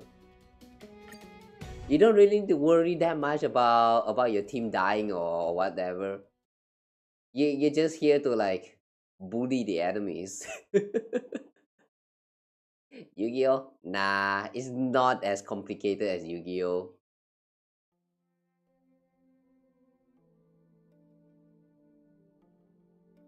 When it comes to comparing like, you know, card game battle system, I'd rather not use Yu-Gi-Oh because like Yu-Gi-Oh is like, it's just so dumb. I mean, what kind of card system that goes from like, you know, having a card with attack and defense, like higher damage, like higher attack card attacking higher like, you know, no, attacking a lower attack or like lower defense enemy is going to destroy the card. Like it goes from system as simple as this to like I summon A, and then I summon B, and then I synchro summon a C, and then with a synchro summon C, with the effect of C, I synchro summon another D, and then with the D card, I can pick up a card from my card deck, and then I place like two magic card, I don't know, 2 cards face down on the field, and then I summon Blue Eye White Dragon, and then with Blue Eye White Dragon I sacrifice, I summon the god, and then with the god as a summon, I summon another god. Like all of this shit can happen in the span of like one fucking turn. That's Yu-Gi-Oh! I don't.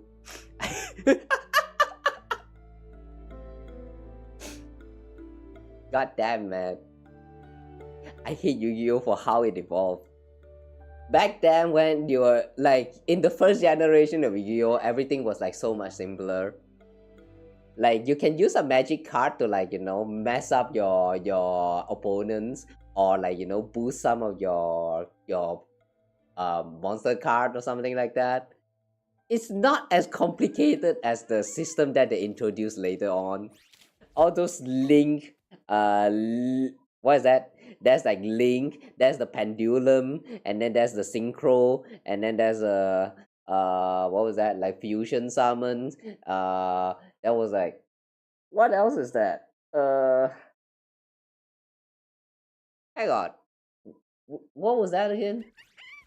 Synchro summon is the one that you need to have like you need to have the, hang on.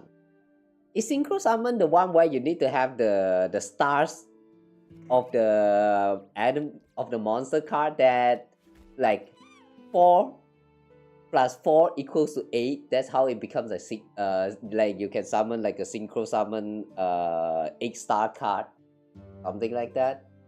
Or was that not synchro again? I don't remember.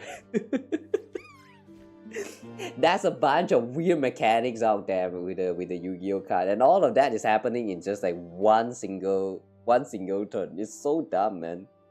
That's why I like to play this card deck called as Trap Trick. The Trap Trick, you start with your turn, you place card face down, and then you end your turn, and then you wait for the opponents to, like, you know, perform all this, you know, summoning magic, and then you cut them real hard, but just like straight up negate them. It's so, oh my god, man. I love messing around with my opponent's summon. It's so much fun back then. But one turn is too long. I mean, not just one turn. Literally one round of a Yu-Gi-Oh duel is just too long. That's why I stopped playing a Master Duel.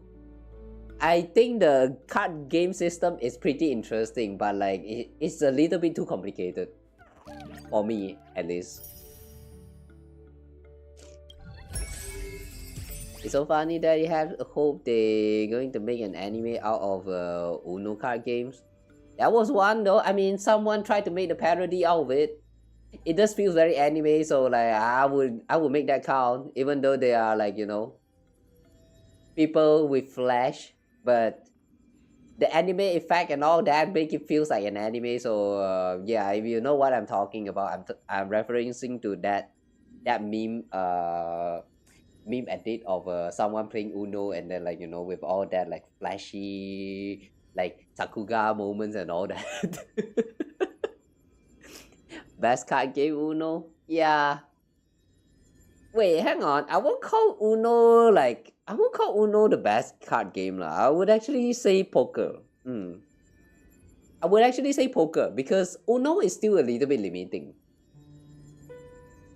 Poker, on the other hand, though, whatever rules you want, just go with it. You can play blackjack with it. You can play the, what is that? The Joker games. The one where you, like, you know, you clear pairings until, like, eventually the one who left off with a Joker card lose, something like that. I don't know what's the official name of that. There's also like you can pot IT. You can I don't know. There's a lot of way to play with poker. Uno, on the other hand, the rules is kind of fixed right there. They are a little bit like way to alter with the rules, but it's kind of a little bit too restricting. Poker, on the other hand, like, a lot of ways to play there, man. I like poker better. Also, you can gamble with it.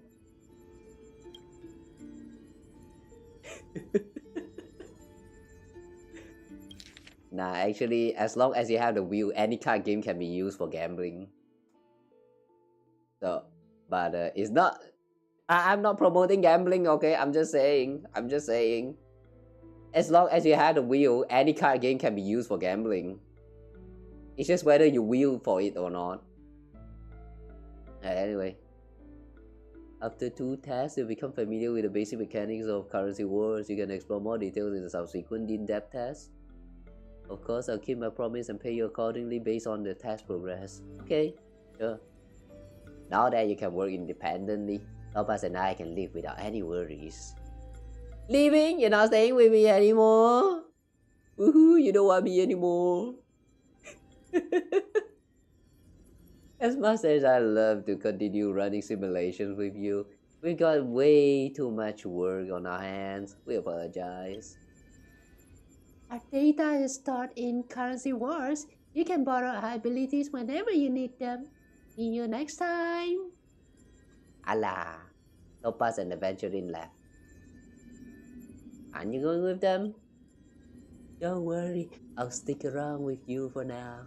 I'll be here monitoring the test data while Currency Wars is running. If you have any questions, feel free to ask me anytime. Don't let your guard down. The real challenge is yet to come, and you're about to witness the brutality of the capital market firsthand. Your competitors will stop at nothing to strip you of every asset you own. Oh ho, try me. Alright. Let's give this one try. I'm going to just make it one because yeah, I'm going to just make it one run because I think my throat is kind of dying. Rank rewards. What? Oh, ranking I'll give you rewards too. Okay.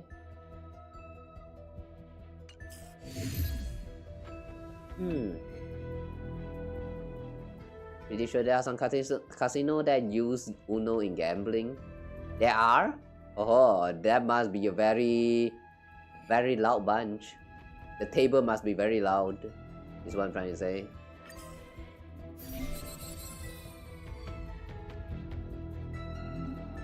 Imagine the sound that the table is making whenever, like, you know, a draw fall is played.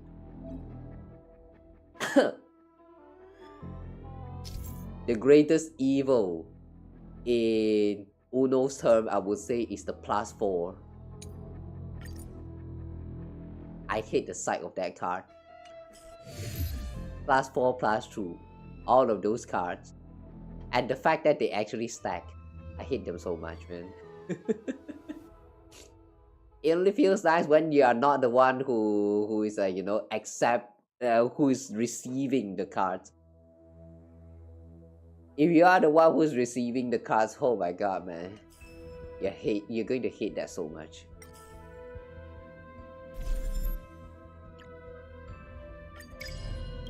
Okay, let's unlock some of this here, and what's this?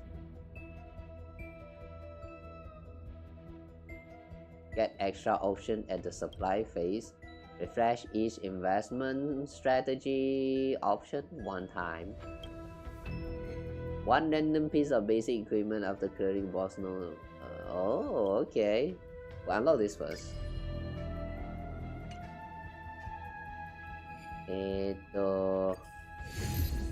Okay, let's give this one try.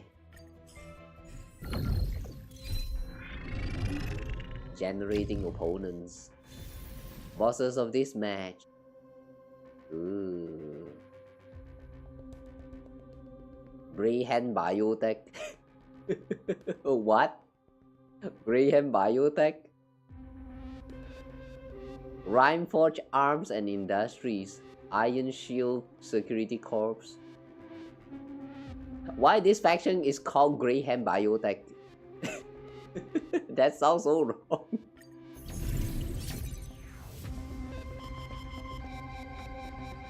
+4 stack 4 times is brutal. Yeah. Imagine it stacks 5 times. Imagine it stacks 5 times. You straight out just lose the game. I'm pretty sure the maximum number of cards that you can have on hand is just 20. Any more than that and you just like straight up like lose. Which really sucks.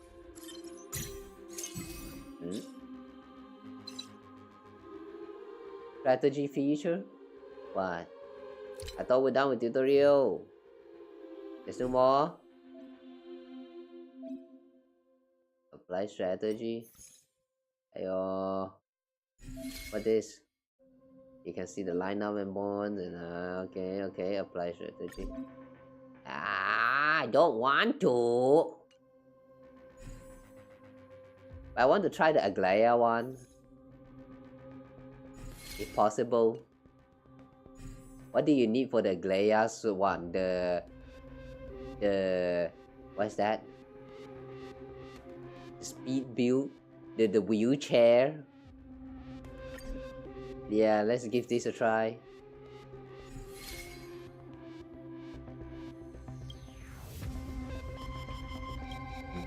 Anti-grav boots. Whoa. Wow. Hang on a second. Is this actually... Wait, is this actually one of those build that that is made by the community?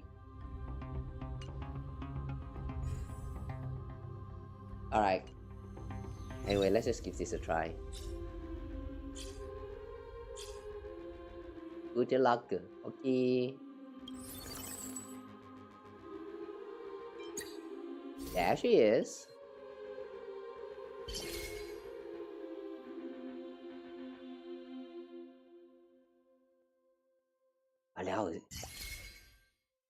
Why is it so hard to just place a card?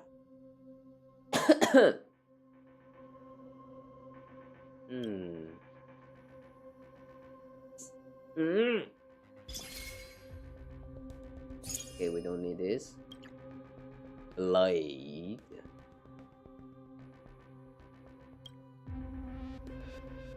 When on field ally loses HP, Blade consumes its own HP to gain charge.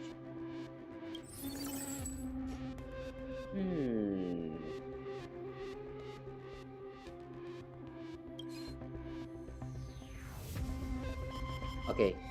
Blade can help us first for now. Oh wait, hang on, never mind.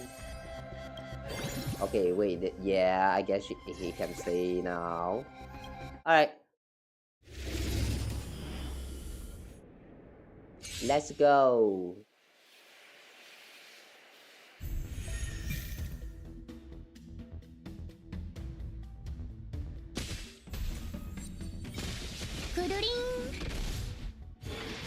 Oh my god, the lag.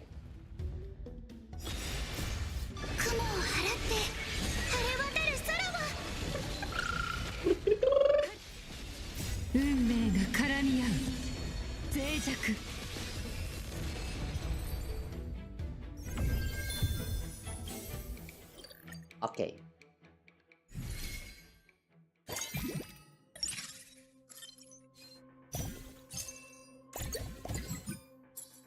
Whoa.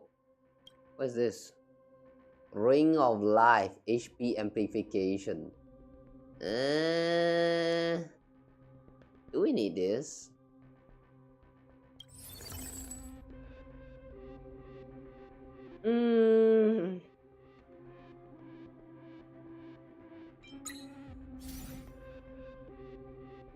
What is that symbol? Right there. Hang on. The symbol right there. Does it mean that it's a part of the... Oh, it is a part of the build. Okay, okay. Okay, got it.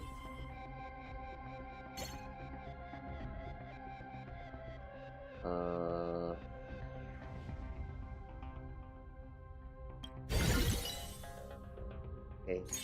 We don't need this too. Demigod.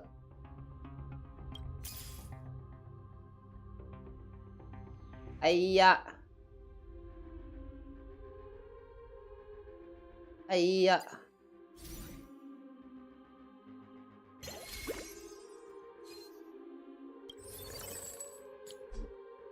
Okay. Good that we can still lock it.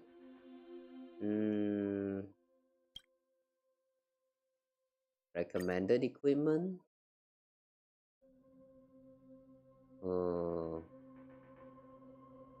Oh wait, this thing.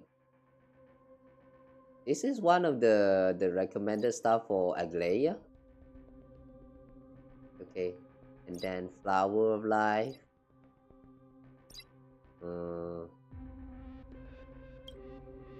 Okay. All right. What is this? Smelting Furnace. Drag into a piece of transform into a random piece of the same type. Drag onto a character, remove all, transform the gear into a random gear. Okay, don't need that. You haven't reached the max number of deployable. Whatever, it's fine. Do I look like I have more units to deploy? Don't be stupid, game. You can reroll equipment using the furnace. Oh, that was for reroll. Okay.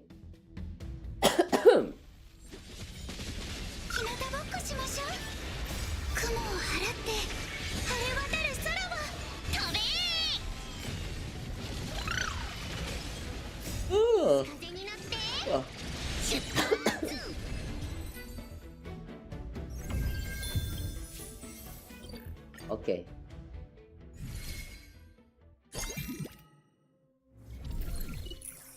Investment strategy. Now and every time you enter a new node, obtain 1 free refresh. Immediately receive a gold coin. Flower of Life. The ally squads gain 15% HP amplification and 5% healing strength. Choose our character that are 1 cost or 2 costs may appear in the store. The drop rate increases as you level up. Whoa! I see.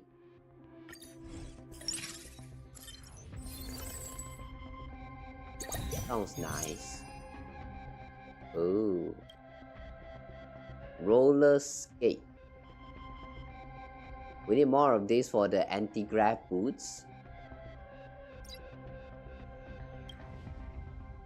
Currently own 1, so that means we can only use the furnace like for a limited amount of times. Like this. We don't need knives. We don't need knives. Can we sell this actually? No. Alright, too bad.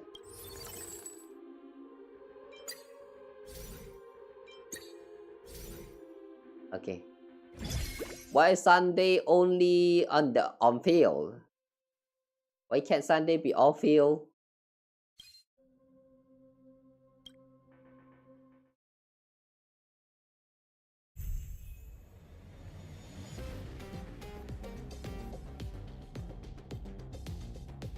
The way my game is struggling so hard just to load the background. I wonder what's wrong. Huh? Combat will end when the countdown reaches 0. Is the progressor in defeating the enemy? Okay.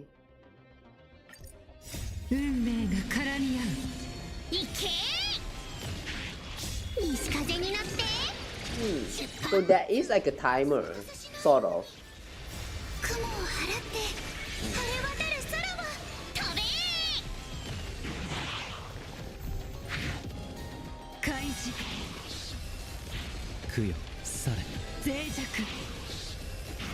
Does it reset though?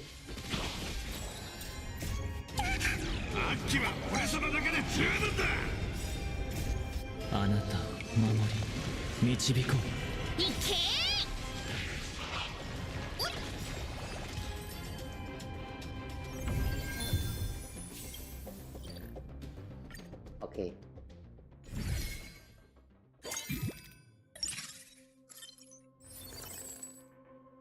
Next up. Okay, we can get engine 4.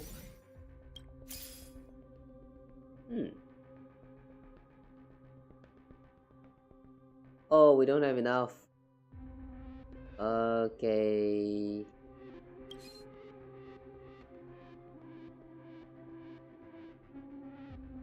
Maybe instead of Ho we'll go for no.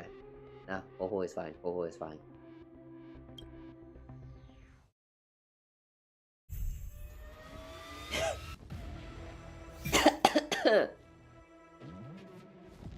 Really? Why is the background struggling so hard to just load in?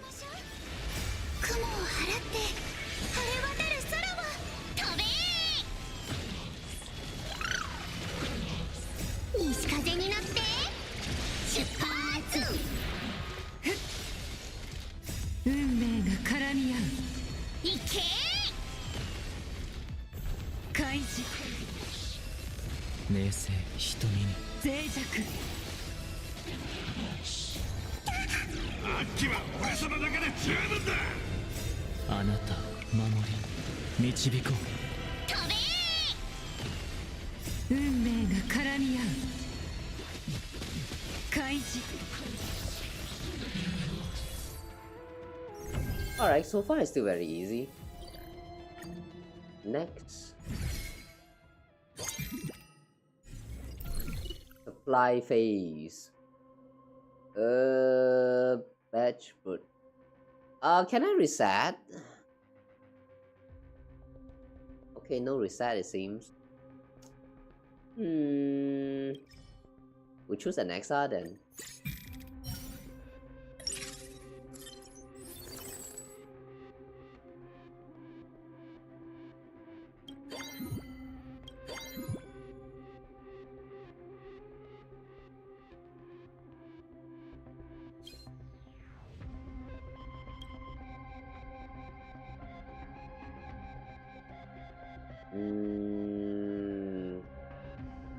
batch produce armor.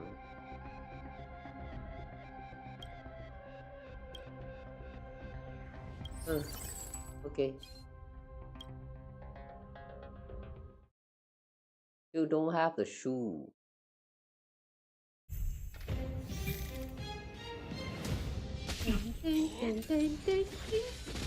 お待たせしないように雲を払って晴れ渡る空は行け西風に乗って出発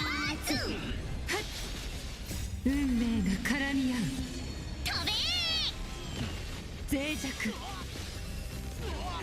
供養され開示あっちは俺様だけで十分だ。あなたを守り導こう。行け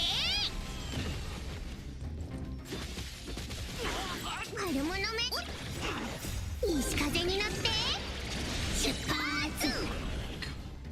日向ぼっこしましょう脆弱運命が絡み合う飛べ開示しまってしまう Okay. Oh, by the way, I just realized something though. Why is this Aglaya build actually called as the wheelchair build? Like, why do you call it wheelchair Aglaya when there's no wheelchair involved at all? What part about it is wheelchair? I don't quite get it. I mean, the naming sense.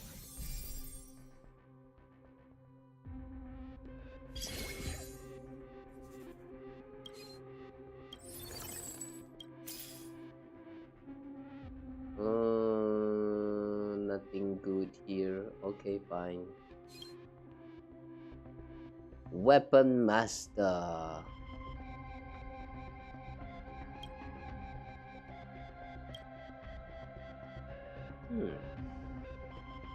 On field strength 20%, off field strength 20%. Wheelchair basically means you're being carried by the equipment. Oh, that's what it means.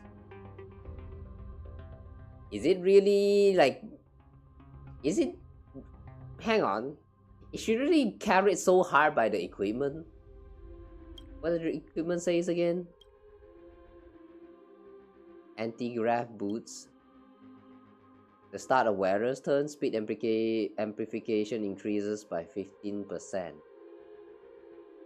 Effect is stackable. Speed amplification increases by 30% in total if you have like all of them. And then this one, 40%. During combat, for every 10 speed the wearer has, they gain 2% on field strength, 1% off field strength. Oh, can only be equipped on the demigod bond squad mate. Oh.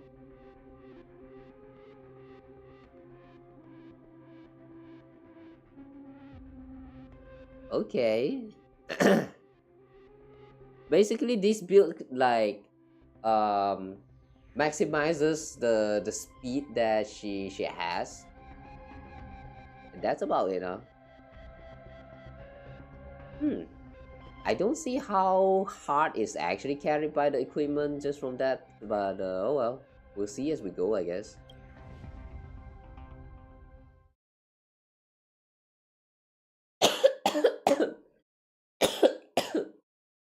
Oh. Oh.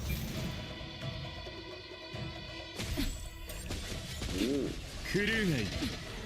お待たせしないように雲を払って晴れ渡る空は行け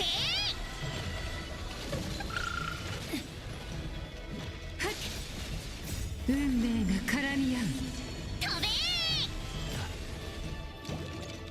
西風に乗って出発脆弱 Get to anti and we'll see. Yeah, we'll see. I'll try to get them as soon as possible. Usually, how long does it take for one to like obtain all of the required like equipments for at least for the main DPS. Usually, how long does it take? Since we just started, you know, I kind of feel like the rate for us to actually obtain equipment is not as high. Like this feels like it's going to take a while. It feels to me like it's going to take a while.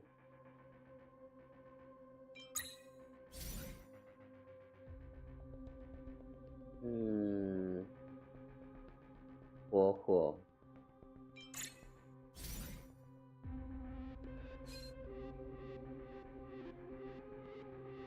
Wait, hang on. Do we still need Ho? How does the build goes?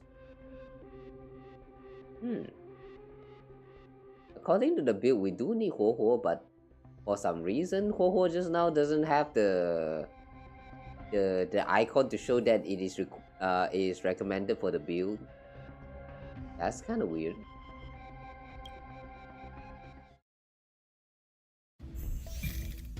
Usually by the end of 3 second phase.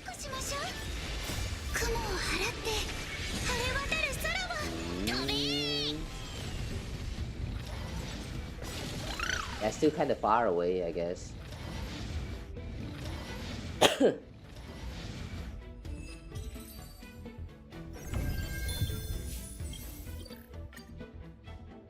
The building up for this is a little bit slow.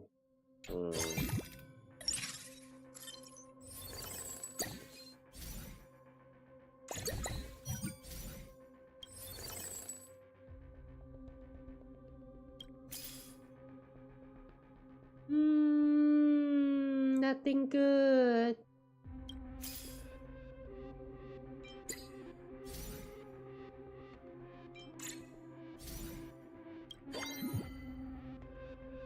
Okay. Mortar. Do we need mortar? Mortar. Nah. We don't need mortar. We don't need March 7. This March 7. Evernight. Evernight. I don't think we need Evernight.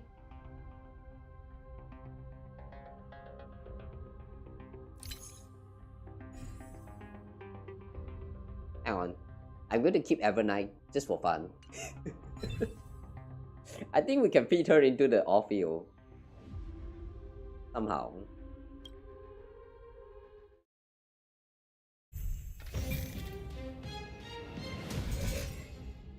Formidable boss incoming.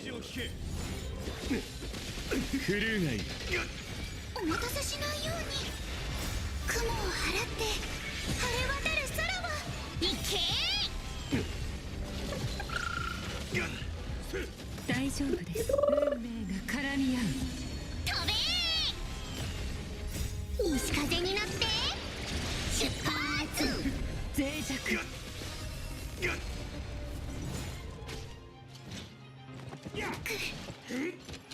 魂を狙い撃つクルーがいる明星瞳にあなたを守り導こう行けあっちは俺様だけで十分だ開示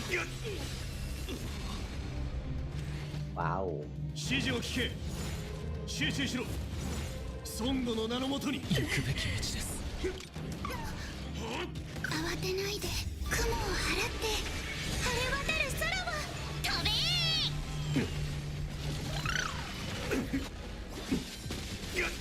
西風になって出発日向ぼっこしましょう魂を狙い撃つ運命が絡み合う行け脆弱 Wow.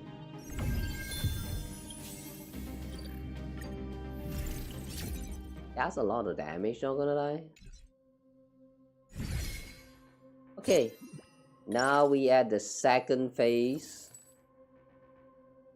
Second plain face.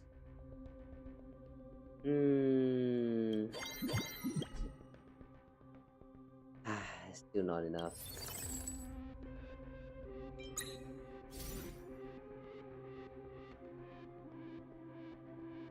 Okay. We need one more Kawa for the 3-star upgrade. So I'm not sure whether we actually need that or not.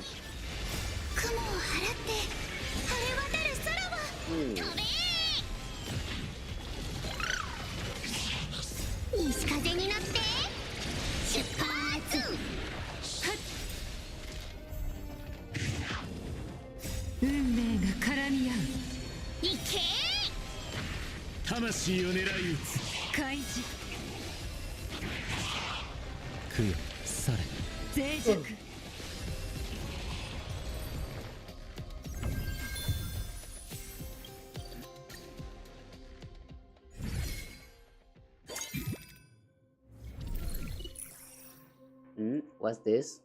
45% chance to get a free refresh. For every 5 refreshes, the stock will restock 5 characters with the same cost as the leftmost character. When ally squad defeats normal or elite and boss enemies, regenerate energy.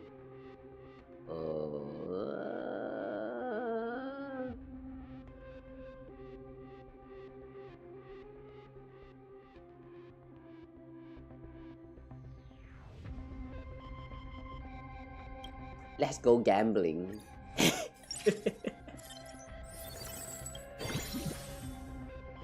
Okay, 7. Now we can place one more.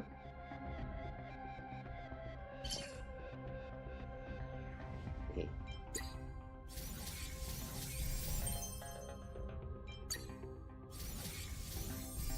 Okay.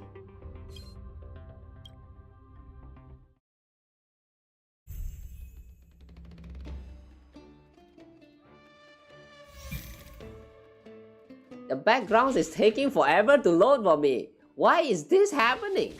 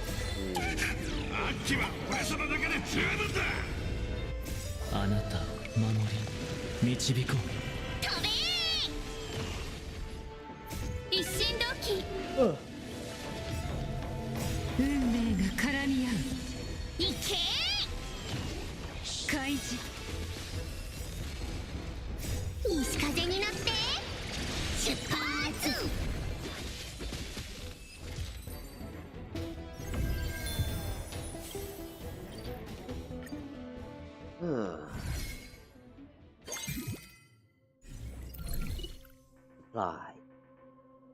Ooh, finally, roller skates.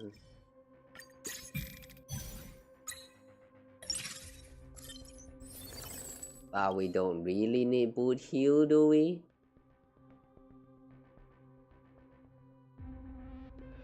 Yeah, sorry. We don't need you. Not today, man. Not today. Okay, we got the boots. 1 boots right there.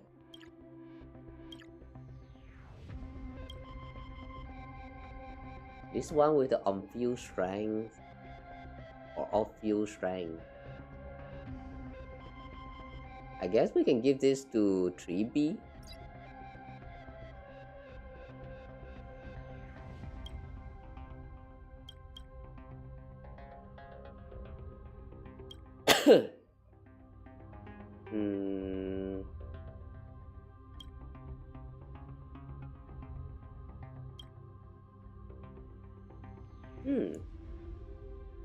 Okay, we're going to save all that out first. Jandai. Beloved one.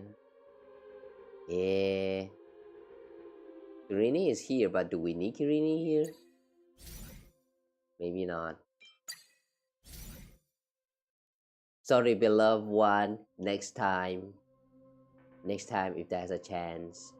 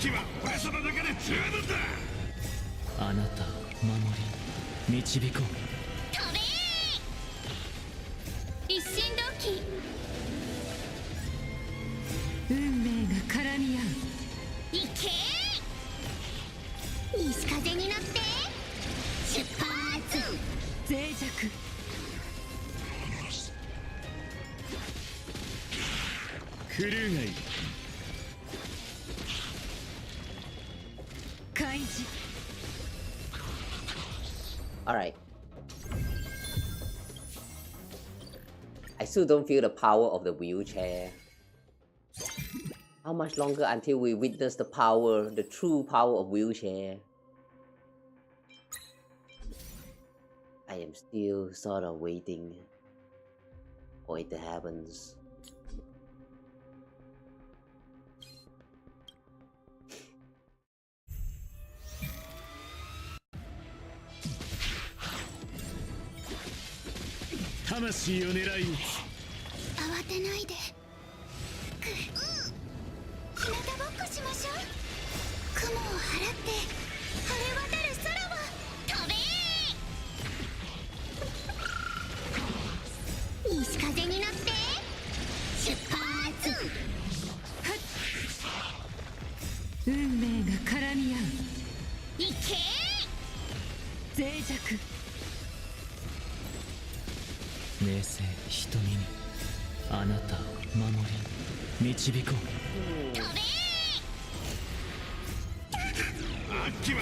Either we should focus on 3-starring Aglaia for it to work better too. I also want to try that, but like, Aglaia is not showing up. So far, we have only seen Aglaia showing up like one time in the shop. I mean, is there a way to boost the drop rate of this, like one specific unit? Like maybe through items or whatever, but like, is there a way to actually do that? If not, then it's a little bit frustrating considering that everything is just like, you know, dependent on RNG.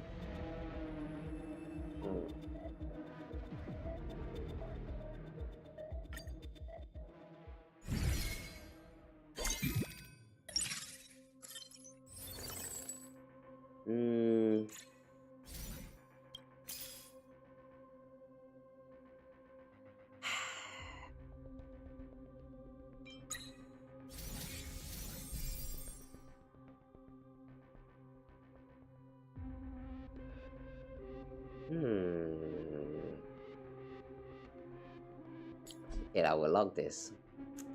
Just because we can.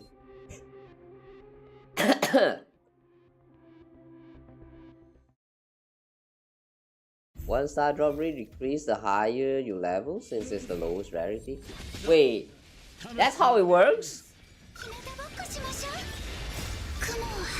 But ever since the beginning, I kind of feel like we have not seen Aglaia showing up at all though.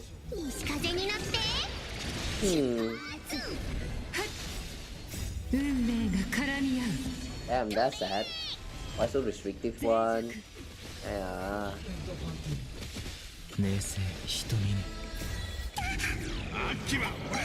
I wish there's a legitimate in-game way to manipulate the like drop rate for some of these cards. 一心同期お待たせしないように So to basically focus on 3-starring her early. It's okay. We do it late. We're just going to do it late.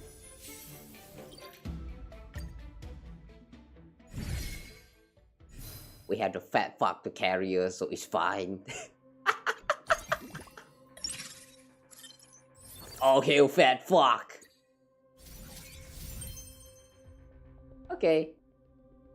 Hyacinth is now max star, I would like to assume.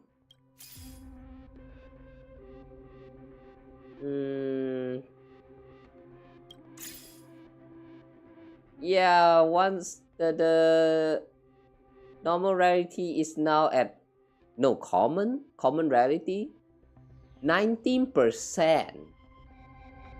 Holy crap, man, could you just like whatever, it's fine, it will be alright. Hang on, this Aglaya.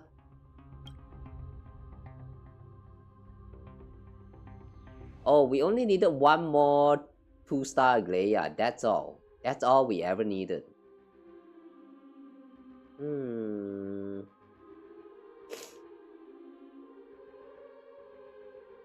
Okay, whatever. The luck is involved too, since this is a rouge like.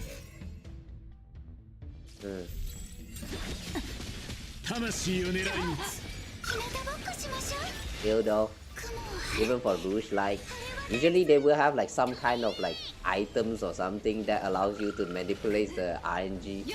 Not much, but just a little bit, like raising the drop rate of a certain items, like 5% or 10%, something like that. I kind of wish that this mode has one. 冷静瞳にあなたを守り導こうアッキは俺様だけで十分だ一心同期雲を払って晴れ渡る空は行けお待たせしないようにクルーがいい魂を狙い撃つ開示 The leveling system is that? これはどう慌てないでクルーがいい魂を狙い撃つ日向ぼっこしましょう But still, I don't know, it still feels a little bit restrictive for me. 脆弱よっ無事なども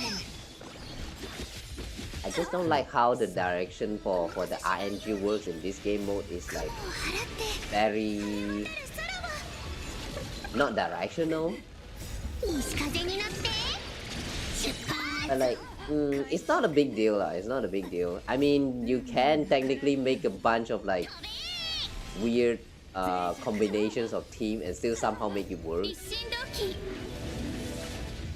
So it's fine. But if possible though, for Rouge Light, I do wish that we have like certain level of like RNG manipulation. つまらないね開示 Like that would make the game mode like so much more fun. No! That was not enough damage. How?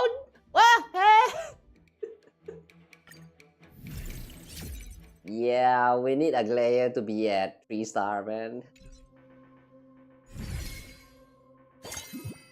Oh wait, this Aglaya is actually 1-star. Oh my god, that's even worse.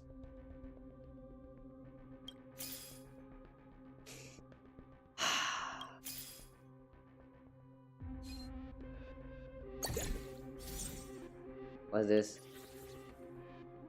Roller skate.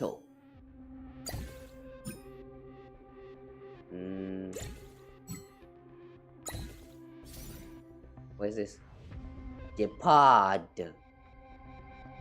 Nah, I don't need him. We don't need Hyacinth. No, not Hyacinth. Silence. Arta. Nah, we don't need you, ma'am. Sorry, ma'am. Not today, ma'am.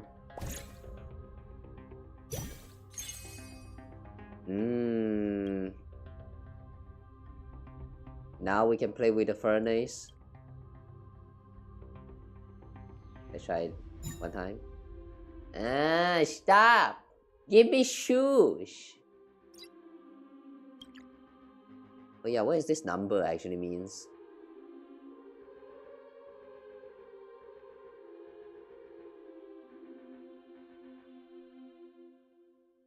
Okay. Not sure, but fine.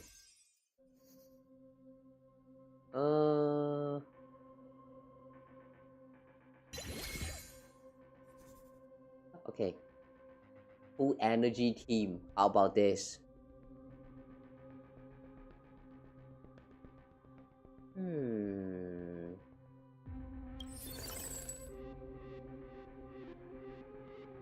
Oh wait.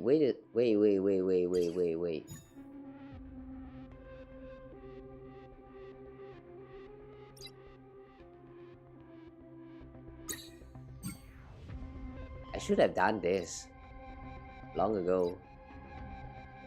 Oh.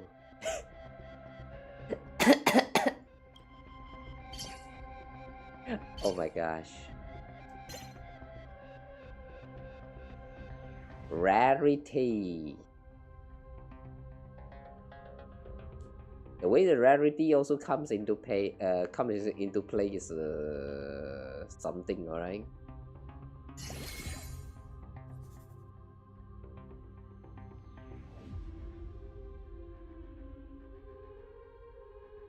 Yeah, drop. Okay.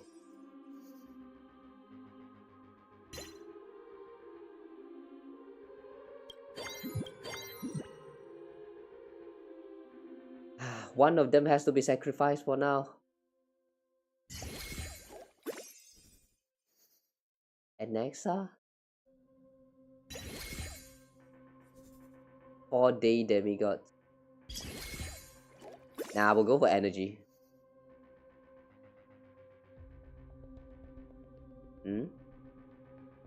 The higher you level, the more you see high cost units and the less you see low cost unit. That really sucks, man. Number is how many times it stacked in combat. Oh, that's why it has a 0 right here. Wait, hang on. If that's the case, it should not have shown the 0. That's confusing considering that we are outside of combat.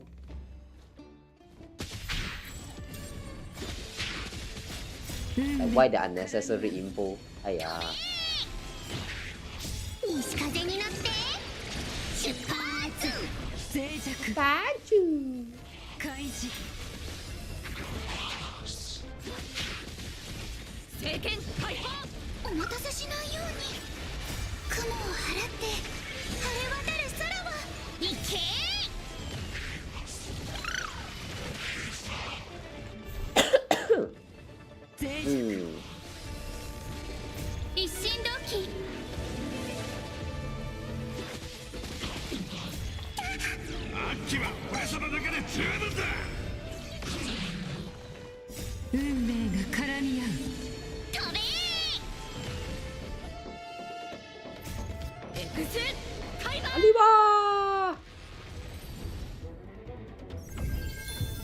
That feels so nostalgic.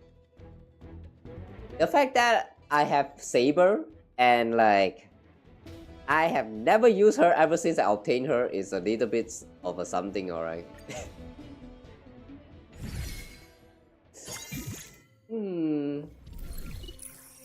How many of you guys who actually pull for Saber and actually do use Saber?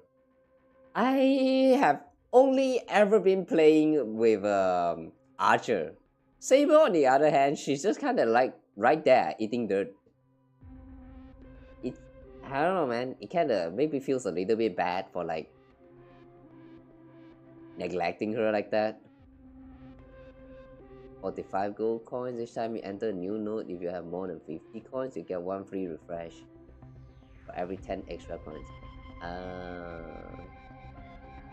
Start of combat, 2 random on-field gains, 100% on-field strength, and 2 random off-field gain, off-field strength. Ooh. Random massive reward. Ooh. Now we'll take this one. Big damage. Yes, her with Robin and Sunday. With Robin. Oh well, there's a team works though. Is it capable enough to clear like those like endgame contents?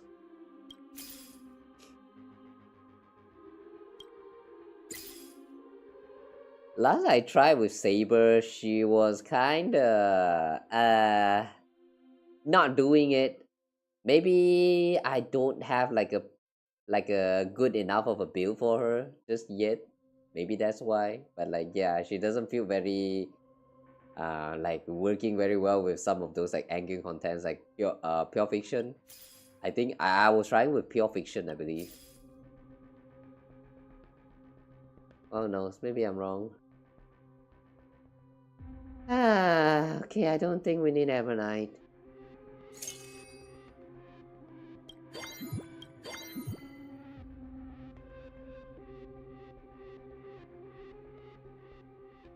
Igleia is not coming anymore. This really sucks. On field strength. Okay. We're just going to give one.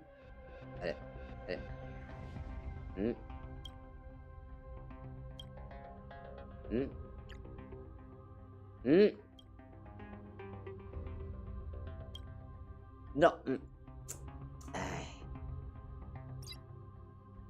I don't get how. Every time it just got stuck.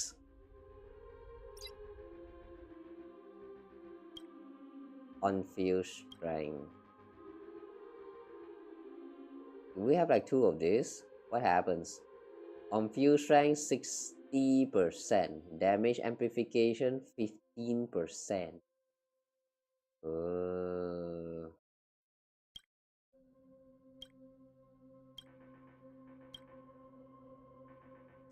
Weapon master. Lucky strike rate. Ooh.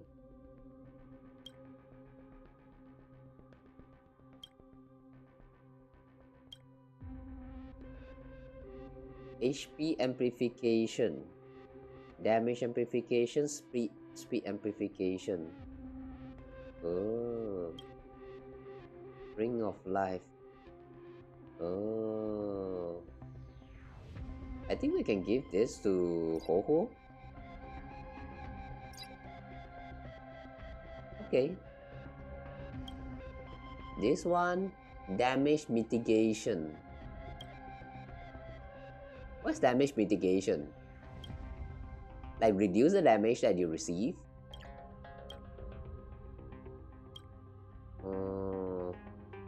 And now JCR chip.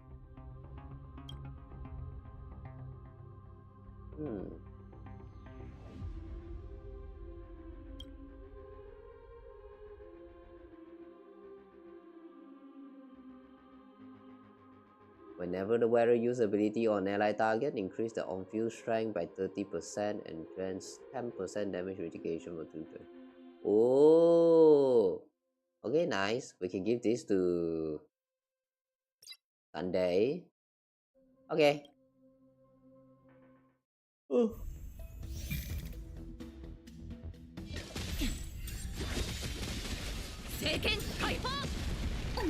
Use her in you mean Apocalyptic Shadows? You perform really well. Okay. Apocalyptic Shadow is the one where you have to deal with like 2 boss. Oh. Yeah, I guess for boss fight she can kind of perform well. But in terms for like game modes like the pure fiction, she kind of doesn't feel like up for the task. We got screw this movie, this MOC. There was no win weakness. And I don't really pay too much attention to the weakness usually. I mean, I still try to fit with the weakness when I'm like forming a team, but like sometimes, you know, I just go Unga Bunga and go for Archer.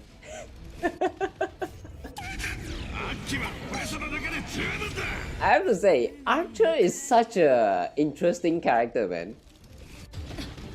If you have his weapon and you have like a proper team for him, you can sometimes like clear some contents like just with Archer alone. Like even though the enemies bunch have no you know, the quantum weakness, you can still clear it just fine with Archer just because of how broken he is. Like I really like that man. Like I like that man before this universe, but in this universe I like that man too. Oh, anti-grav boots!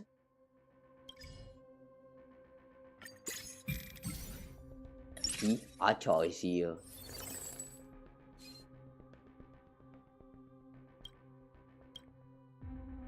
Okay, hang on. How do I remove?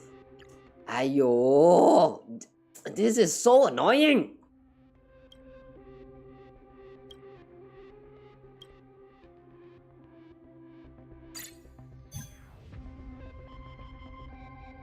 Okay, so we have this, and then we have the boots, and then we have the boots. Okay, nice. It's all set. And now, I think I'm going to give these shoes for to the Hyacinth here. Hey yo, just drop the goddamn thing!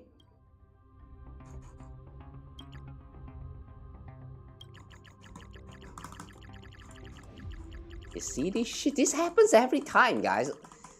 I don't know why, but this happens to me every fucking time. Okay, there it goes.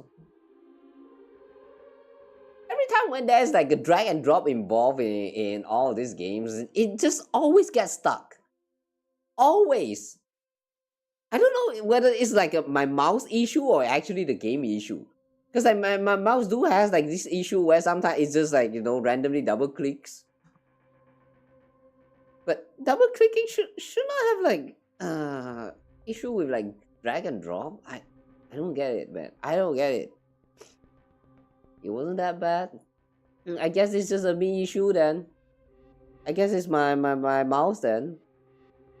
This is annoying, man. This is really annoying. Alright, anyway.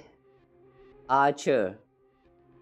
Sorry, Archer. I know I just phrased you and all that, but this is not the same game mode. Next time. Maybe next time.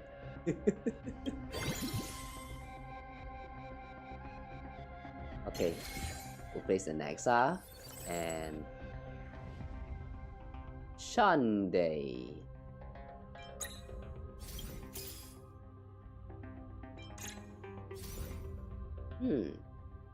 Okay, who's this? Weapon Master. Alright, we'll give 3B this. Okay, let's go. Yeah, maybe it's a mouse issue. I don't know. But still, it's so annoying whenever it happens though. Why is it only my mouse? Why my mouse?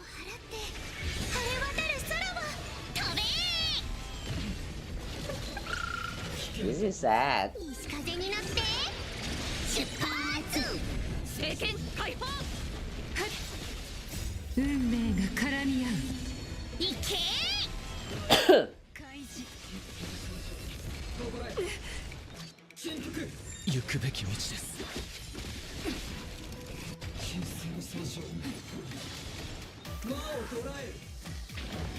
大丈夫です。脆弱。クルーがいい。一心同期。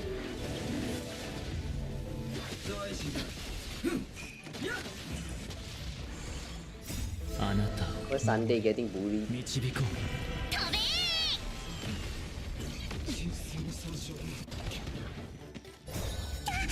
アッキは俺様だけで十分だ。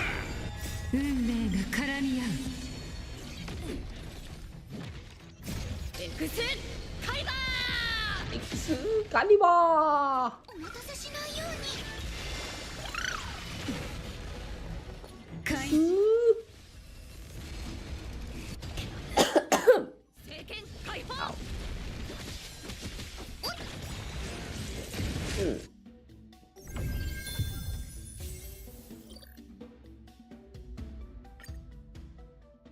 Ooh, 15 million. Very casually hitting a 50 million damage.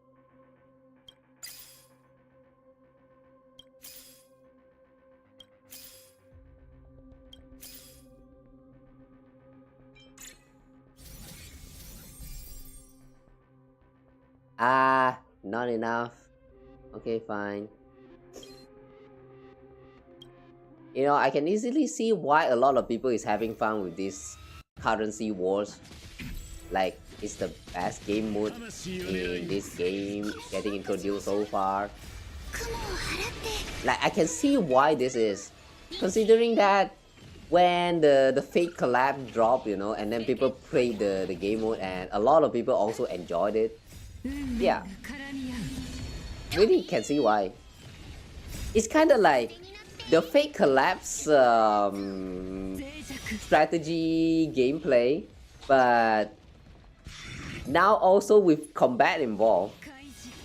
And when you get to see all your weird team building, like you know, actually able to do all of this special damage that usually you never get to see in normal combat, it does feel very fresh.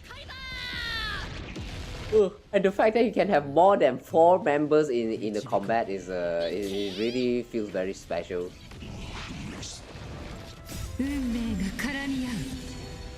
Yeah, I think I like this game mode. It's a little bit long though. It kind of feels like you are playing those simulated universe game modes. Like, it's really as lengthy as those. But difficulty wise though, it feels like it's manageable, I guess. At the very least for now.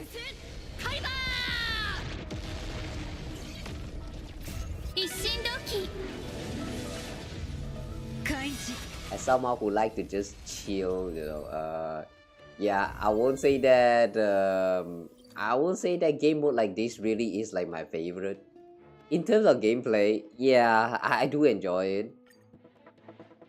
But when it comes to like playing them on a daily basis, nah. This is the kind of game mode that I would love to just play it once and like, okay, cool, what a nice game mode, and then just call it right there.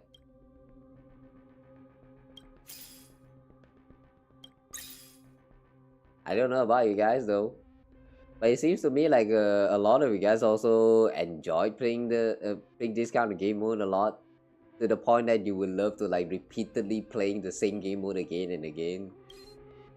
I personally cannot with this kind of long gameplay sessions. Even the simulated universe is feeling a little bit like tedious for me. Like, you have to go into the game mode and then like you know, actually play through all of that like for,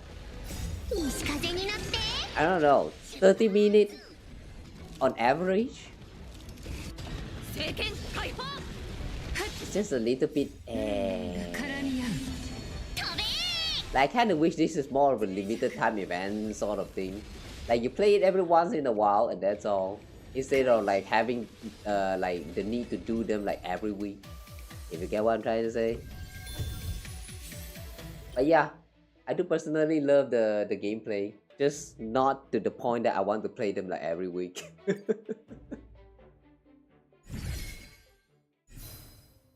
Uh-oh, formidable foe incoming. And our Aglaya is still not ready. Yappe. Yappe. Okay, I think that's enough for Anexa. We can also get 3B here.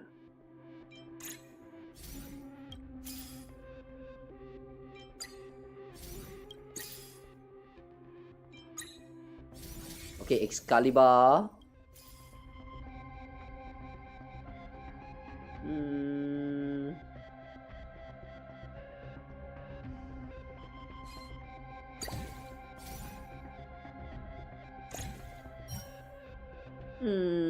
Items. We don't need not.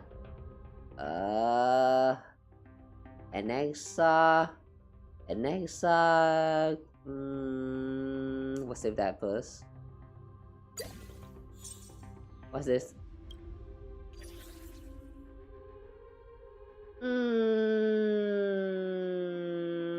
We do not need this.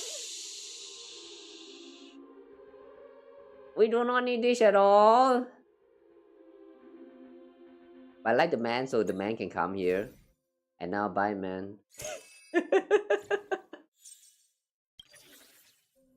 Oh, what is this? Momentum H?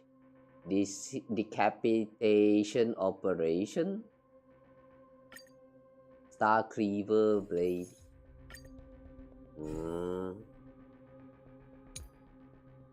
I don't know what they do, so I'm just going to look at the icon and just pick whichever. Greatly increase on field strength.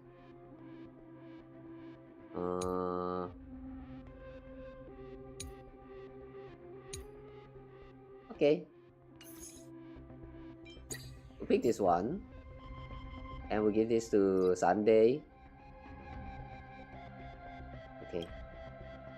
Anything else?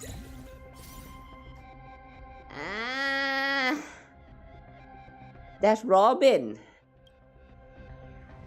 We don't need Robin in this build.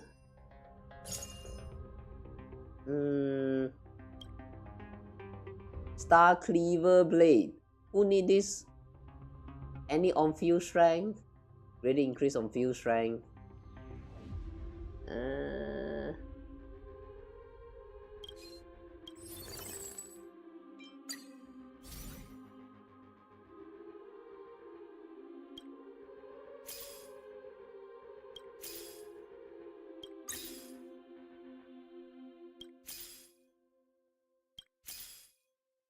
Oh my god, this is bad.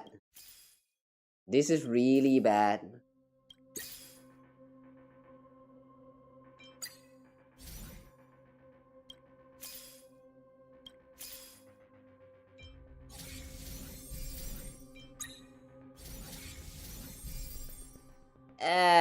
Yeah, I don't think Aglaya can hit the 3-star.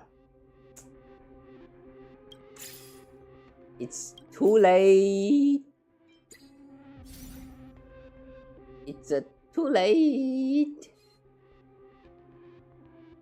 So Sunday, we get 3B. Oh, that means that's extra. Now we can sell these 2 extra here.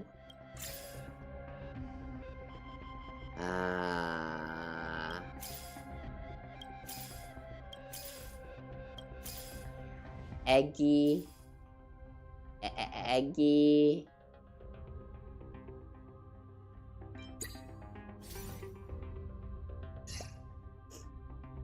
Okay, 2-star Tingyun.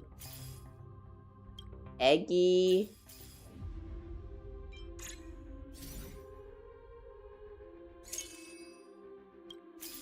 Eggy. Son of a bitch.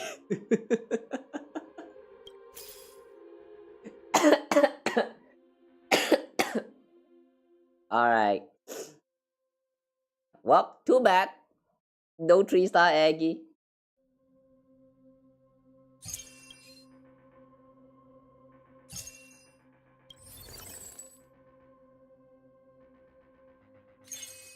Okay, let's just combine these two.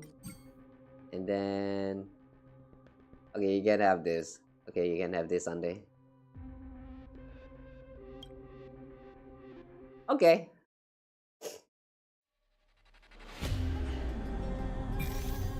Currency war rewards reset by weekly? I guess it's just similar to the simulated universe then.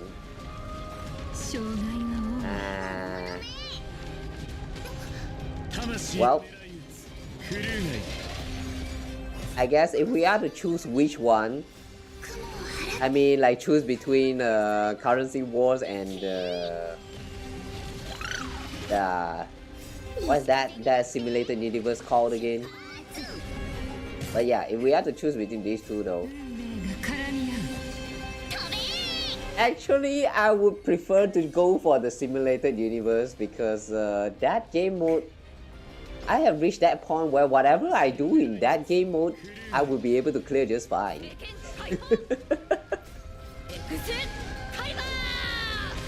Meanwhile here with the currency wars, everything just kind of started here, so there's a bunch of grinding involved.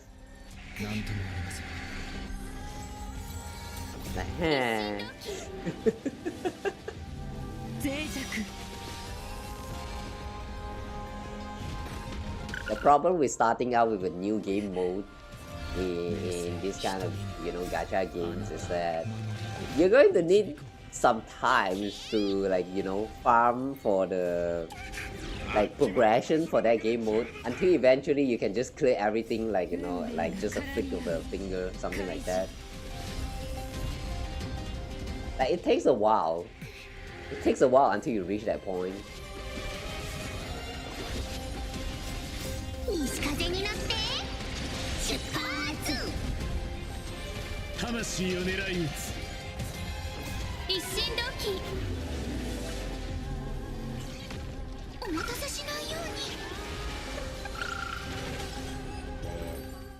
I guess that just means I'm such a lazy ass.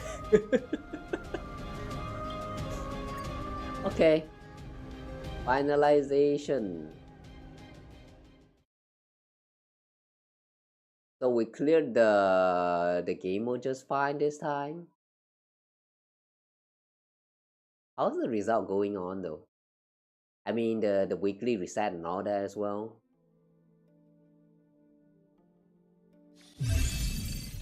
What an amazing match! What an amazing match! Let's check out the result.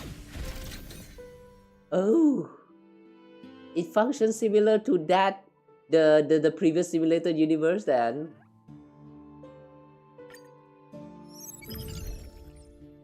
My guess is that as you progress further, you're going to need like to clear more times in that higher difficulty in order to get like a rank up. What? SSS A. We got an A. No way, we got an S. How to get an SSS? Like and save plan?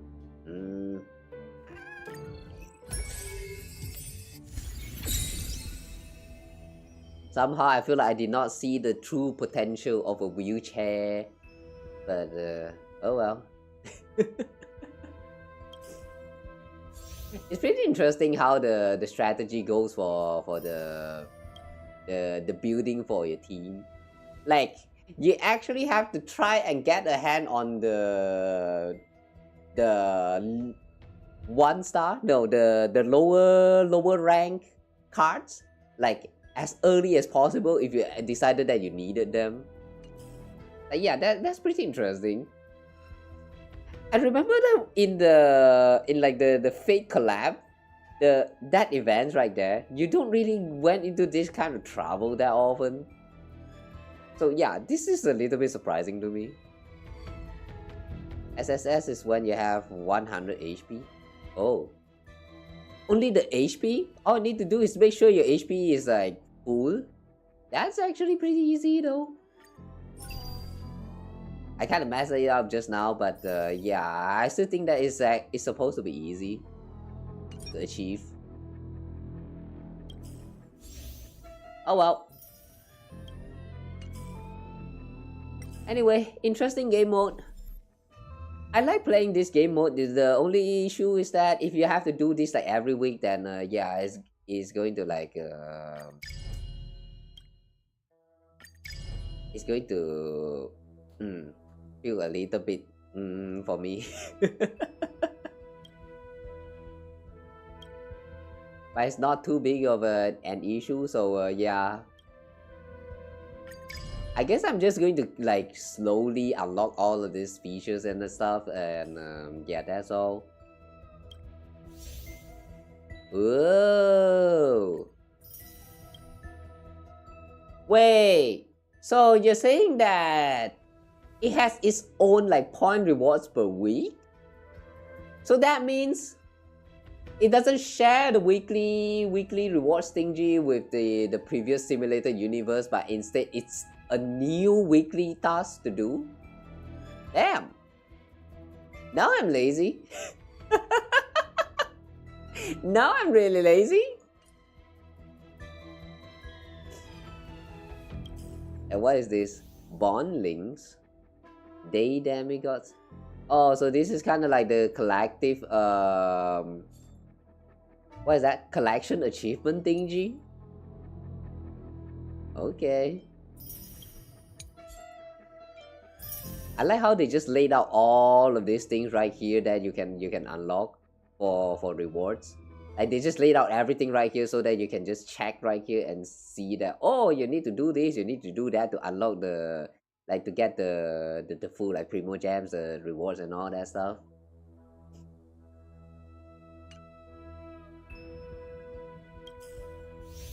Regular challenge. Win with the lineup value reaching 100 gold coins. Okay. Bond in the twine. Obtain all Black Swan divination card enhancement in the single match. Fuck is that? Black Swan divination card? 10 Shinjo bonds when winning a stage. Oh, this one is like achieving the maximum bond for when you're clearing the stage. Okay. Sounds fun.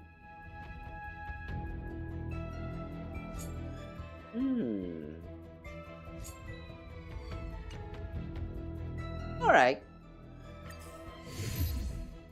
What is this? Rank reward? Overclock. I'm going to bet that just like the protein hero simulated universe. Yeah, that's the name.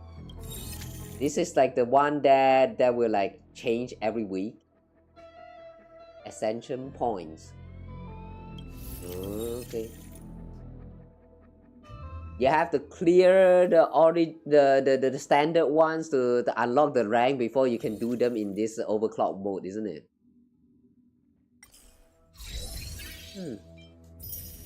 Oh well. Final thoughts on currency war. It's okay. I won't say that this is a bad game mode. I would say that this is actually pretty entertaining, considering that you get to like mix and match a lot of these teams, that including the characters that you do not have, and like, you know, enter the combat with them. It's kind of like you can make your own dream team in this game mode while also having a lot of these other, like, you know, off-field characters like featured inside of it. Like how to say, it gives you a like some new chances to try out the characters while also like have them like all buff up and you know, just bully the enemies. It's a very neat little game mode for the players to enjoy. But only issues with it, I would say that there's two of them. One is the way the RNG is a little bit too like, how to say, it's very RNG dependent. It's very RNG dependent. Considering that it's a rouge, like, it's understandable why it's designed like this, but the way you relies too much on RNG, considering that there's like so many units that's available in this game mode, like it's make it very hard to make the team that you actually want. Like that's one of the issues. And then the other issue, it's not exactly a big issue, but the one that I said just now, where you have to do this like every week. I mean, like I personally do think that this game mode is fun, but I do prefer to play this kind of game mode as like a limited time events instead of a weekly stages. Yeah. It's just like that time when we were doing the fake collab, when we cleared the we just cleared the turn-based event thingy, and then we just kind of call it right there. And yeah, this is the kind of game mode that I feel like it should be done that way. So the fact that we have to go, like every week come back here again to do this, and it doesn't share the same like weekly reset with the previous simulated universe is also a little bit annoying. So yeah, it's not a big issue, but I don't quite like it. It's the kind of the kind of things that like if you have to do it like every week, it kind of feels a little bit forced. You get what I'm trying to say, guys? Oh. Oh well, it's fine. It's all right as a game mode, and I do appreciate them adding this as a new game mode into the game, because by far out of all of the game mode that we have tried out in the game, I do agree that this is by far the one that's most fun. Even though I don't really sound like I don't really sound like very hyped out about it. But yeah, that's because we just kind of like started with it, and I believe there's still a lot of other things that we can try out, like those teams, like the AOE teams, like follow-up teams, like what else is there, like ultimate team or something, maybe they exist, DOT teams. Yeah, all like all of this combination that's available for you to try out is pretty interesting. I enjoyed it as a game mode. So yeah, the downside that I say just now is not even actually a downside, it's just my own preference. So the second mode does make you clear faster? Really? The second mode make you clear faster? Alright, should we give that a try? Points on clearance 18,000. Ascension points on clearance recommended for completing bi-weekly points missions. Okay, let's give this a try then.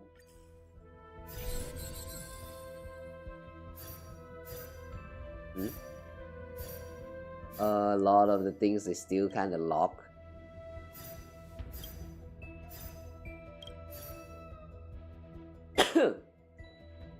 Okay, let's give this one try then. I want to see how fast this can go.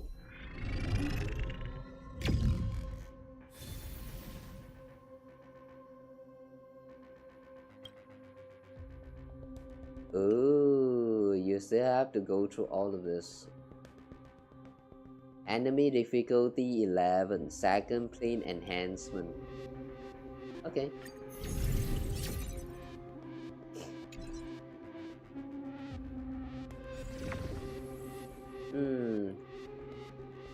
Let's start with 2 basic boxes. Obtain the Peppy wearing 3 random emblems. Peppy! We'll go for Peppy!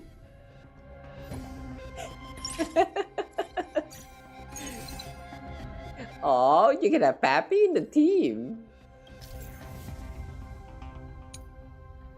Okay. In Overclock Gambit, at the start of each node, you automatically gain more experience and gold coins, but no longer receive interest. Interest? Hang on, what is interest? Okay. Well, let's give this a try.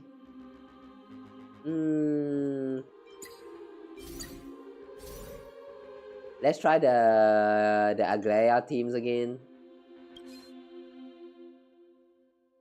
Okay, we don't need this. Don't need Asta. Don't need Asta. Okay. Okay.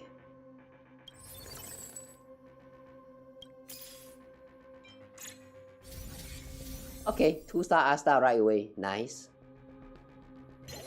Excalibur. Galactic Voyager. What's this? Galactic Voyager. Break efficiency. Follow-up attack. Wolf Hunt. Can you actually unequip this thing?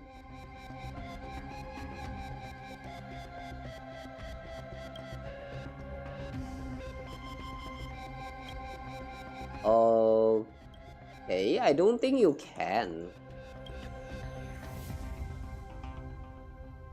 Yeah, you cannot unequip them. Alright. Too bad.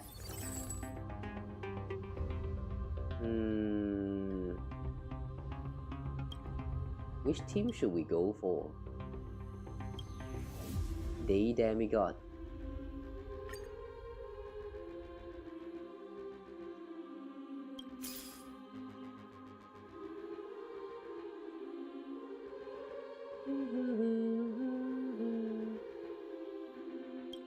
Damn, this music is creepy.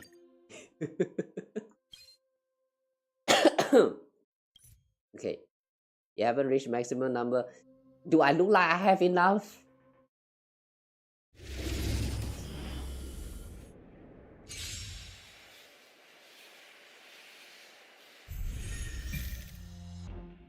Okay, so you do still need to go through the combat part.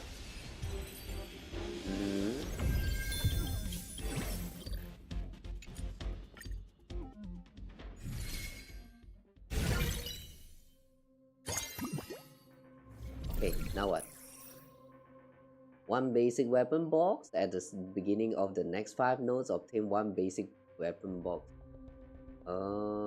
Lucky strike rate increased by 25%. Ooh, we'll take this.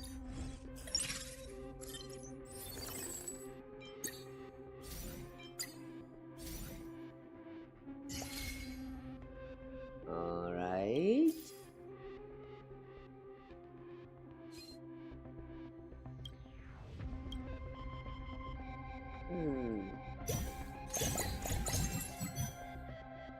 What's this? Lucky Star. Chassis of Retribution. Damage mitigation. Pun generator. Using out increase the wearer's lucky strike rate by 10%, stacking up to 4 times. Oh. Codex of Combat. Each star in the wearer's rating grants 10% speed amplification and 10% damage amplification.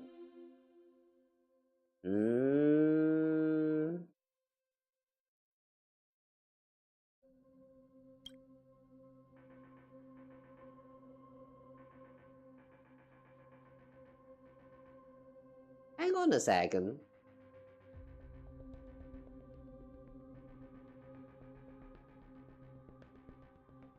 Why is the anti-gravity boots actually like better for Aglaia instead of like this, for example? Each star 30% speed amplification and also 30% damage amplification. Isn't that better? Or is it not? I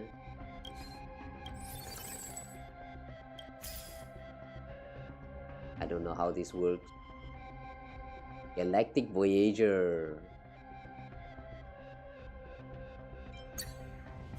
I guess Ample.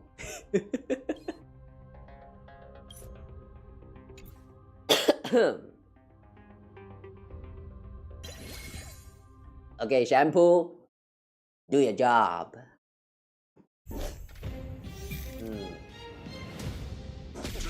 Mm. 運命が絡み合う。いけー。脆弱。西風になって出発。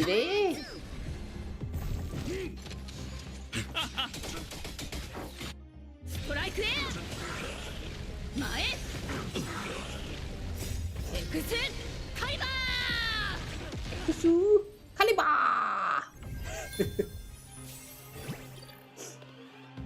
That Calibar right there sounds a little bit rushed.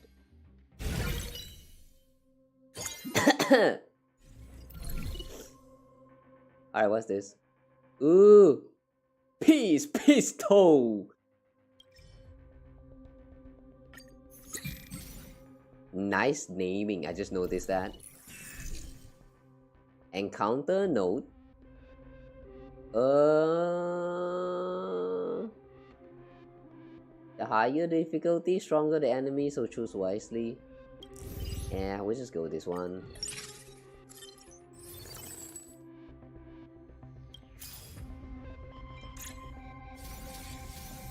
Okay, we need one more 2-star Gaia.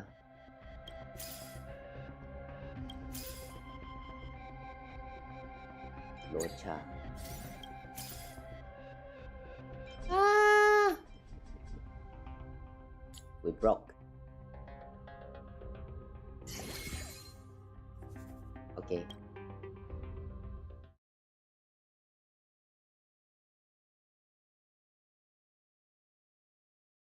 Do we really need Gaglea? Now that I think about it. If we're doing what is that? Intergalactic right now? 天使を授けん。運命が絡み合う。飛べー。開示。西風になって出発。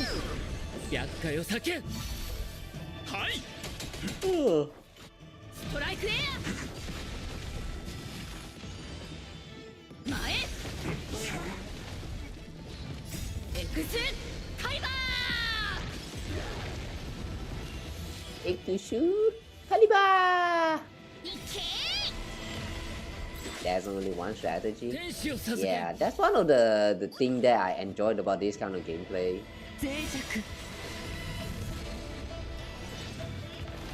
I'm going to try and make Aglaya stays in the team just because.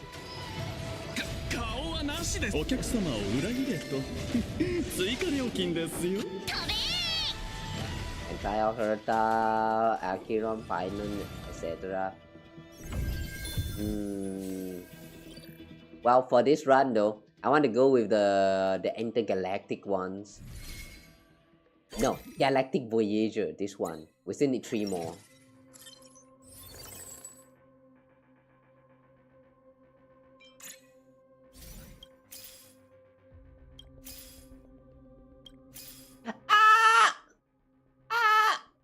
That was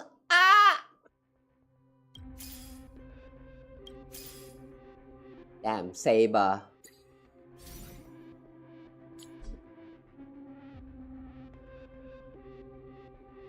Saber's gone.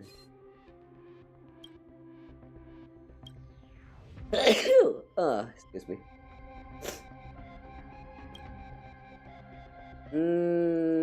Okay, we have a weapon master. Okay, we can make a weapon master. We're going to drop this, and then we'll give it to 3B. Okay.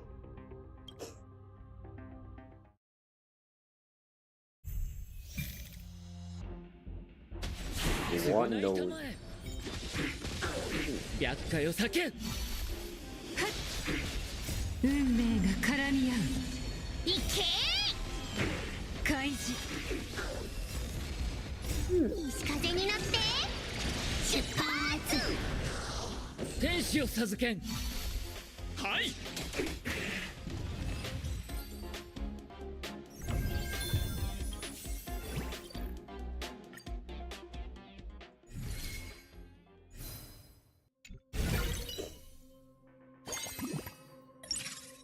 Balls. Ah, yeah. No, give me ball first. Balls. We got a roller skate. This one's for you.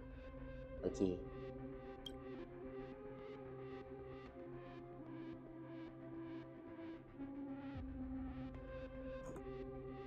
Come on! Why this always happens?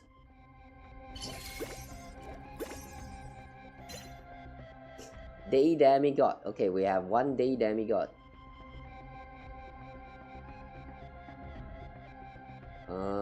This one is Fugue. Fugue. I don't think we need Fugue. Or Jingliu. Wolf Hunt, Shinjo Break. Yeah. Next time Jingliu. Next time Fugue.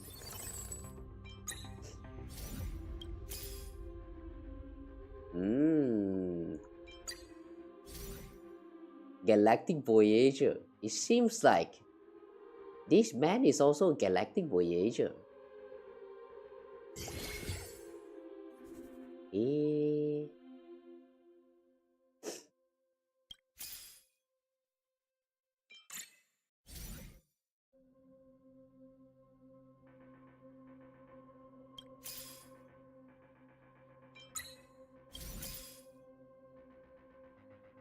Oh, Dr. Ratio is also a Galactic Voyager.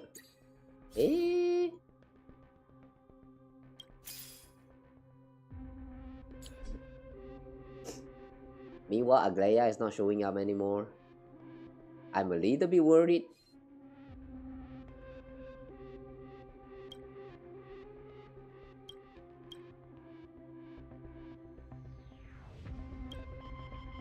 Galactic Voyager, Galactic Voyager, Galactic Voyager. We have 5 of them right here.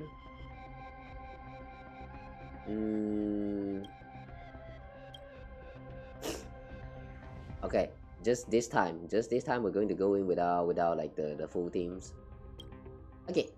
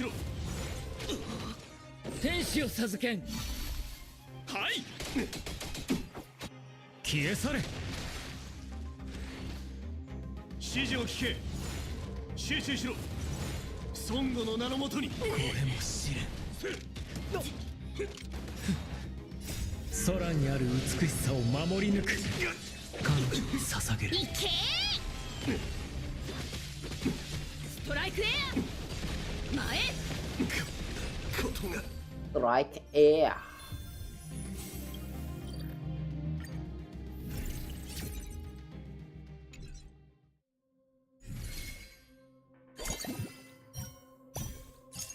Okay. We are now at the second plane. Immediately gains 2 pieces of random basic. Obtain 1 red gem after 3 nodes. What's a red gem? Ooh. Use to synthesize faction emblem. Galactic Voyager emblem. Velobok Cosmic Scholar emblem. Oh, we can make a cosmic. Yeah, we can make a cosmic scholar.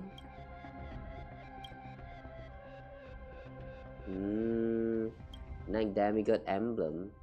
12 gem. Owning a gem increase the team size limit by 1, regardless of whether it's equipped by a character. The wearer provides 1 gold coin every 3 preparation phase.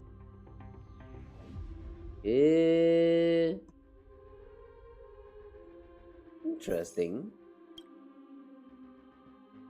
We'll get one red gem. Just because.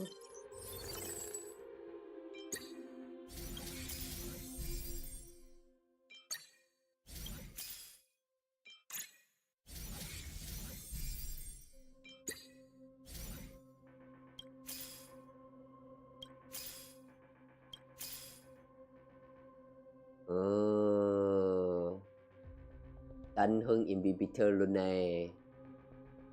Nè.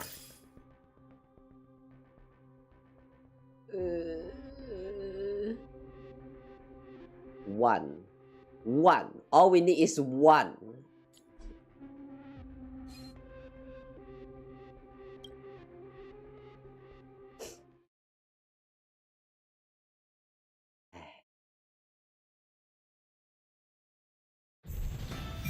The economy these days is so bad. 西風に乗って出発飛べ空にある美しさを守り抜く。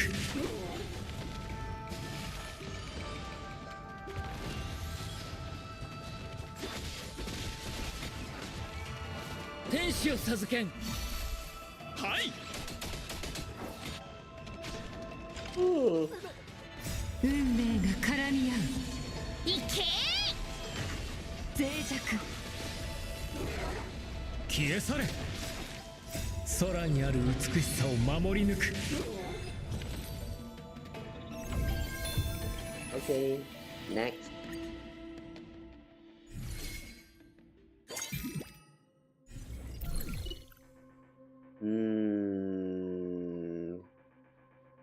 Roller skate.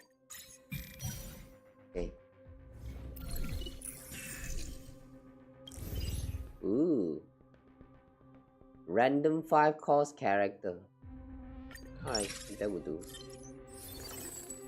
Also buy Cypher. You will have a chance next time, Cypher. I'm sorry, Cypher. Ifera.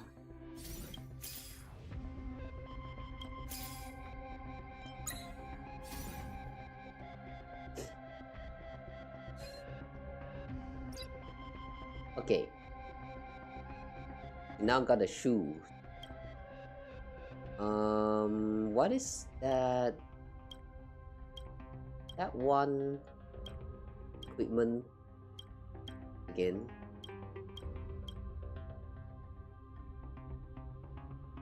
Never mind.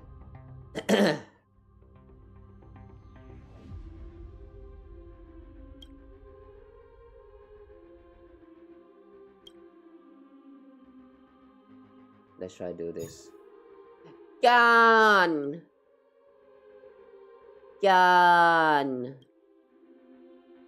We don't really need gun, but oh well.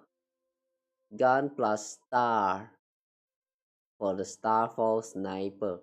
Okay, I guess you know what, we can go with this.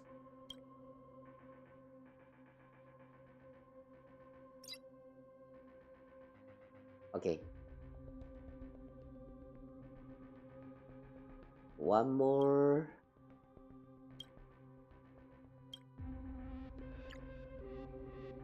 Base produced armor.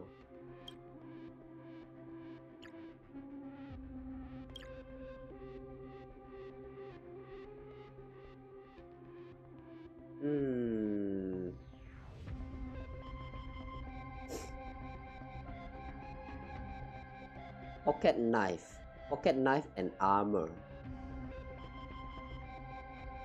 When the wearer uses ability on an ally target. Do we have anyone that use abilities on ally target?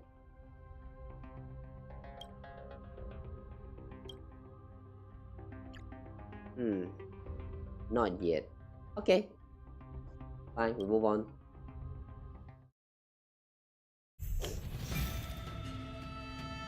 Encounter. 償いたまえ。西風に乗って出発飛べ空にある美しさを守り抜く。天使を授けん。身にまとわりつけ、洗顔技。白化よ叫ん運命が絡み合ういけ脆弱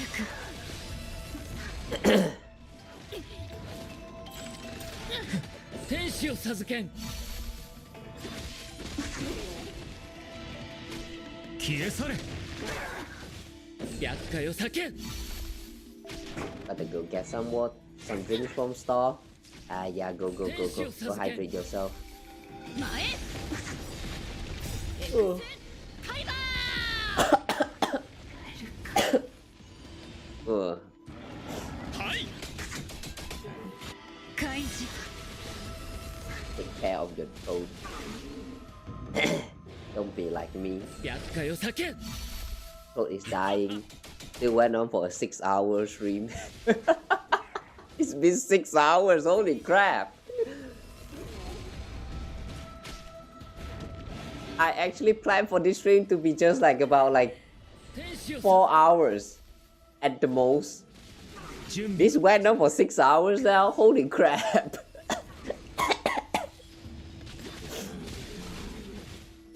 Yeah, tonight I'm dying. 白化よ叫ん Oh boy. Seriously guys, please take care of yourself. 天使を授けん Try to evade stuff that will get you, like, you know.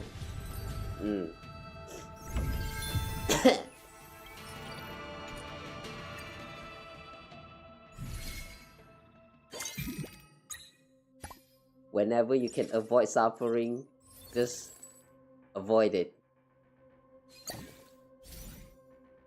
Oh, what is this? Yunli! Okay, we don't need Yunli. Sorry, girl. Sorry very much, girl. You like just... Okay.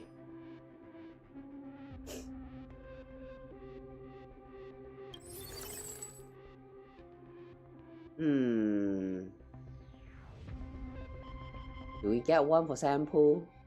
Nah. We don't need to get one for sample. Ah, whatever.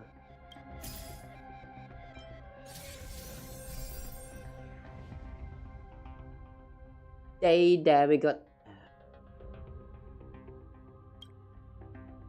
I'm still trying to get Galactic Voyager.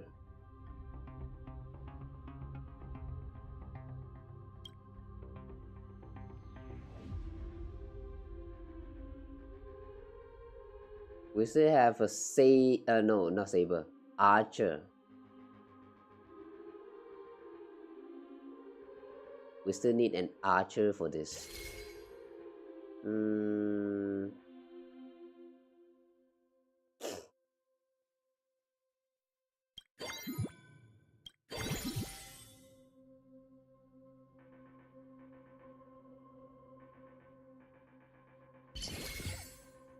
Okay. Just archer and we have the full collection. And as of now... Okay, we just enter the combat.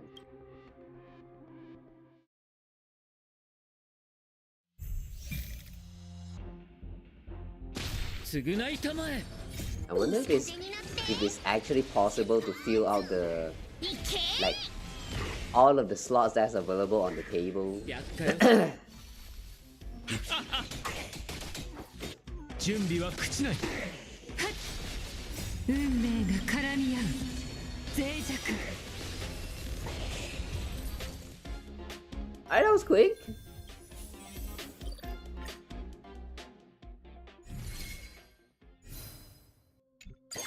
Formidable foe incoming.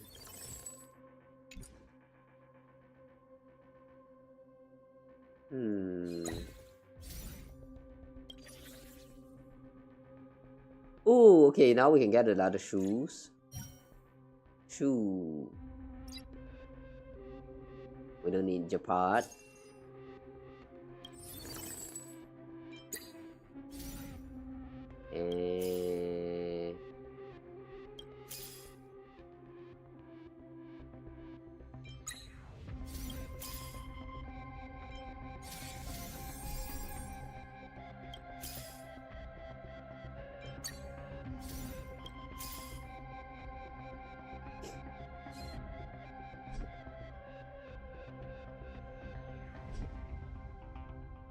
Ah, preparation slot is full.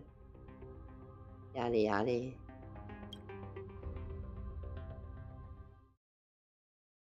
We manage the balls after this. After we do some reset and stuff. I mean reset the shops.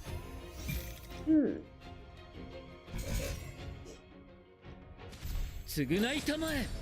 西風に乗って出発飛べ天使を授けん。はい。運命が絡み合う開示。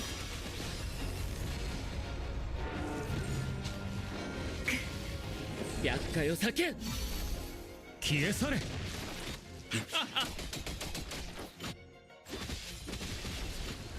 前答えてみろ。0点。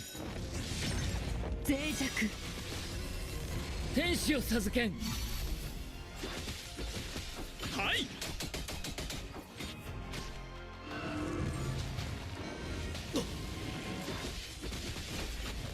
Wait, this one we might not actually make it on time. 厄介を避けん。準備は朽ちない。空にある美しさを守り抜く。彼女に捧げる。いけストライクエアエクスタイバ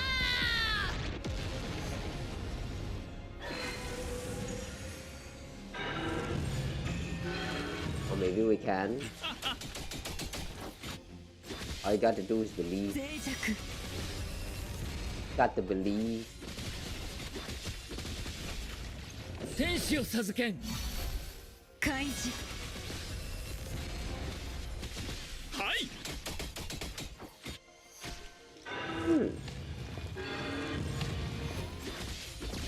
テストマイナスだ。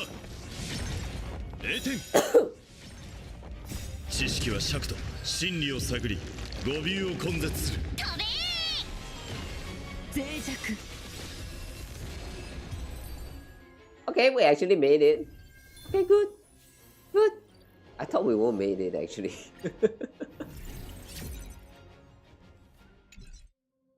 Oh, welcome back. We're just entering the third plane.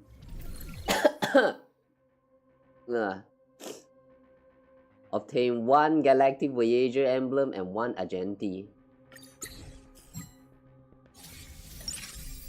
Nice.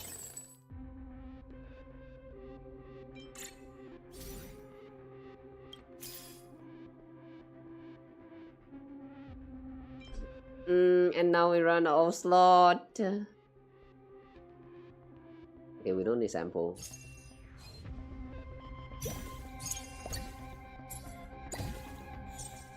What is? Oh.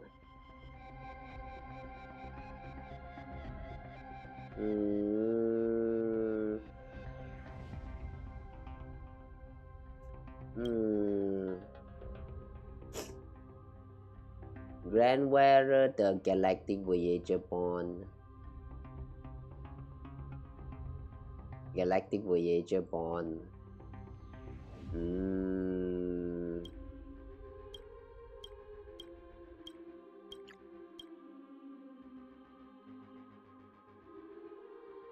What does the Galactic Voyager Bond do actually?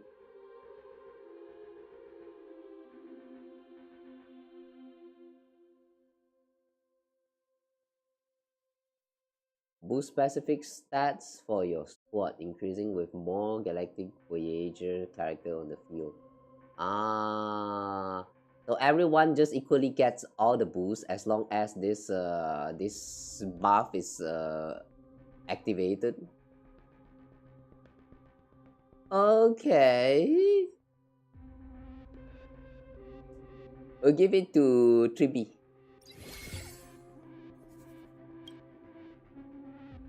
Archer has a lucky strike rate increase. Okay. If we can get Archer, then the better. But if we don't have it, then never mind, I guess.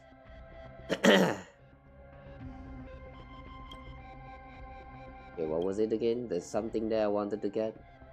The knife. Right. We'll get the knife. And then the knife and this. Okay. Now. Oh wait, right. Use ability on an ally target. Right, we don't have anyone that actually applies that the use ability on ally target. Unless we go for Yasin.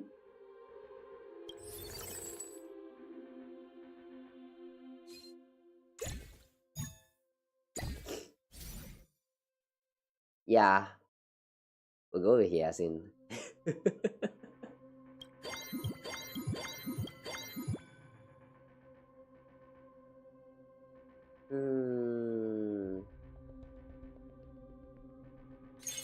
Okay, we remove this right here first, and then Yasin can have this. After we add one more slot to this, then we'll add Yasin into the team. Alright. Oh no! The crown is gone!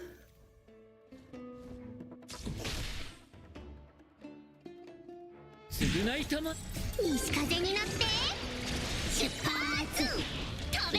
Tama. 空にある美しさを守り抜く百花よさけはい消え去れ運命が絡み合ういけ開示空にある美しさを守り抜く天使を授けん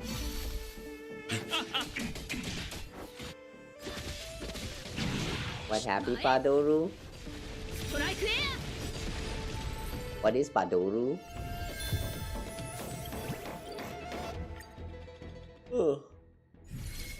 It's the Padoru. Padoru. You know Padoru? Padoru. Yeah, Padoru, Padoru.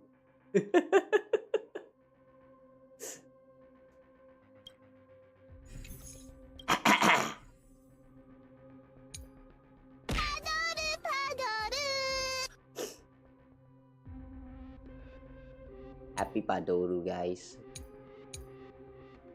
It's the month of Padoru. So happy Padoru, y'all.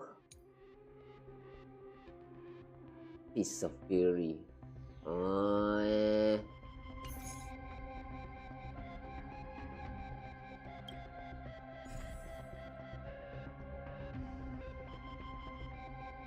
Decapitation operation.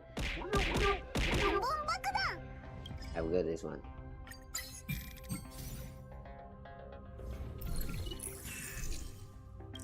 Random advanced equipment. Okay.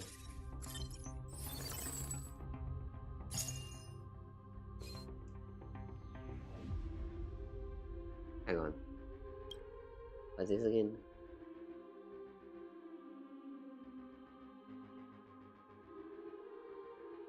Every 1000 HP increases lucky strike rate.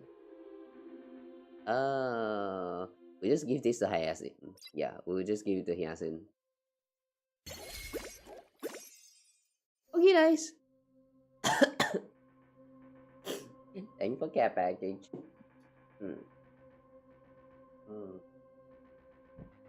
My water is also gone. My water is gone.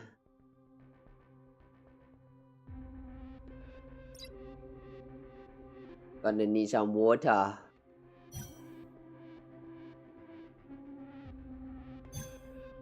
No, I want shoe. Give me shoe.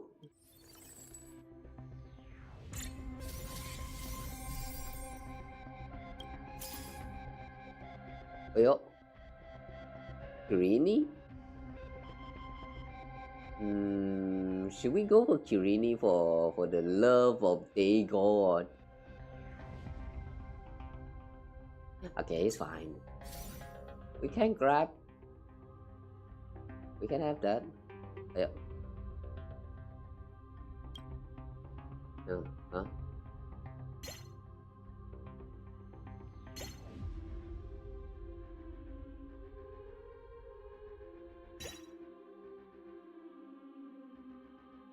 Oh. Whoops. We don't really need Kirini in here. Ta-da.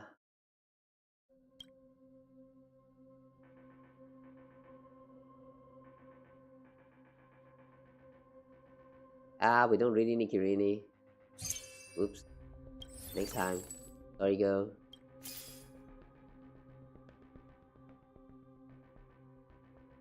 Shampoo. Do we shampoo? No, we don't use shampoo here.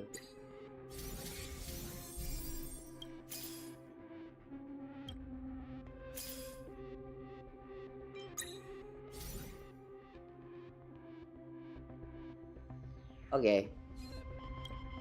Nothing much we can do for now.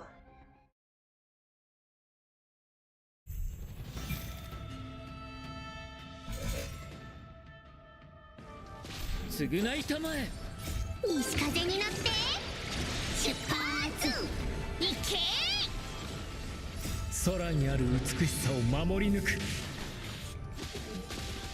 政権解放天使を授けん Actually, what is the difference between this this second mode and the standard mode for this currency wars? Like, what's the difference about these two? Like, it does feels a little bit faster, but it doesn't feel that much faster.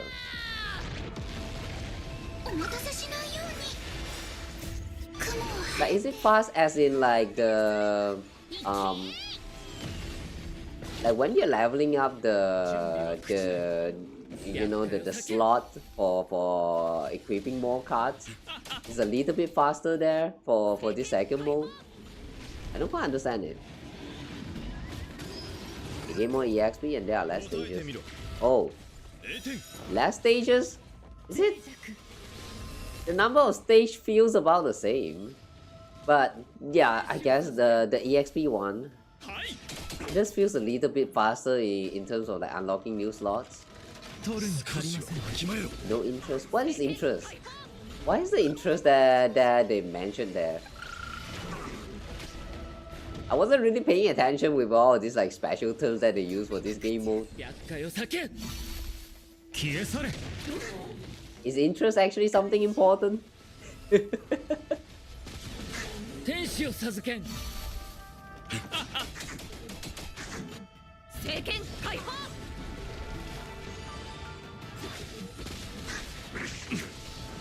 脆弱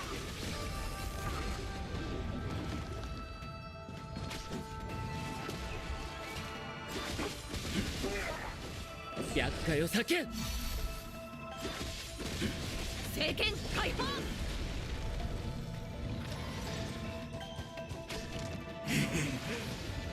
開示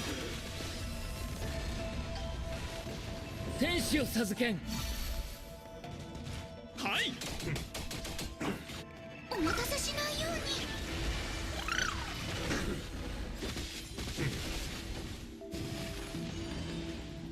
準備は朽ちない空にある美しさを守り抜く彼女に捧げる Basically, for every 10 coins you have, you get extra coins per stage.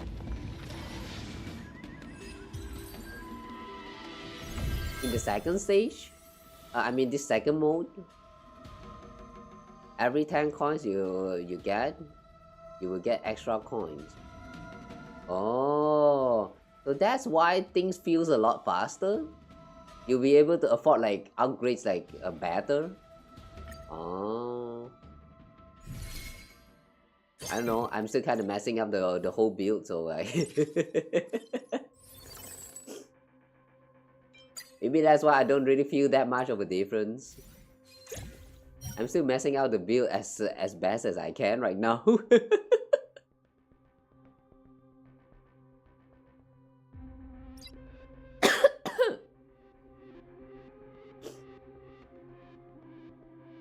Okay, store. What else can we have? DOT.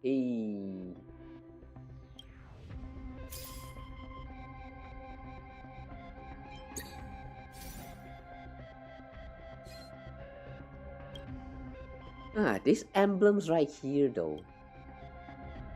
Should we try to make one? Or I don't know. Day demigod?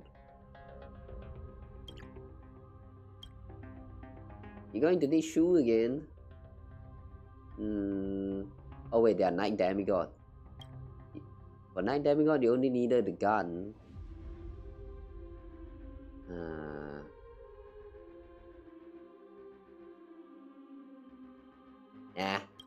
We'll proceed with the next battle verse.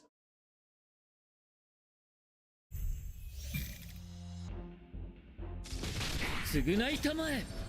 出発飛べ空にある美しさを守り抜く。政権解放百花よ咲け。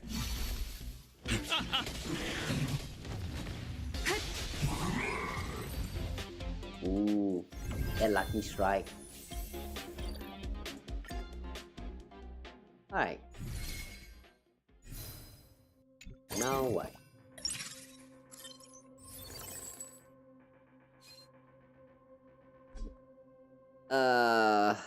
Now we need to free out some slots.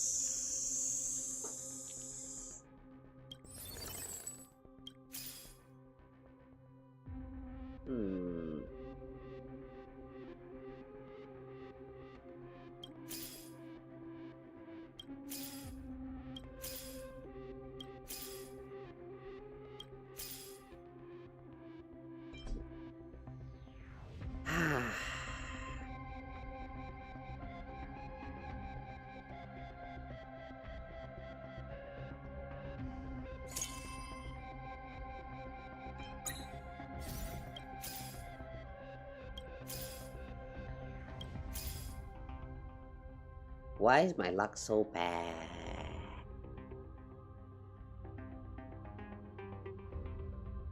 For now, I just wanted to get a 3B. I just wanted to get the 3B here.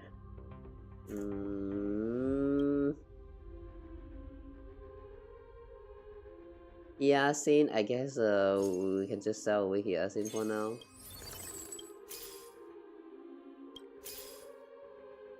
Damn. Anexa, and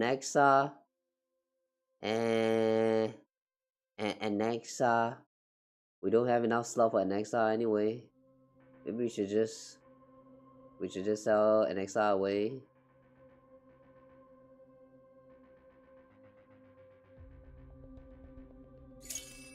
Yeah, we just sell Anexa away. We don't need Anexa.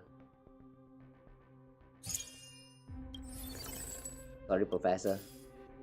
Anexa Goras, Professor. Next time, I promise you, there will be a next time.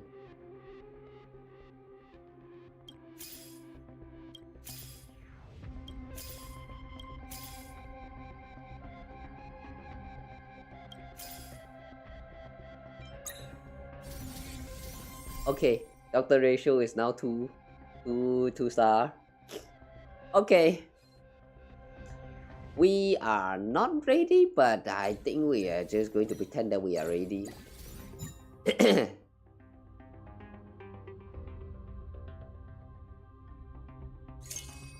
we don't need this.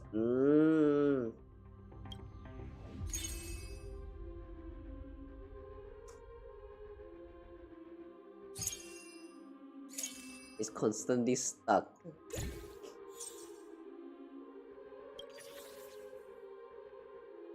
What's this? Adaptive exoskeleton. If wearer is on field, they gain damage mitigation. After defeat 5 enemy, damage amplification increase. With Victory banner increase all ally squads lucky strike rate by 12%, resist 4 instances of crowd control debuffs. Oh, on field ally HP drops below 50%, and we don't need this. Okay, we'll grab this one and put it on Locha. Locha.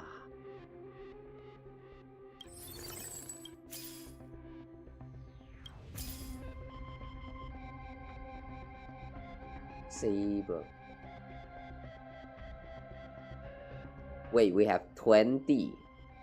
20. And we need 4 for 1 level up. So for 20, we can have all the way up to 46. Okay, never mind, not enough. Forget about the leveling up. What else is?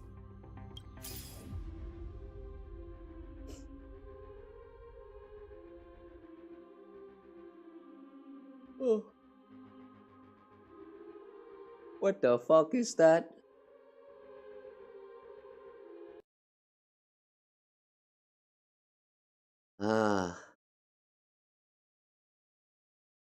Please bot, get the fuck out.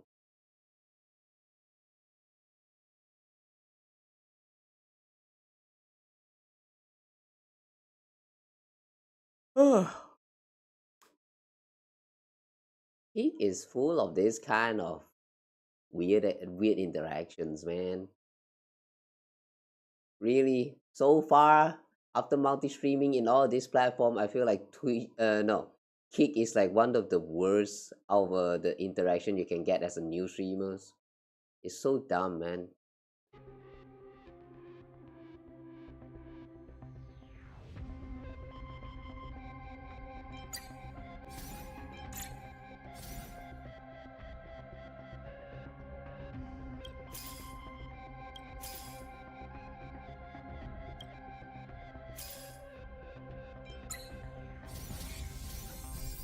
We can get a 2-star for Hyacinth, but we cannot get another one. Yeah, in the end, it doesn't matter. It just doesn't matter.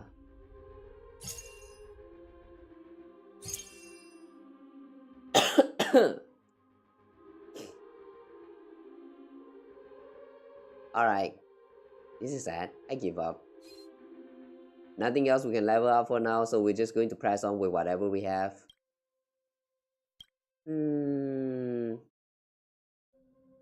Here we can make a Cosmic Scholar.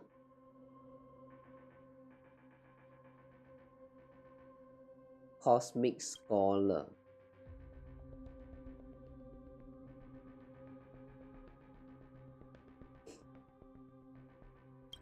We can make a Galactic Voyager emblem. We already have all 7. Wolf Hunt emblem. Wolf Hunt.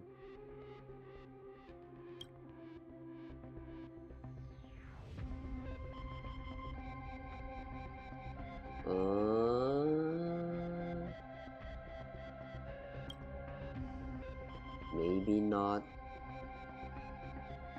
Day Demigod. Night Demigod. Okay, we can make one for the day. No, we don't have shoes. And even if we have shoes, I wanted to make the shoes and give it for Aglaya instead.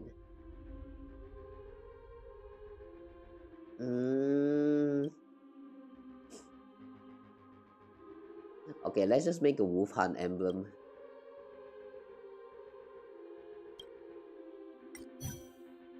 Okay, Wolf Hunt emblem, and we give this to HP amplification.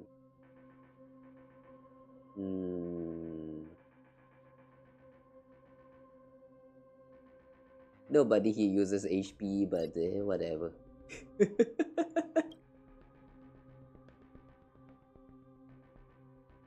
Can reroll? Wait, hang on. Reroll. Ah, this. Yeah, I am planning to reroll, but only for getting the shoes. Fuck, we do not have shoes. Okay, too bad. If we cannot get shoes, then off-field strength. Light speed propeller. Okay. We're just going to make a lightning boots. And what else is here? Off-field strength.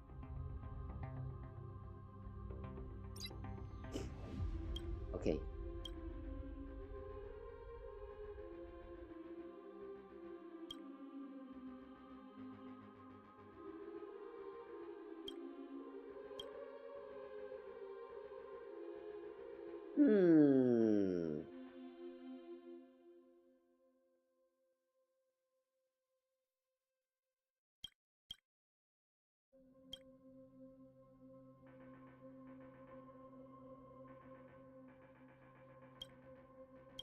Which one is better? Increase the wearer's damage dealt to alien and boss targets by 20% and boost weakness break efficiency.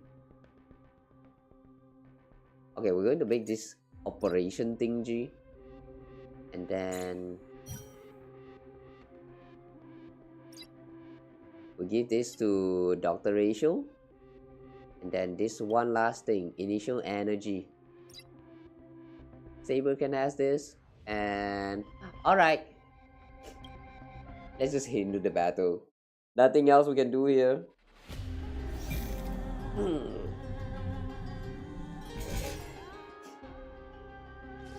償いたまえ。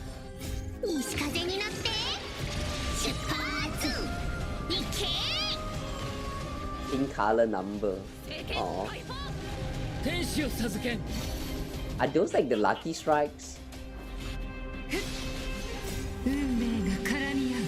I kind of like how they pop up as like, you know, pink color number and then they go back to being their usual number colors. よさけん。 I'm going to get, yeah, I'm going to guess that these are like the lucky critical strikes. Nice, man. The way they choose pink as the color for lucky strike, that made me feel a little bit luckier now.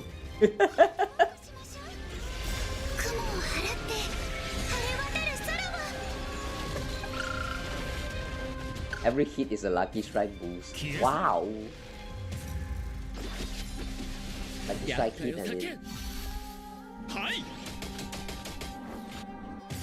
答えてみろ。マイナスだ。0点。マイナスだ。開示。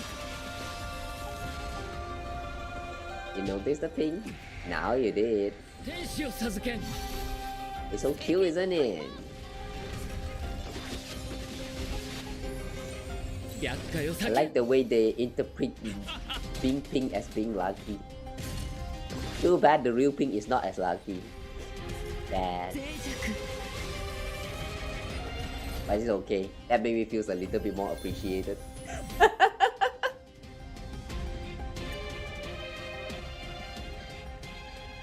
Alright. It does feel a little bit faster, but I don't know, man. The RNG part about this whole game mode is really holding it back. The way you have to reset so many times in order to just get the one unit that you need is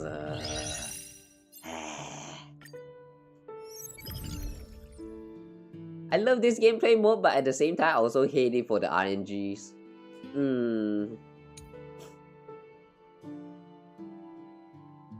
Wow. 3B outperformed Agrea.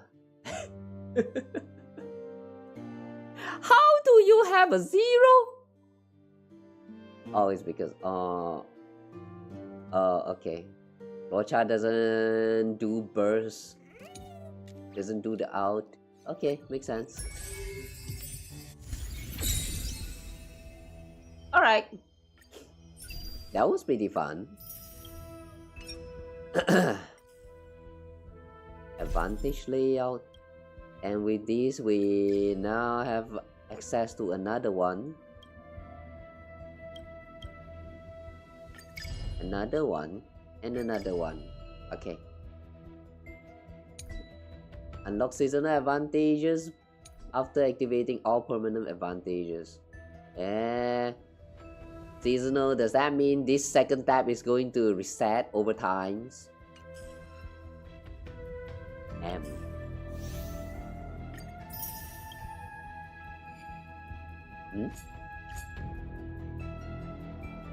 Hang on, the path of mastery. Wait.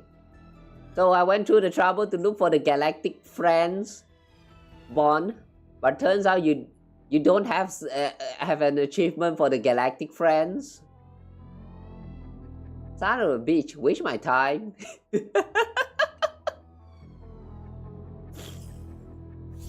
Okay, fine. Galactic Voyager. Activate 7 Galactic Voyager at Amethyst Gold rank or above. Amethyst Gold rank? That's going to take a while. Okay. That was pretty fun. Oh, but yeah. I think that's all for now lah. I'm gonna call it here.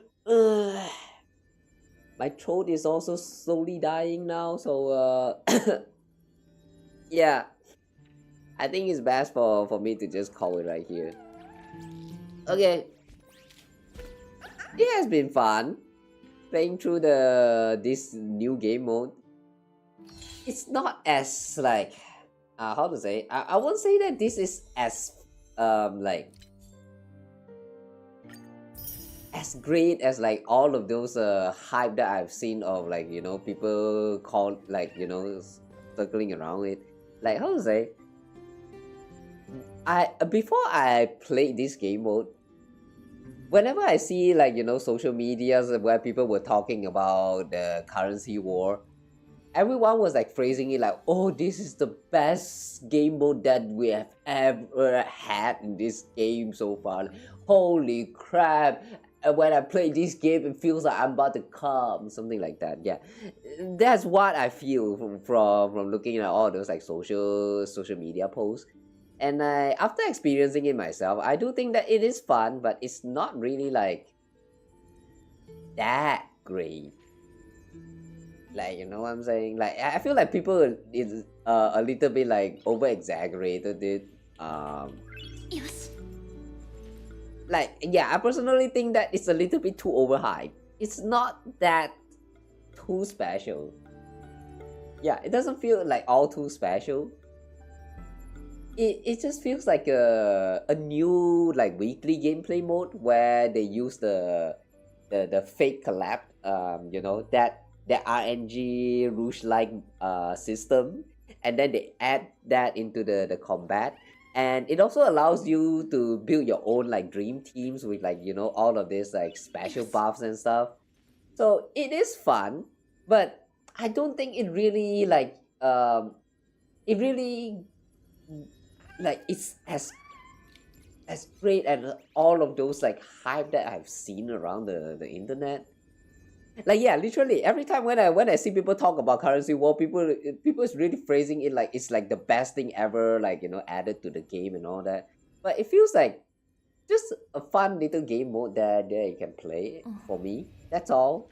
So it's, yeah, I don't know. It really feels like people are actually overhyped this game mode. Maybe it's just me, but yeah, I don't know, man. While it's still fun, it really doesn't like it's not to the point where you know like really live up to all of that hype that people were like giving it all the attention. It's just I don't know, man, because everyone is saying it like so great and all that. I was kind of expecting something more than that. Yeah, it's probably just a me thing. It's probably just a meeting. I don't know. Well, anyway, I think I'm going to call it right here.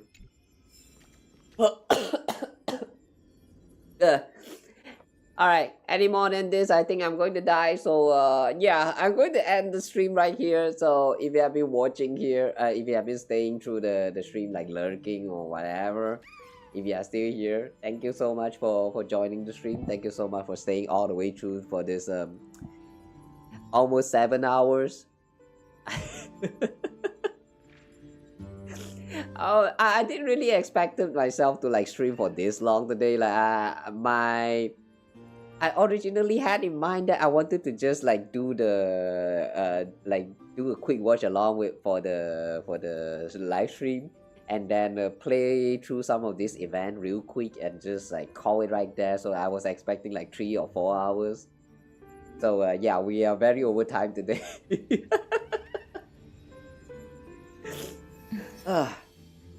Yeah, I'll try to rest my throat and all that, and yeah, I'll be seeing you guys again in the next stream. All right.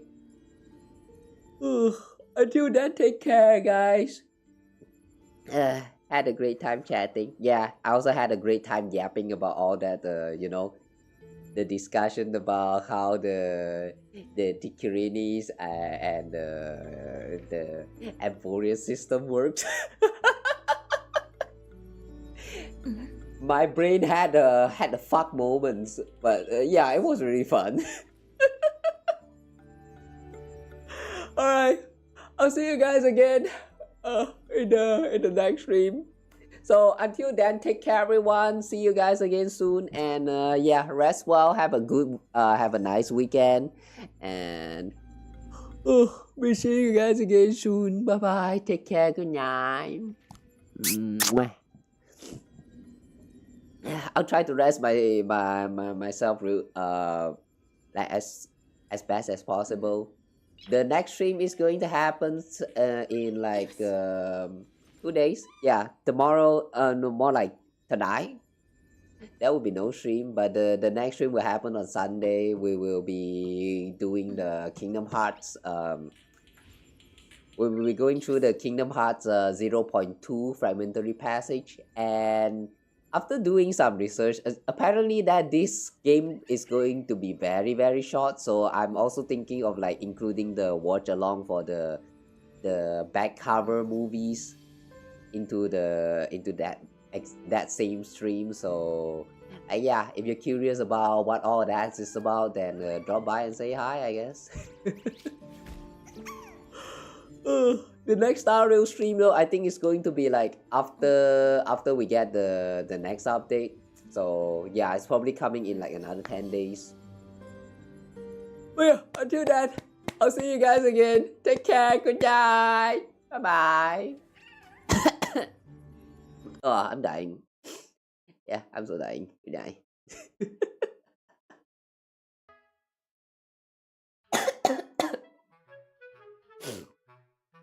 Really take care of yourself, guys.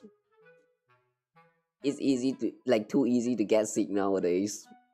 Be careful.